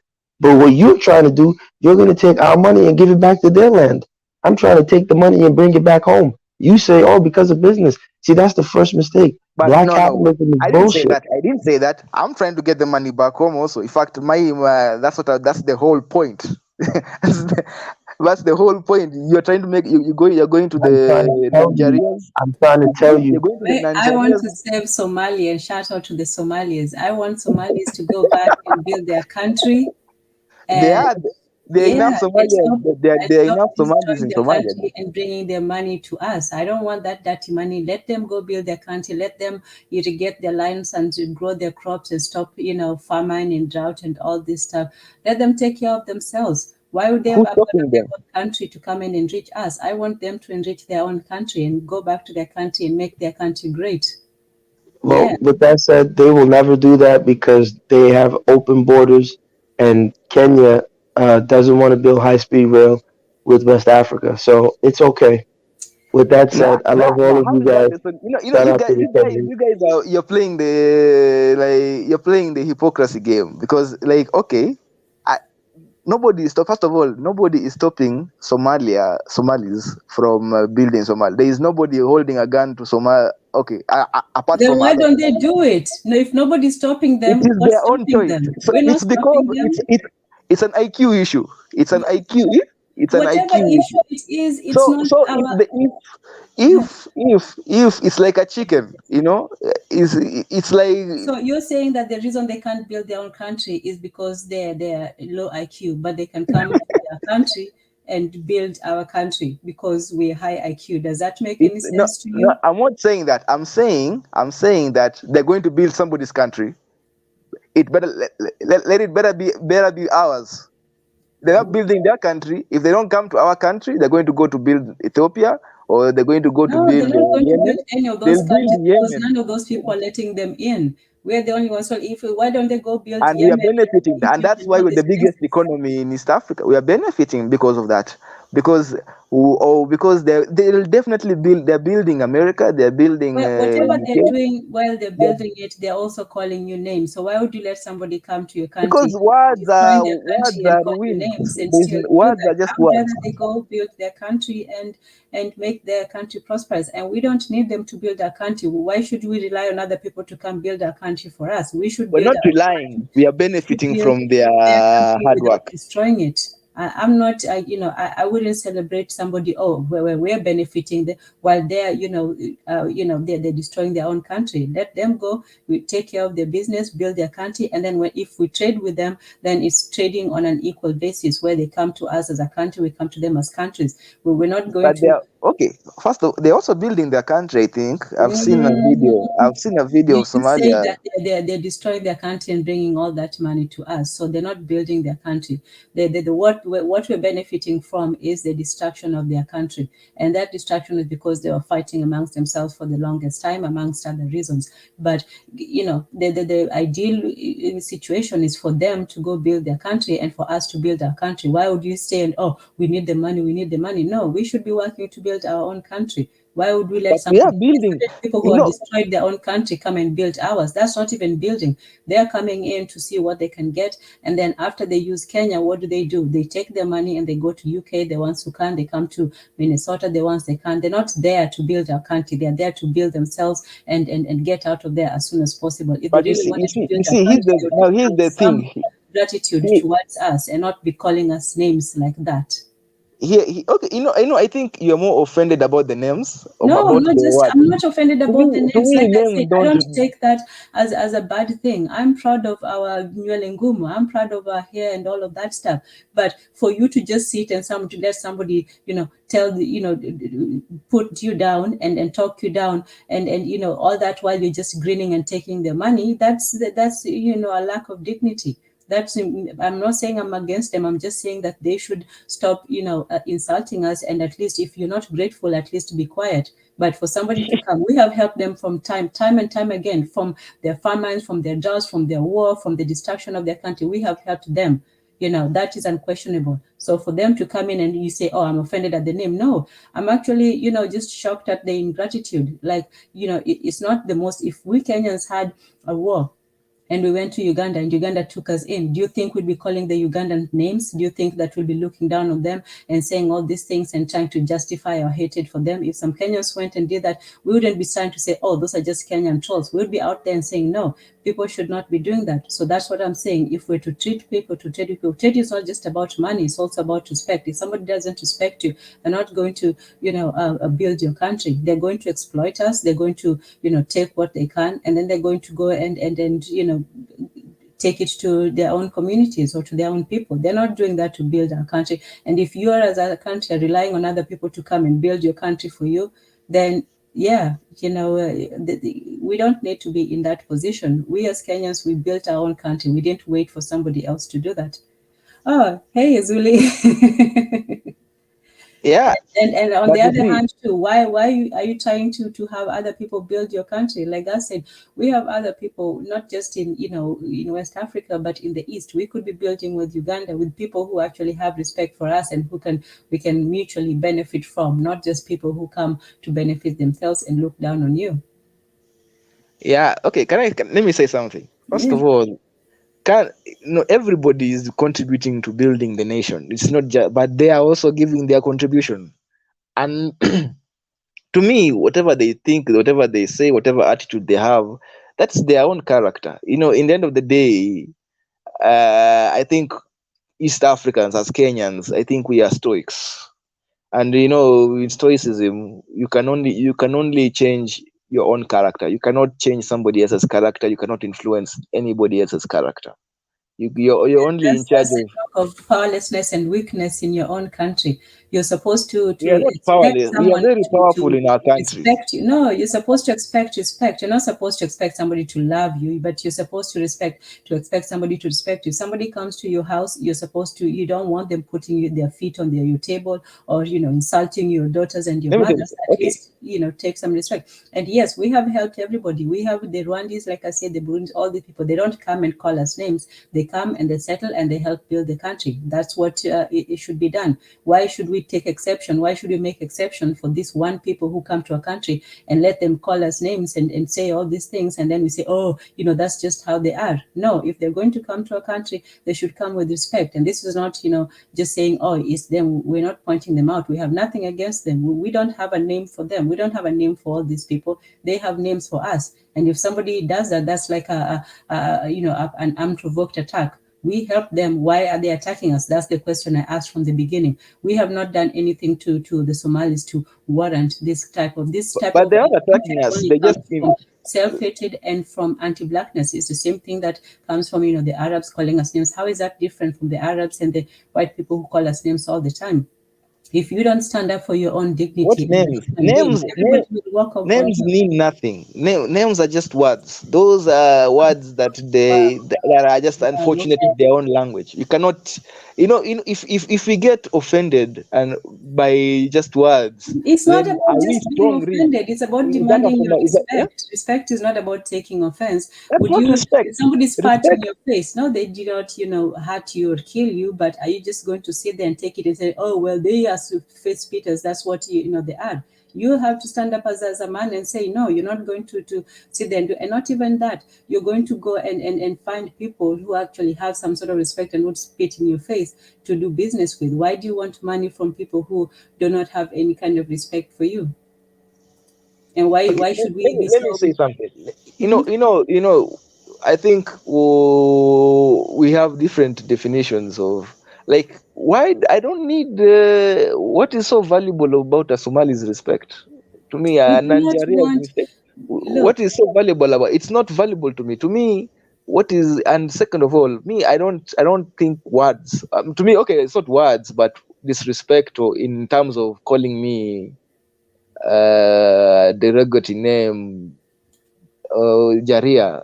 I don't see that as something that is enough for me to provoke me, because I feel like, even my brother here, Bwana Bwana Haguziki, mhm. Bwana Haguziki he says that like Kenyan women are more forceful. Like, as a Kenya, imagine a Kenyan man who is provoked easily by insults. Like, oh, he insult me. I feel like that is But a imagine huge also a sign of Kenyan man who insecurity. does nothing about being insulted. I mean, Yeah, if you just yeah, see somebody come that's how there you're and supposed to do. disrespect you and you're like, oh, Insults yes, are of course, words. nothing wrong with that. If you, Let me tell you something. If you do nothing about being insulted, in society, the person who does the insult looks bad. But if you start kujibizana na yeye, kianza all of you now look like Wow. you are dirty. Crazy.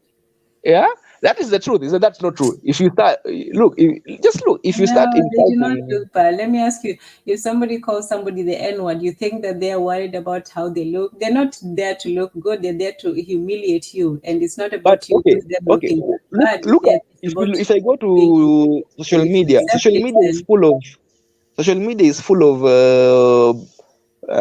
people calling but Mzungus this is all not sorts of social words. media. This is part of their culture, Huh? just like the N-word is part of No, the American culture. And no, no, no. they say I'm not talking word about is social just a media, word, but but a even black in man will never America. sit there and just let somebody call him the N-word. N-word, yeah, they'll call themselves that. Good thing that we haven't adopted that, strategy. We haven't really, taken in yeah, but Yeah, even if they do call it amongst themselves, they won't let a white man up to this day just come and call them all kinds of names. They won't say, oh, it's just words, it's just words. It's not just words. Words have meaning and intention behind it, and the intention of that word is not just to say, oh, you have had hair. It's to actually make fun of your whole race, of your features, of your mother, father, children, and everybody. It's not just, oh, we're just describing you. It's a derogatory word. okay. So Let me say something now, no, it's because not reducing, to words. It's just that the word is emblematic of that racism. The N yeah, word is not they have this saying that. issue. Let me tell you something.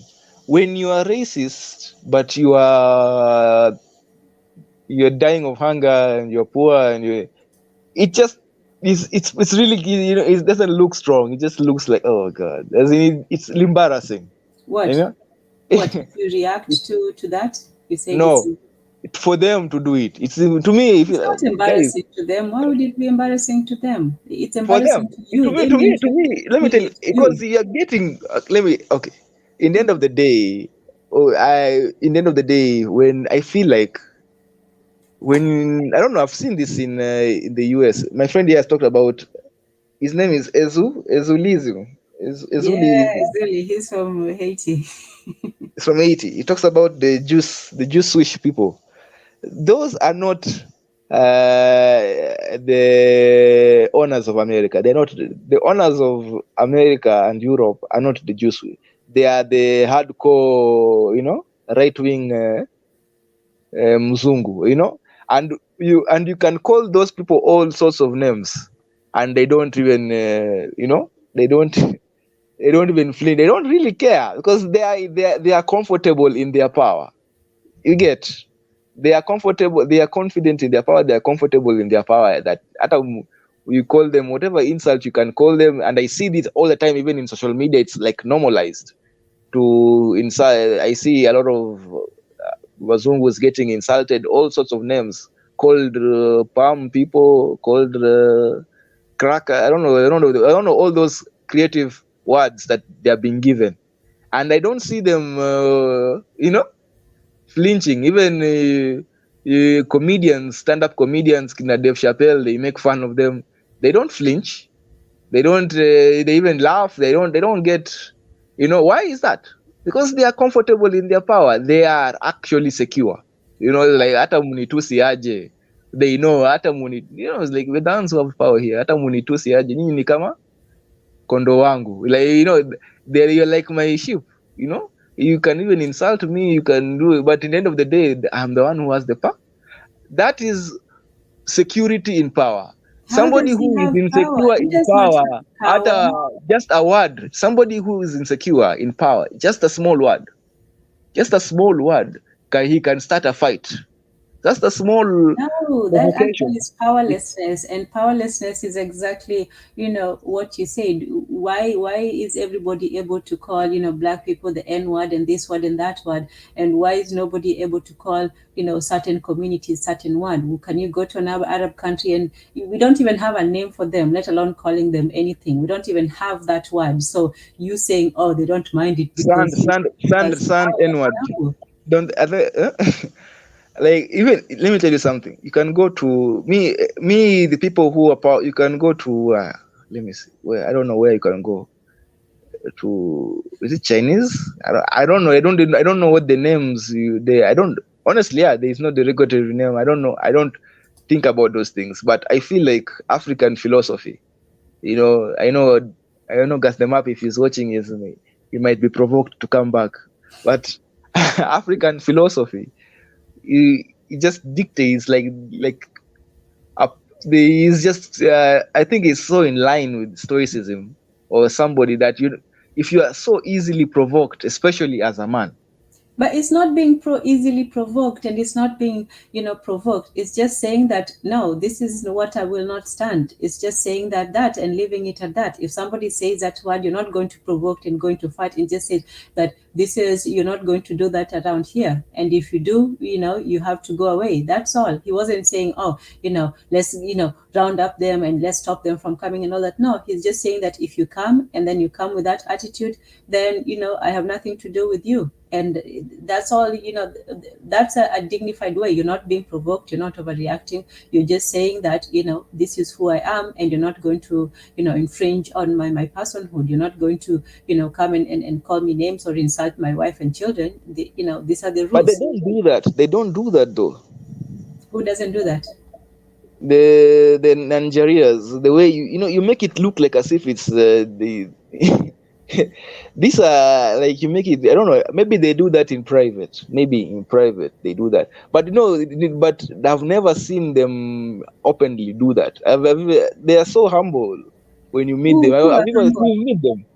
You've met when you met them in Kenya, they are very humble. So if they who are humble? Somalis?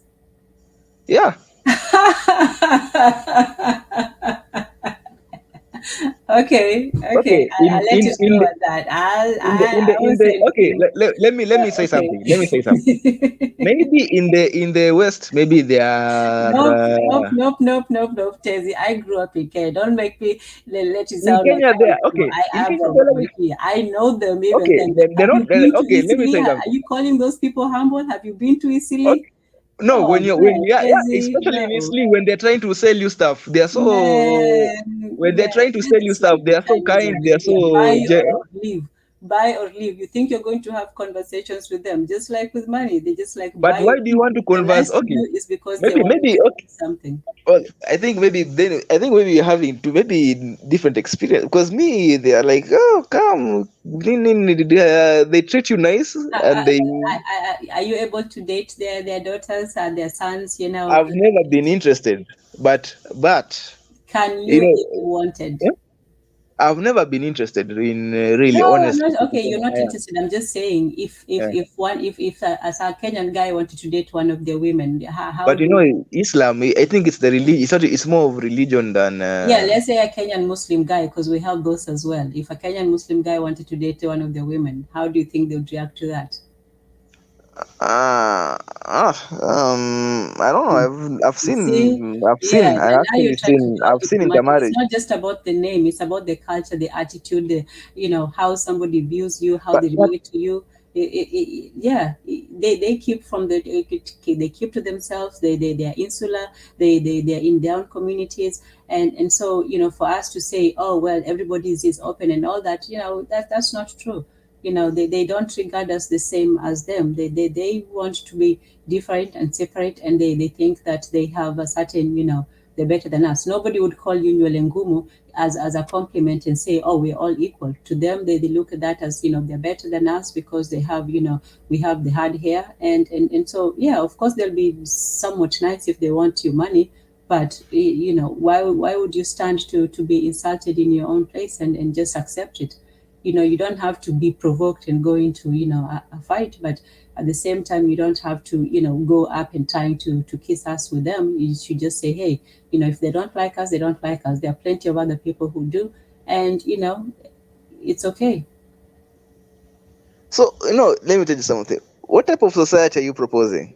Like a society where people don't talk to each other, just No, why are you silent saying treatment. why are you saying Silent all these kinds treatment. of things? I never proposed any type of any society Okay. like that. I Yeah. just said a society based on and interactions based on respect. Respect between communities. You don't But go no, to a okay, community now you are okay. Yes, that's the utopia. That's the ideal. But now you have this community that is a little bit tricky on the IQ situation. Yeah, well, What? don't give them that IQ thing, because you're giving them an as an excuse. Oh, they're low IQ, therefore they can't help but call us names. That's so retarded. But they're also good at business and coming to a country and building a country. No, you Are don't they call really them good? low Okay, IQ. Just I'm call not them what they saying. are.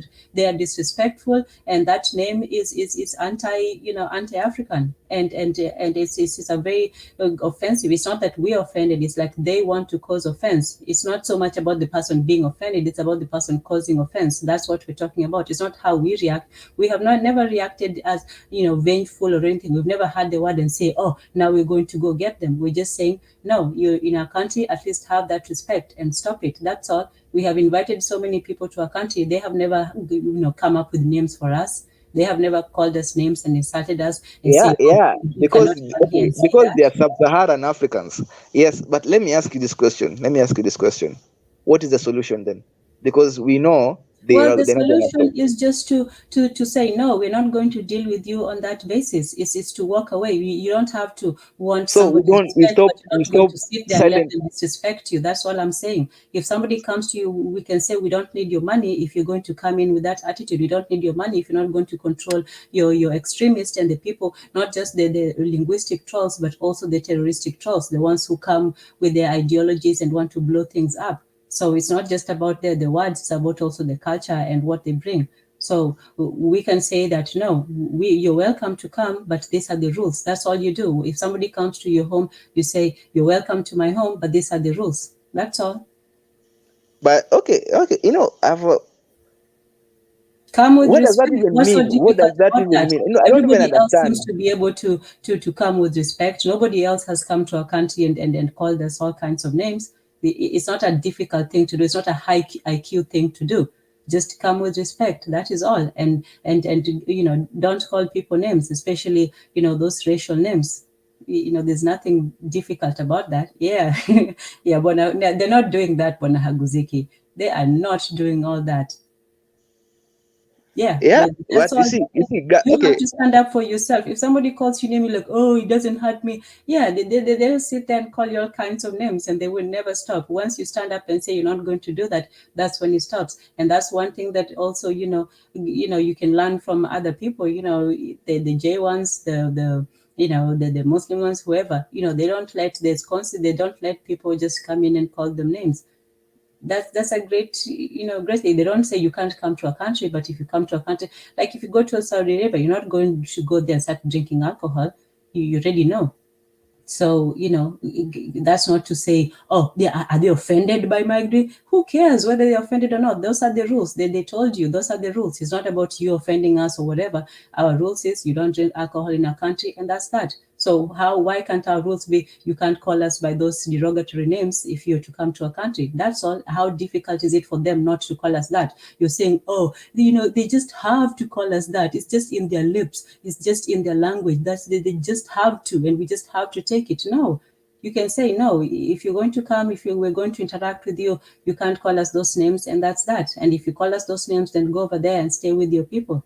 There's nothing wrong with saying that at all. If somebody comes to, if a lady comes to me and starts calling me the B word, blah blah blah, oh, that's okay, that's what we do. I'm like, okay, that's what you do, but go do it over there. I don't need to interact with you if you're going to call me names.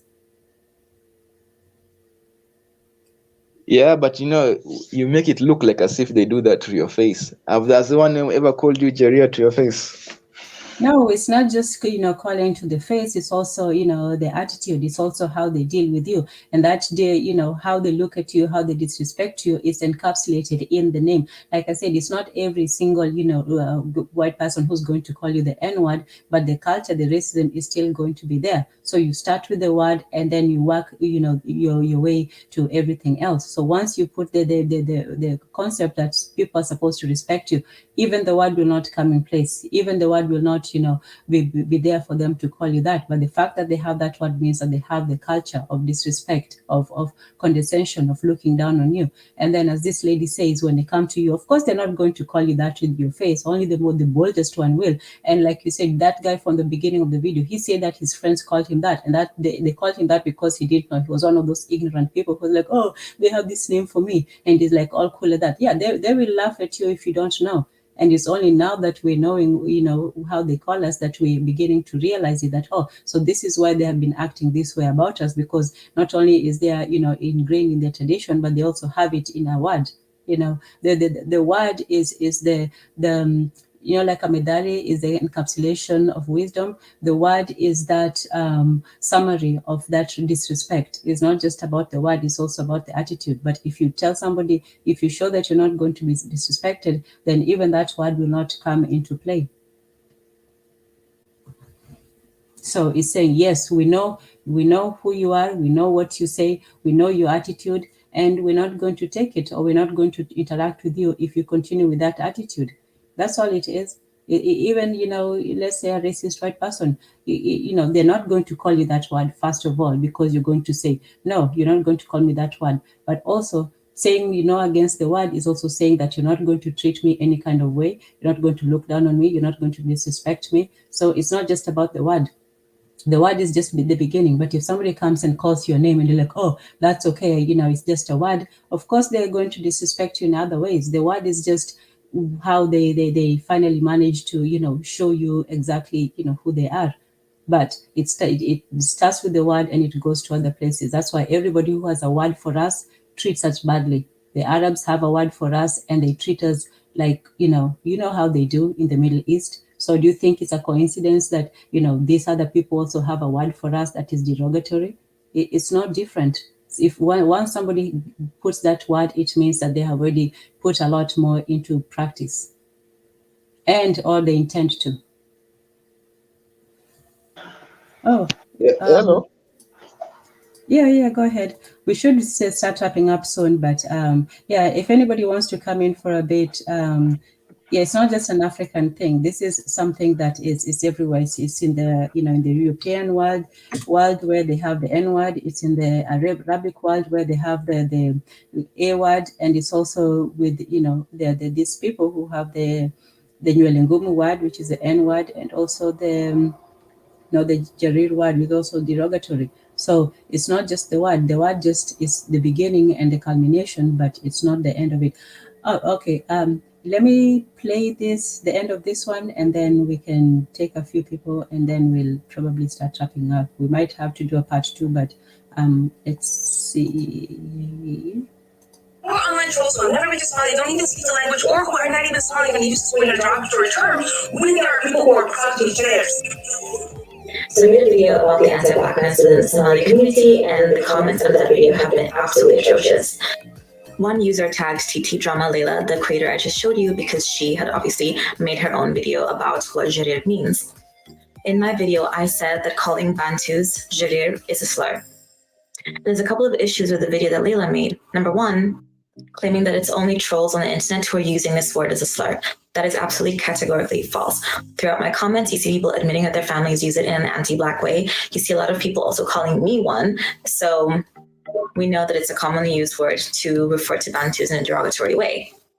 And no, you don't need to know Somali or understand the full, complete, contextualized history of Somalia to understand that that is a slur. Just like I don't need to know full Arabic to know that Abid is a slur.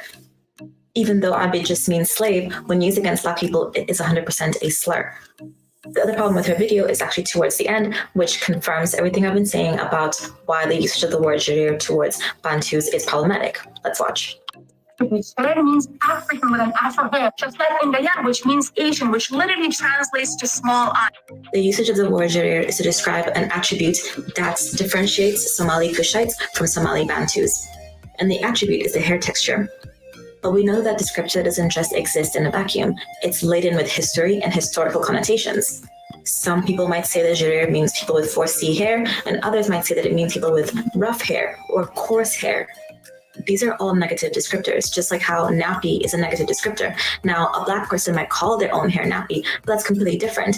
Just like how a Somali Bantu might describe themselves as a Jareer, that doesn't necessarily mean that other people can call other Black people who aren't even parts of that clan Jareer. Somali Kenyans use the phrase nywele, which means hard hair, and it's basically a literal translation of Jareer. In Swahili, this is absolutely an insult. What is this need to label Bantus as those with hard hair in order to differentiate them from Somali Kushites who have soft hair that is seen as desirable? What is that need driven out of, if not anti-Blackness? Especially when we know that describing people's hair as hard is a euphemism for unmanageable, undesirable. And yes, you can be Black and have anti-Black sentiments. Plus, maybe it's time to stop using small I to describe East Asians. First of all, West Africans are not Bantu.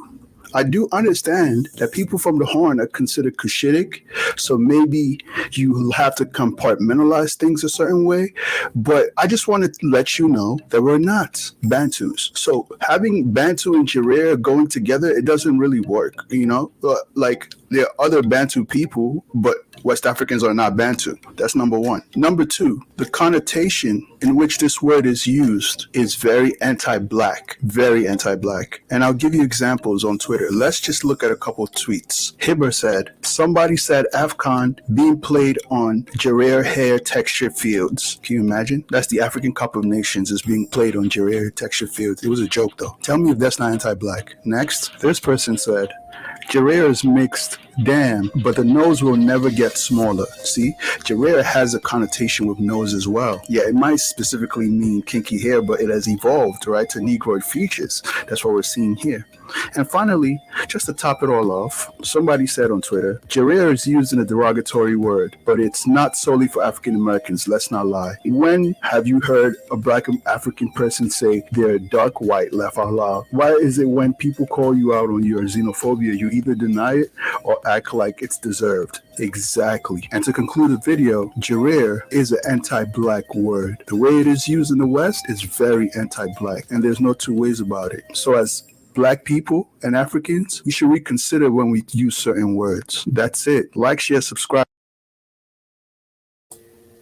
Yeah. So there's not a pretty way that you can go about it and pretend, oh, it's this or that. It's somebody who does not like your features, who does not like who you are, and so it's either you accept that your Blackness is inferior, or you accept that that the word is offensive. But it's not so much about the offense, it's about the respect. If somebody cannot respect you, they should not be in your presence. You shouldn't feel the need to. But I'm still just baffled. Like, so what do you arrest them when they say this word? No, see, that's the whole thing.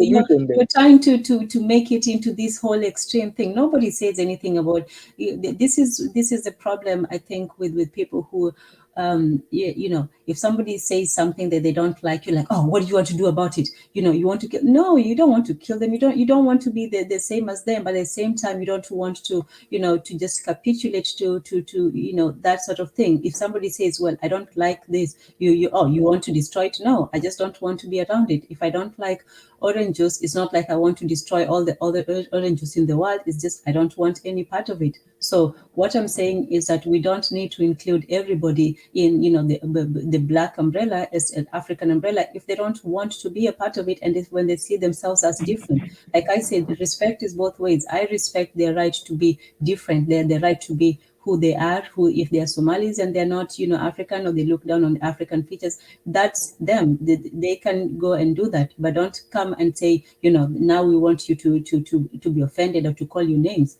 All we're asking is that everybody, if you don't like something, just keep away from it. If you don't, for example, if I don't like a parade, I'm not going to go there and destroy it. I'm just going to keep away. So what we're saying to the Somalis who consider us JAREER or somebody, that to be director, just stay away. We don't have to interact with them. We don't have to be welcoming. We don't have to invite them, especially when there's so many other people who will be welcome and they won't call us names. That's all. Yeah, but you see, I still don't understand what is so. Not we don't talk to them in short when they say that, because they are here, they're not going anywhere. But from what I can see, and they have this bad habit, which personally I think is going to is really hurting them more than it's hurting us. To me, that's what I feel. Whether it hurts them or not, we don't have any obligation to go make them feel better, or to educate them, or to make them feel like, oh, it's just that you guys are so. Racism is not a disease. Racist, somebody who's But they're not racist. They are tribalists. Well, we are all the same race. No. If you call something that is specific to a certain race, then that is racist. JAREER is anti-black. It's anti the black race. They're not just calling, it's the Bantus and all that. They call everybody who has that. But are they black? It's not they are just black. For a certain tribe. The hair is something that is a feature amongst all African people, from from Kenya to Togo to South Africa. The black South African. And to America and the Caribbean, the people who have had hair. So for them, in fact, JAREER was started, calling us. They actually started calling West Africans that, and then even in America, they started calling some people that. So it's not just related to it. It's not a tribal thing. It's not a national thing. It is a race and anti-black thing. So JAREER is not just, a tribal thing. It's an anti-blackness. It's anti-blackness. It's the black feature that they are against, that they're putting down on, that they're derogatory towards. But aren't they black? Are they black or not? Whether they are or not, they hate that black feature. So whether they're anti-black towards others, and I'm assuming they like their own Somaliness, so they're not anti-black towards themselves, but they're anti-black. I don't know how they feel about the general blackness, but if you're attacking a certain feature of blackness, then yes, you are anti-black. Whether you can be anti-black and you're still proud of your Somaliness or your whateverness or your Arabness, even Arabs, they are anti-black. That doesn't mean that they're against being Arab. It's just that they hate blackness. And once somebody does that, you really want to go into the reasons why they are that way. As a black person, why should we have to go and understand, why do they call us that? Is it their low IQ? Is there their preference? Is there their culture? Is it their this? Once it's that, you don't need to understand why somebody is being disrespectful to you. You just have to say, no, you're not going to do that. If somebody comes to your house and is disrespectful, you're not going to ask, but why are you putting your feet on my table? But why are you breaking things in my house? Is it because you're anti-me? No. At that point, the reasons don't matter. All you have to do is saying, no, you're not going to do that here, and then just leave it at that. You're not going to, destroy them. You're not coming to their house and saying, no, you can't have your house. You're not coming to burn down their house, but they're not going to do that in your house. That's what respect is. Just making the rules for your own place and saying, no, if you have your rules against, you don't like our hair, that's fine. But we don't have to like your condescension and your disrespect us either. And we're not being anti-black by saying that. We're just being pro, respect and respect blackness, respect you as a human being. If somebody, disrespect your whole entire feature, the thing that makes you, then what kind of relationship can you have with somebody like that? You can either have a contentious one, or you can just, walk away. Okay. To me, I'm still imagining. Maybe I'm just in the same mindset. Me, okay. Personally, I feel like they're black people. So when they say JAREER, I feel like hair. Okay, rough hair is not exactly.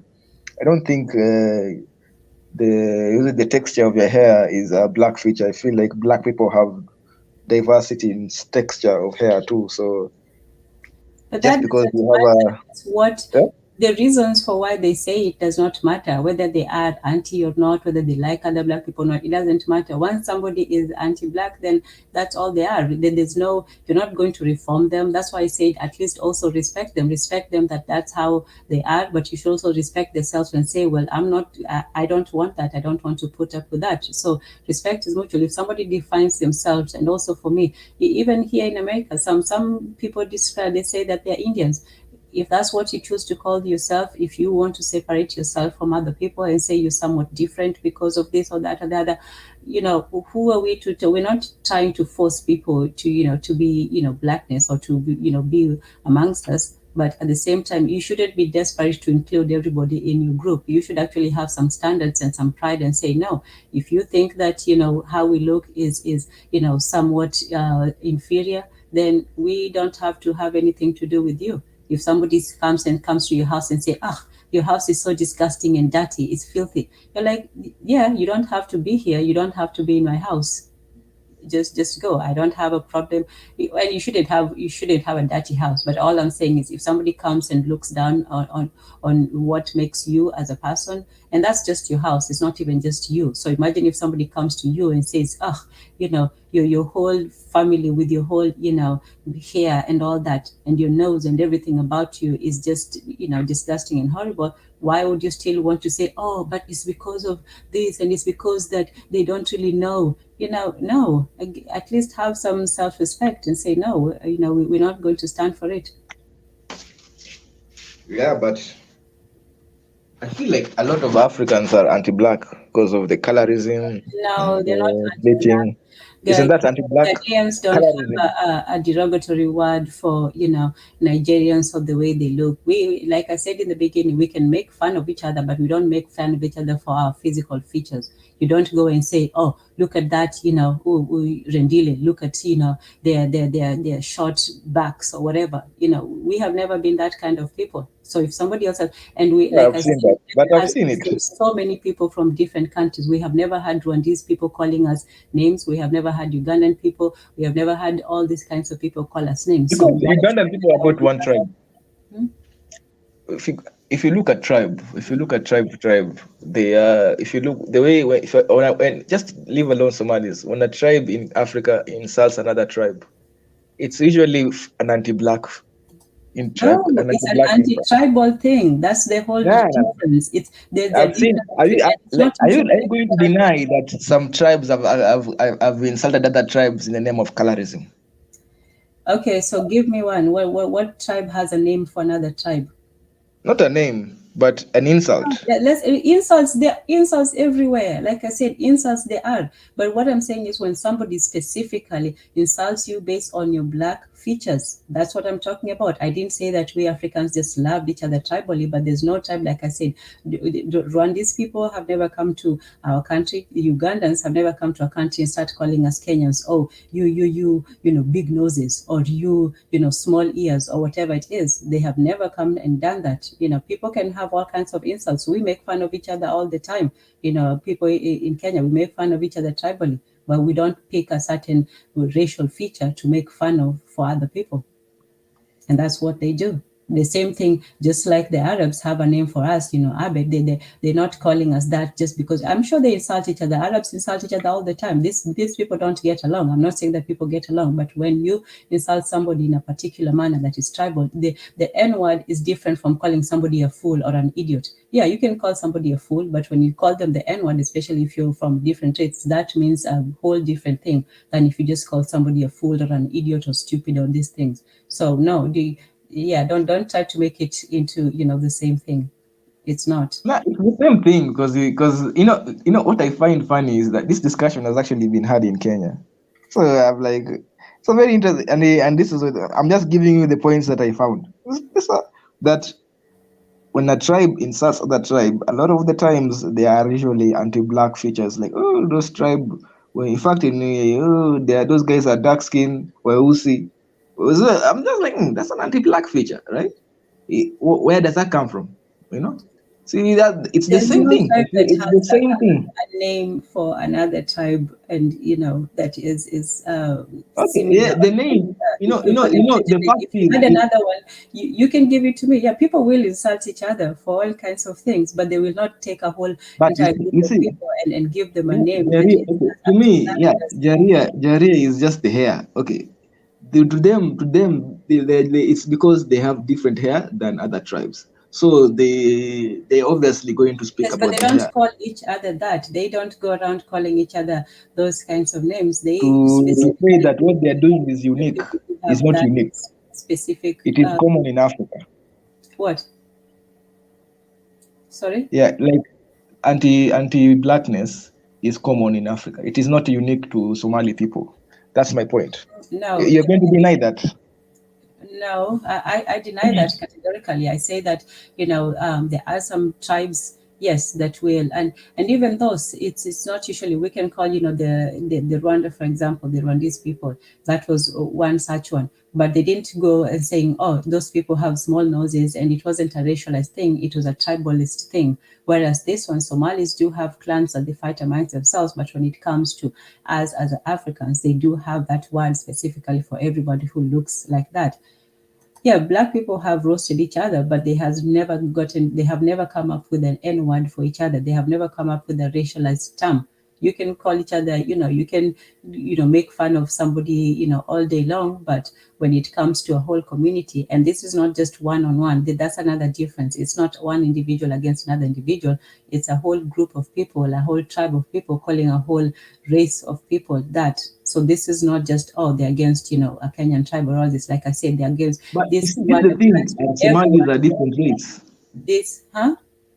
Somalis are different race. I didn't say whether they are or they're not. That's how they perceive themselves. They categorize themselves as people with soft hair. But you see, Black they American. can be delusional like that. They can be.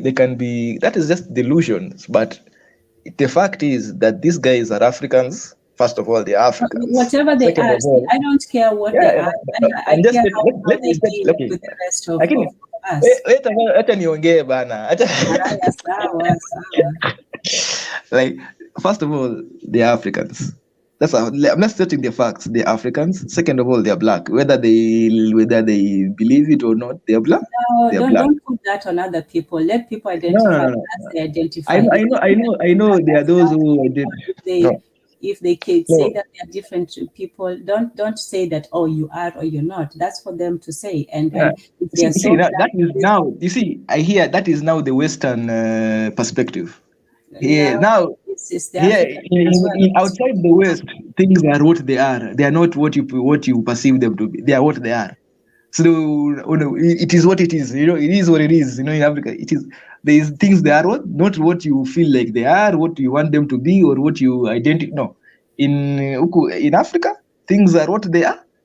So first of all, they are African. Not that they say they're not African. They are African. And second of all, they are black. Whether they say they are not. Who says, who has given them that? Is it you telling them that? And then who are you to decide that they are? It is geography. It is geography. It is geography that has told them that. And the definition of black. If the definition of black is melanin, if definition of black is melanin, Cindy. No. But just historically, but even there are Moroccans and there are Arab people in North Africa. That's just like but they're not black. But they're not black. So what makes Somalis melanin, and they have a lot of it. It's not just melanin. They have a lot. It's also about the hair. That's one thing that black people say. No. There are black people. There are black people people have a diversity of hair. I think we cannot deny that. Are you telling me that all black people have the same type of hair texture? Most of the ones I've seen from Togo and everywhere else, they have the same kind of hair, which is the same. Even in Togo, there are black people born with different types of textures. Even in Kenya, they are black people. No, even in Tanzania, Rwanda. In any case, whether they are or not, they don't consider themselves that, because for them that kind of hair is black, and that is. I think that is looked down. Here's what I feel. Here's what I feel. It is also offensive to those who feel like they are black, but they don't have. Is it 4C hair? They are black. They know they are black. They feel that black. They are Africans, but they don't have 4C hair.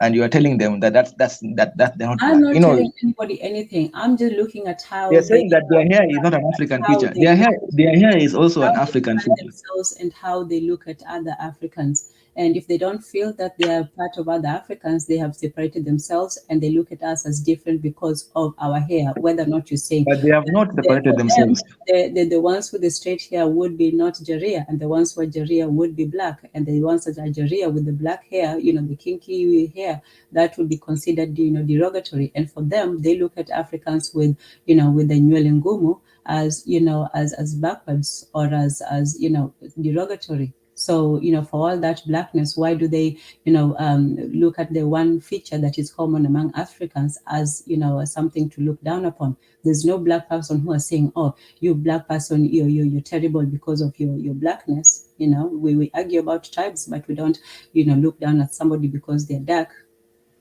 But for all of that, whether they you consider them that or not, I know that they consider themselves separate and different, and they're also. But there are those who believe they are. It's okay. Here's the thing.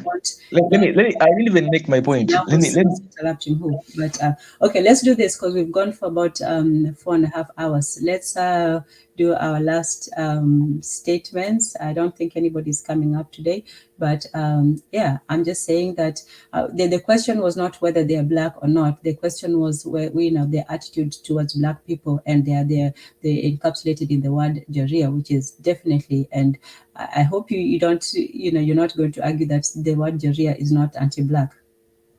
No, I'm going to argue the word JAREER is tribal. So it's a tribal. It's not tribal because it's not anti-Bantu. It's not they're saying, this Bantu. They're describing a feature that is common amongst many black people, both in Africa and globally. So it's not just a tribal thing. It's not an anti, one tribe. So it's definitely an anti-black thing because it's specific to black people. If they said, anti what is something that is common to everybody? Anti-short people. Yeah, if they were just against short people can occur in all races, but the black kinky hair is only present in black people. I didn't say that black people didn't have any other types of. I said it's only in black people. So if you're going to pick something that is specifically for black people and then mock it, make fun of it, put it in an offensive, derogatory manner, then definitely that is anti-black. And if you're a black person, the only way to react to that is you're not going to act in a hostile manner.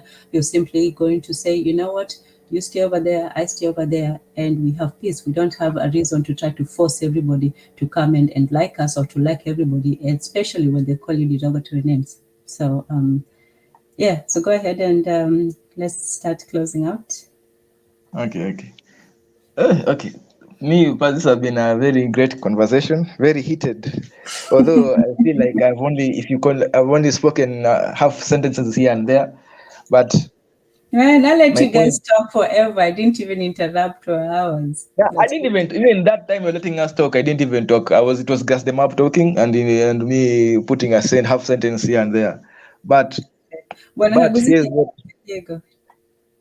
Yeah, my point is that Somalis are Africans and they are black. This is something there are many Somalis who identify as black, and I see, and they have all apart from them determining who they are, that is just their own delusions.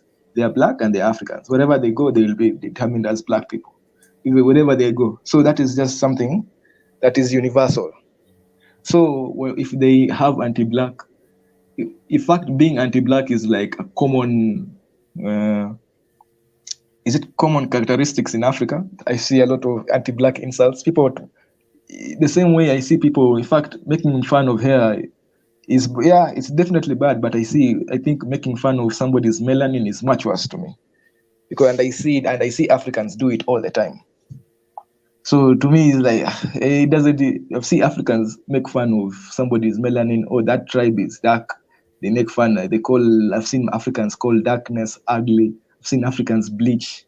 So that thing makes them anti. Now they are just if they fit in with the club very well. The only difference is that they are tribal. And the That one, problem is they don't want to fit in. See, we can be anti-black no, with each other, but we still want to fit that in. not wanting to fit in is also part of the African feature. No, That we all fit even, in with each other. There's no tribes in Kenya who are trying to, say, oh, we are separate people. Tribes in all African countries. there are people who there are tribes in Kenya who believe they are Jews. There are Okay. tribes in Kenya who it's not look at go to the coastal tribes, you'll see this type of funniness. But I've seen it. It's just a common thing in Africa, anti-blackness. Making fun of melanin is the definition of anti-blackness. It is the apex. And I see Africans do it all the time. In fact, Okay, making but fun the of Somalis somebody. have the apex. They not only just Yeah. make fun of the skin, they make fun of the nose, as we saw in the video, and they make fun of the But hair. you look So at if it Rwanda, comes the to Hutu that, and the I think Tutsi, I win the Hutu and that the Tutsi. argument. But let's let Bona Haguziki at least have a few words before we close out. Oh, but I haven't even finished my thing. Okay. Yeah, well, let I him haven't even finish. finished He can finish. He can finish. this is what I was saying. Okay, finish. This is what I was saying, and I'm just half words, halfway. Let me finish my entire statement, then I leave it to my brother. My point is that I see Africans do all these sorts of anti-blackness all the time. Somalis are not that unique, that their instances of hair. I see, and I've seen also Bantu women and Bantu men have soft hair. I don't know what type of hair that is. They're born with that naturally. There are many. They're not, and it's not a rare thing. It is common for Bantu not to have like 4C hair. Even so, it's not big to me. Yeah, the insult it's very derogatory to me. I don't think they should do it, but it is not unique. It is not a mind-blowing thing that that I don't know, and I don't know the solution that you guys have proposed. Gasdemup has said we build a railway from Nigeria to Kenya. That's his solution. To me, I feel like when people are like that, they tend to be even more self-destructive, and it is for them to realize in their own wisdom that this behavior is more hurting us than hurting anybody else, and they will correct themselves. But if they do not, it is just going to hurt them, and there is really nothing you can do about somebody's character. Unless you want to, in Arab, in the Arab, you can go to Saudi Arabia, and if you maybe insult whatever, they'll arrest you. So unless you want those type of rules in Kenya where we arrest people which happens by the way, when a Mzungu comes to Kenya, Mzungus are or Chinese, when they come to Kenya and they start using funny words like insults, they do get arrested and they get deported. Some pay hefty fines. So I feel like the reason why Somalis are left like that is because Somalis are Kenyan. First of all, it's a Kenyan tribe. It's a recognized Kenyan tribe.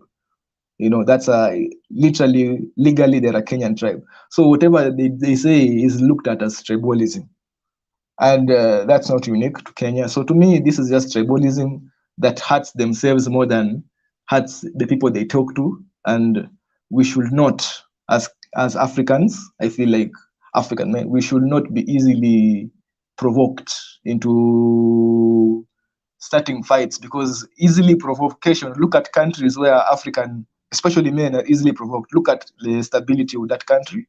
It's not a good habit to have as a general public, to be easily violent or easily combative. It makes a place unlivable.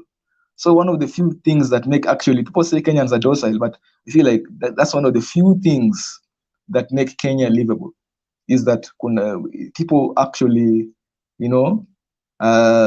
resistance to provocations.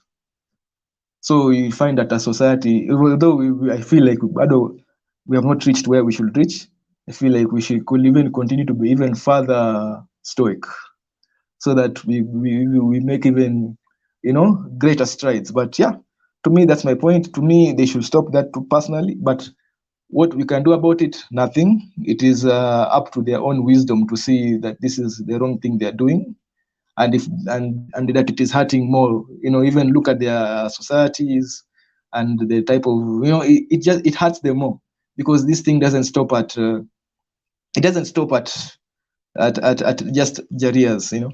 When you start discriminate, when you have that mentality of discrimination, it just becomes something now you start discriminating amongst yourselves, you start discriminating amongst your family. You know, it's something that doesn't stop. It's like a cancer. It just eats and eats and eats. So it's something that's why I think Africans, in our wisdom from our elders, that seems to have been carried on, we have realized that this type of toxic behavior we should avoid. You know, we should avoid, so that, because if we start thinking like that, it starts to spread, and we begin to although we're already discriminatory, it will just become worse. That's my point. Thank you, Tanzan, for this beautiful stream. I'm taking breakfast now. Don't go, Tezzy. Don't go. Okay. Don't go, Tezzy. Don't go yet. Yes, I think that. Oh, Amani, everyone, by the way. I think that in listening to both, you and Tan, I think that both of you guys made some excellent points tonight. And I think that when Tezzy said that we should, as men, we should not be easily provoked. I understand what he means by that. You know, you don't want to have a society that has become destabilized just off of emotion and sentiment. So that is important. I agree with that. What else did he say? He said that they do have laws in Kenya where when Mzungus come to Kenya and they make kind of ridiculous statements against the state or against their people, they put them on a ship smoking back to where they come from, or put them on a plane and send them back. And I think that this is one of the reasons why their society is one of the most stable societies in Africa. So I understand that, so I agree with that. But from Tanzan's perspective, her thing is that you must not come into another person's house and disrespect them. And that's a logical argument. That's a reasonable argument. If you come into my country and if I'm putting bread on your plate, then you shouldn't offend me. You shouldn't disrespect me. You shouldn't issue words against me. And let me say this: yes, there are. Though it may seem ridiculous, the fact that someone is name calling you or calling you a name that is not becoming, a man will look at that and say, well, it's just words. If you don't address small issues, if you ignore small issues, they eventually become big ones. And like I was suggesting in the comment section, you remember in Rwanda, it was called people was being called cockroaches. That's how it started. That dehumanization started. If they say as a strategy of war, if you want to kill a man, first you must call him a dog. And what that means is you kind of like dehumanize him. And I think JAREER is a way to dehumanize people, but it's just the start, because the culmination of that is for them to either take over your country or dominate you by force. But they doing it through an active means of name calling, even though it may seem innocent. It's a build-up to the eventuality of them doing harm against you. And first it's done by that dehumanizing strategy. In Saudi Arabia, as far as the solution is concerned, in Saudi Arabia, if you steal Apple out of the marketplace, they go to prayer. They leave and go to prayer and leave all that goods, in the city center. If you steal an apple, the solution is for them. Sharia laws dictate that you should get your hand cut off. Now that may be an extreme solution for the act of just stealing an apple. But if I cut off a person hand publicly, then I'm saving 100 other people from not getting their hand cut off. You know what I mean? You have to have a zero tolerance policy for certain things. Cut it off from the jump. Because if I let that act persist, then I can have a whole society of criminals, people stealing and doing all manner of things. So I would just suggest that the country like Kenya, you cut certain things off from the jump. If there's people coming into your country and being disrespectful towards Kenyans, you should have a harsh policy towards them. Because for me, that innocent thing or name calling is, for me, is just a prelude to something worse. So I would suggest them cutting it off from the jump so it don't escalate into something more dangerous. But that's my views on on both of your comments tonight. I think that y'all guys made very good comments tonight as far as how y'all perceive things. And also let me say I learned a whole lot about East African politics and North African politics that I really wasn't aware of. So I appreciate y'all guys for that. I'll stop there. Tan, good night. Tezi, I appreciate you, brother. Thank you so much. Asante Bwana Haguziki. And Thank you. yeah, so it was an interesting discussion. I am not as laid back as Stacey. I think that every country needs to define themselves, and they should also stamp out any form of disrespect, especially when it comes to the racial disrespect. And this is not just about a tribe. Yeah, tribes will insult each other, tribes will make fun of each other, but there's no tribe that comes up with a derogatory name for another tribe. They will say, oh, these people are this and that and so on, but there's no tribe in Kenya that has come up with an anti-black name for another tribe. And you say it's not just about the darkness, it's about the something that we all share as Black people. Yeah, you can talk about all exceptions. These people have this light hair and all of that, but the one thing that is common to all Black people around the world, not just in Kenya, not just in Togo, not just in Black America. Even in America, there was this white person who called Black women, the nappy-headed hoes.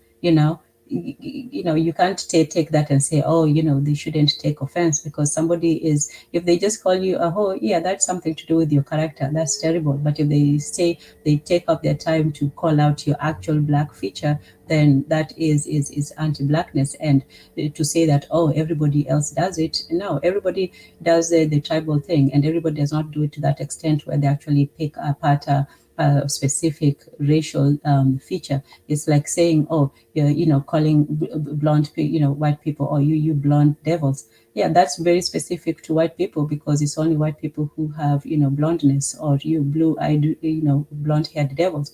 You're going to say, oh, it's just tribalism. No, you're speaking on a particular white, a particular race of people because they're the people who are known for that. Yeah, you can say not all white people have blonde hair, not all white people have blue eyes. But if you put those combinations together and we say that, then that is a racial insult. And you shouldn't stand for that just because, oh, well, people call each other names all the time. There are names that are racialized, that they have power and offense behind it. And if you see, if you just say, oh, it's just another, that's how, that sort of thing starts. So, yeah, people will insult each other. Black people all over the world, we make fun of each other. And this is why also we have to know when we make fun of each other, when somebody comes in and makes fun of us. If you two Black people are to call each other the N-word, yeah, that's, it's not good, but, it's something. But if somebody else comes, if some Arab guy comes and say, or a Mexican guy comes and say, oh, you N-words, that's a whole different thing, especially if they identify themselves to be, that. The Somalis are not calling, oh, we fellow JAREERs. They're not calling, oh, we're all Black, therefore we're all JAREERs.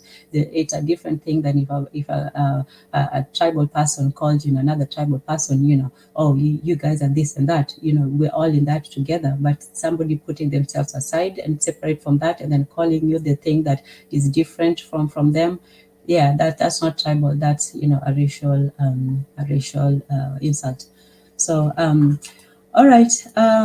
So we'll end with that. If people feel that we covered it pretty well, or if we need to, also go into a few more things, then yeah, we can do that maybe next week. But we've already gone quite. We've had a long, good discussion. And yeah, we don't agree about everything, but we, like Kenyans, we always keep it civil. See, that's why we're so good. We can disagree, but Stoicism. Kenyans are stoic. and thank East you so Africans, much. really. Yeah, East Africans in the East African community. No, don't. For me, I just say, with the Kenyans first, and then East Africans in the East African community. In the East African community. You say Within, that. I don't. So you we'll don't say. agree to disagree on that point. So, but thank you so much. I know it was late for you, and I appreciate you staying up for the discussion. And yeah, it was a good one. I have a question. Who do you think is not stoic in East Africa?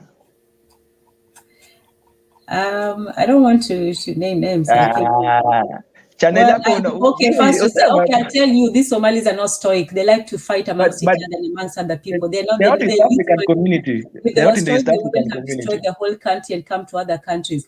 Even Ethiopians are more stoic than them. These people are vile. They're not. They're very hot-headed. I'm not saying. I'm not. Very opposite. But hold on, Tezi. Let's not make this into a really long one. No, I don't think that there's. No. I'm not. No, I'm not saying that. I'm not disagreeing with you. I'm saying the East African community, not the East African. The 6 countries or 5 countries. The East African community. I'm not talking about Somalis or okay. Yeah. If there's East Africans, it's Kenya, Uganda, Tanzania, the rest Rwanda, of us, Burundi, Congo.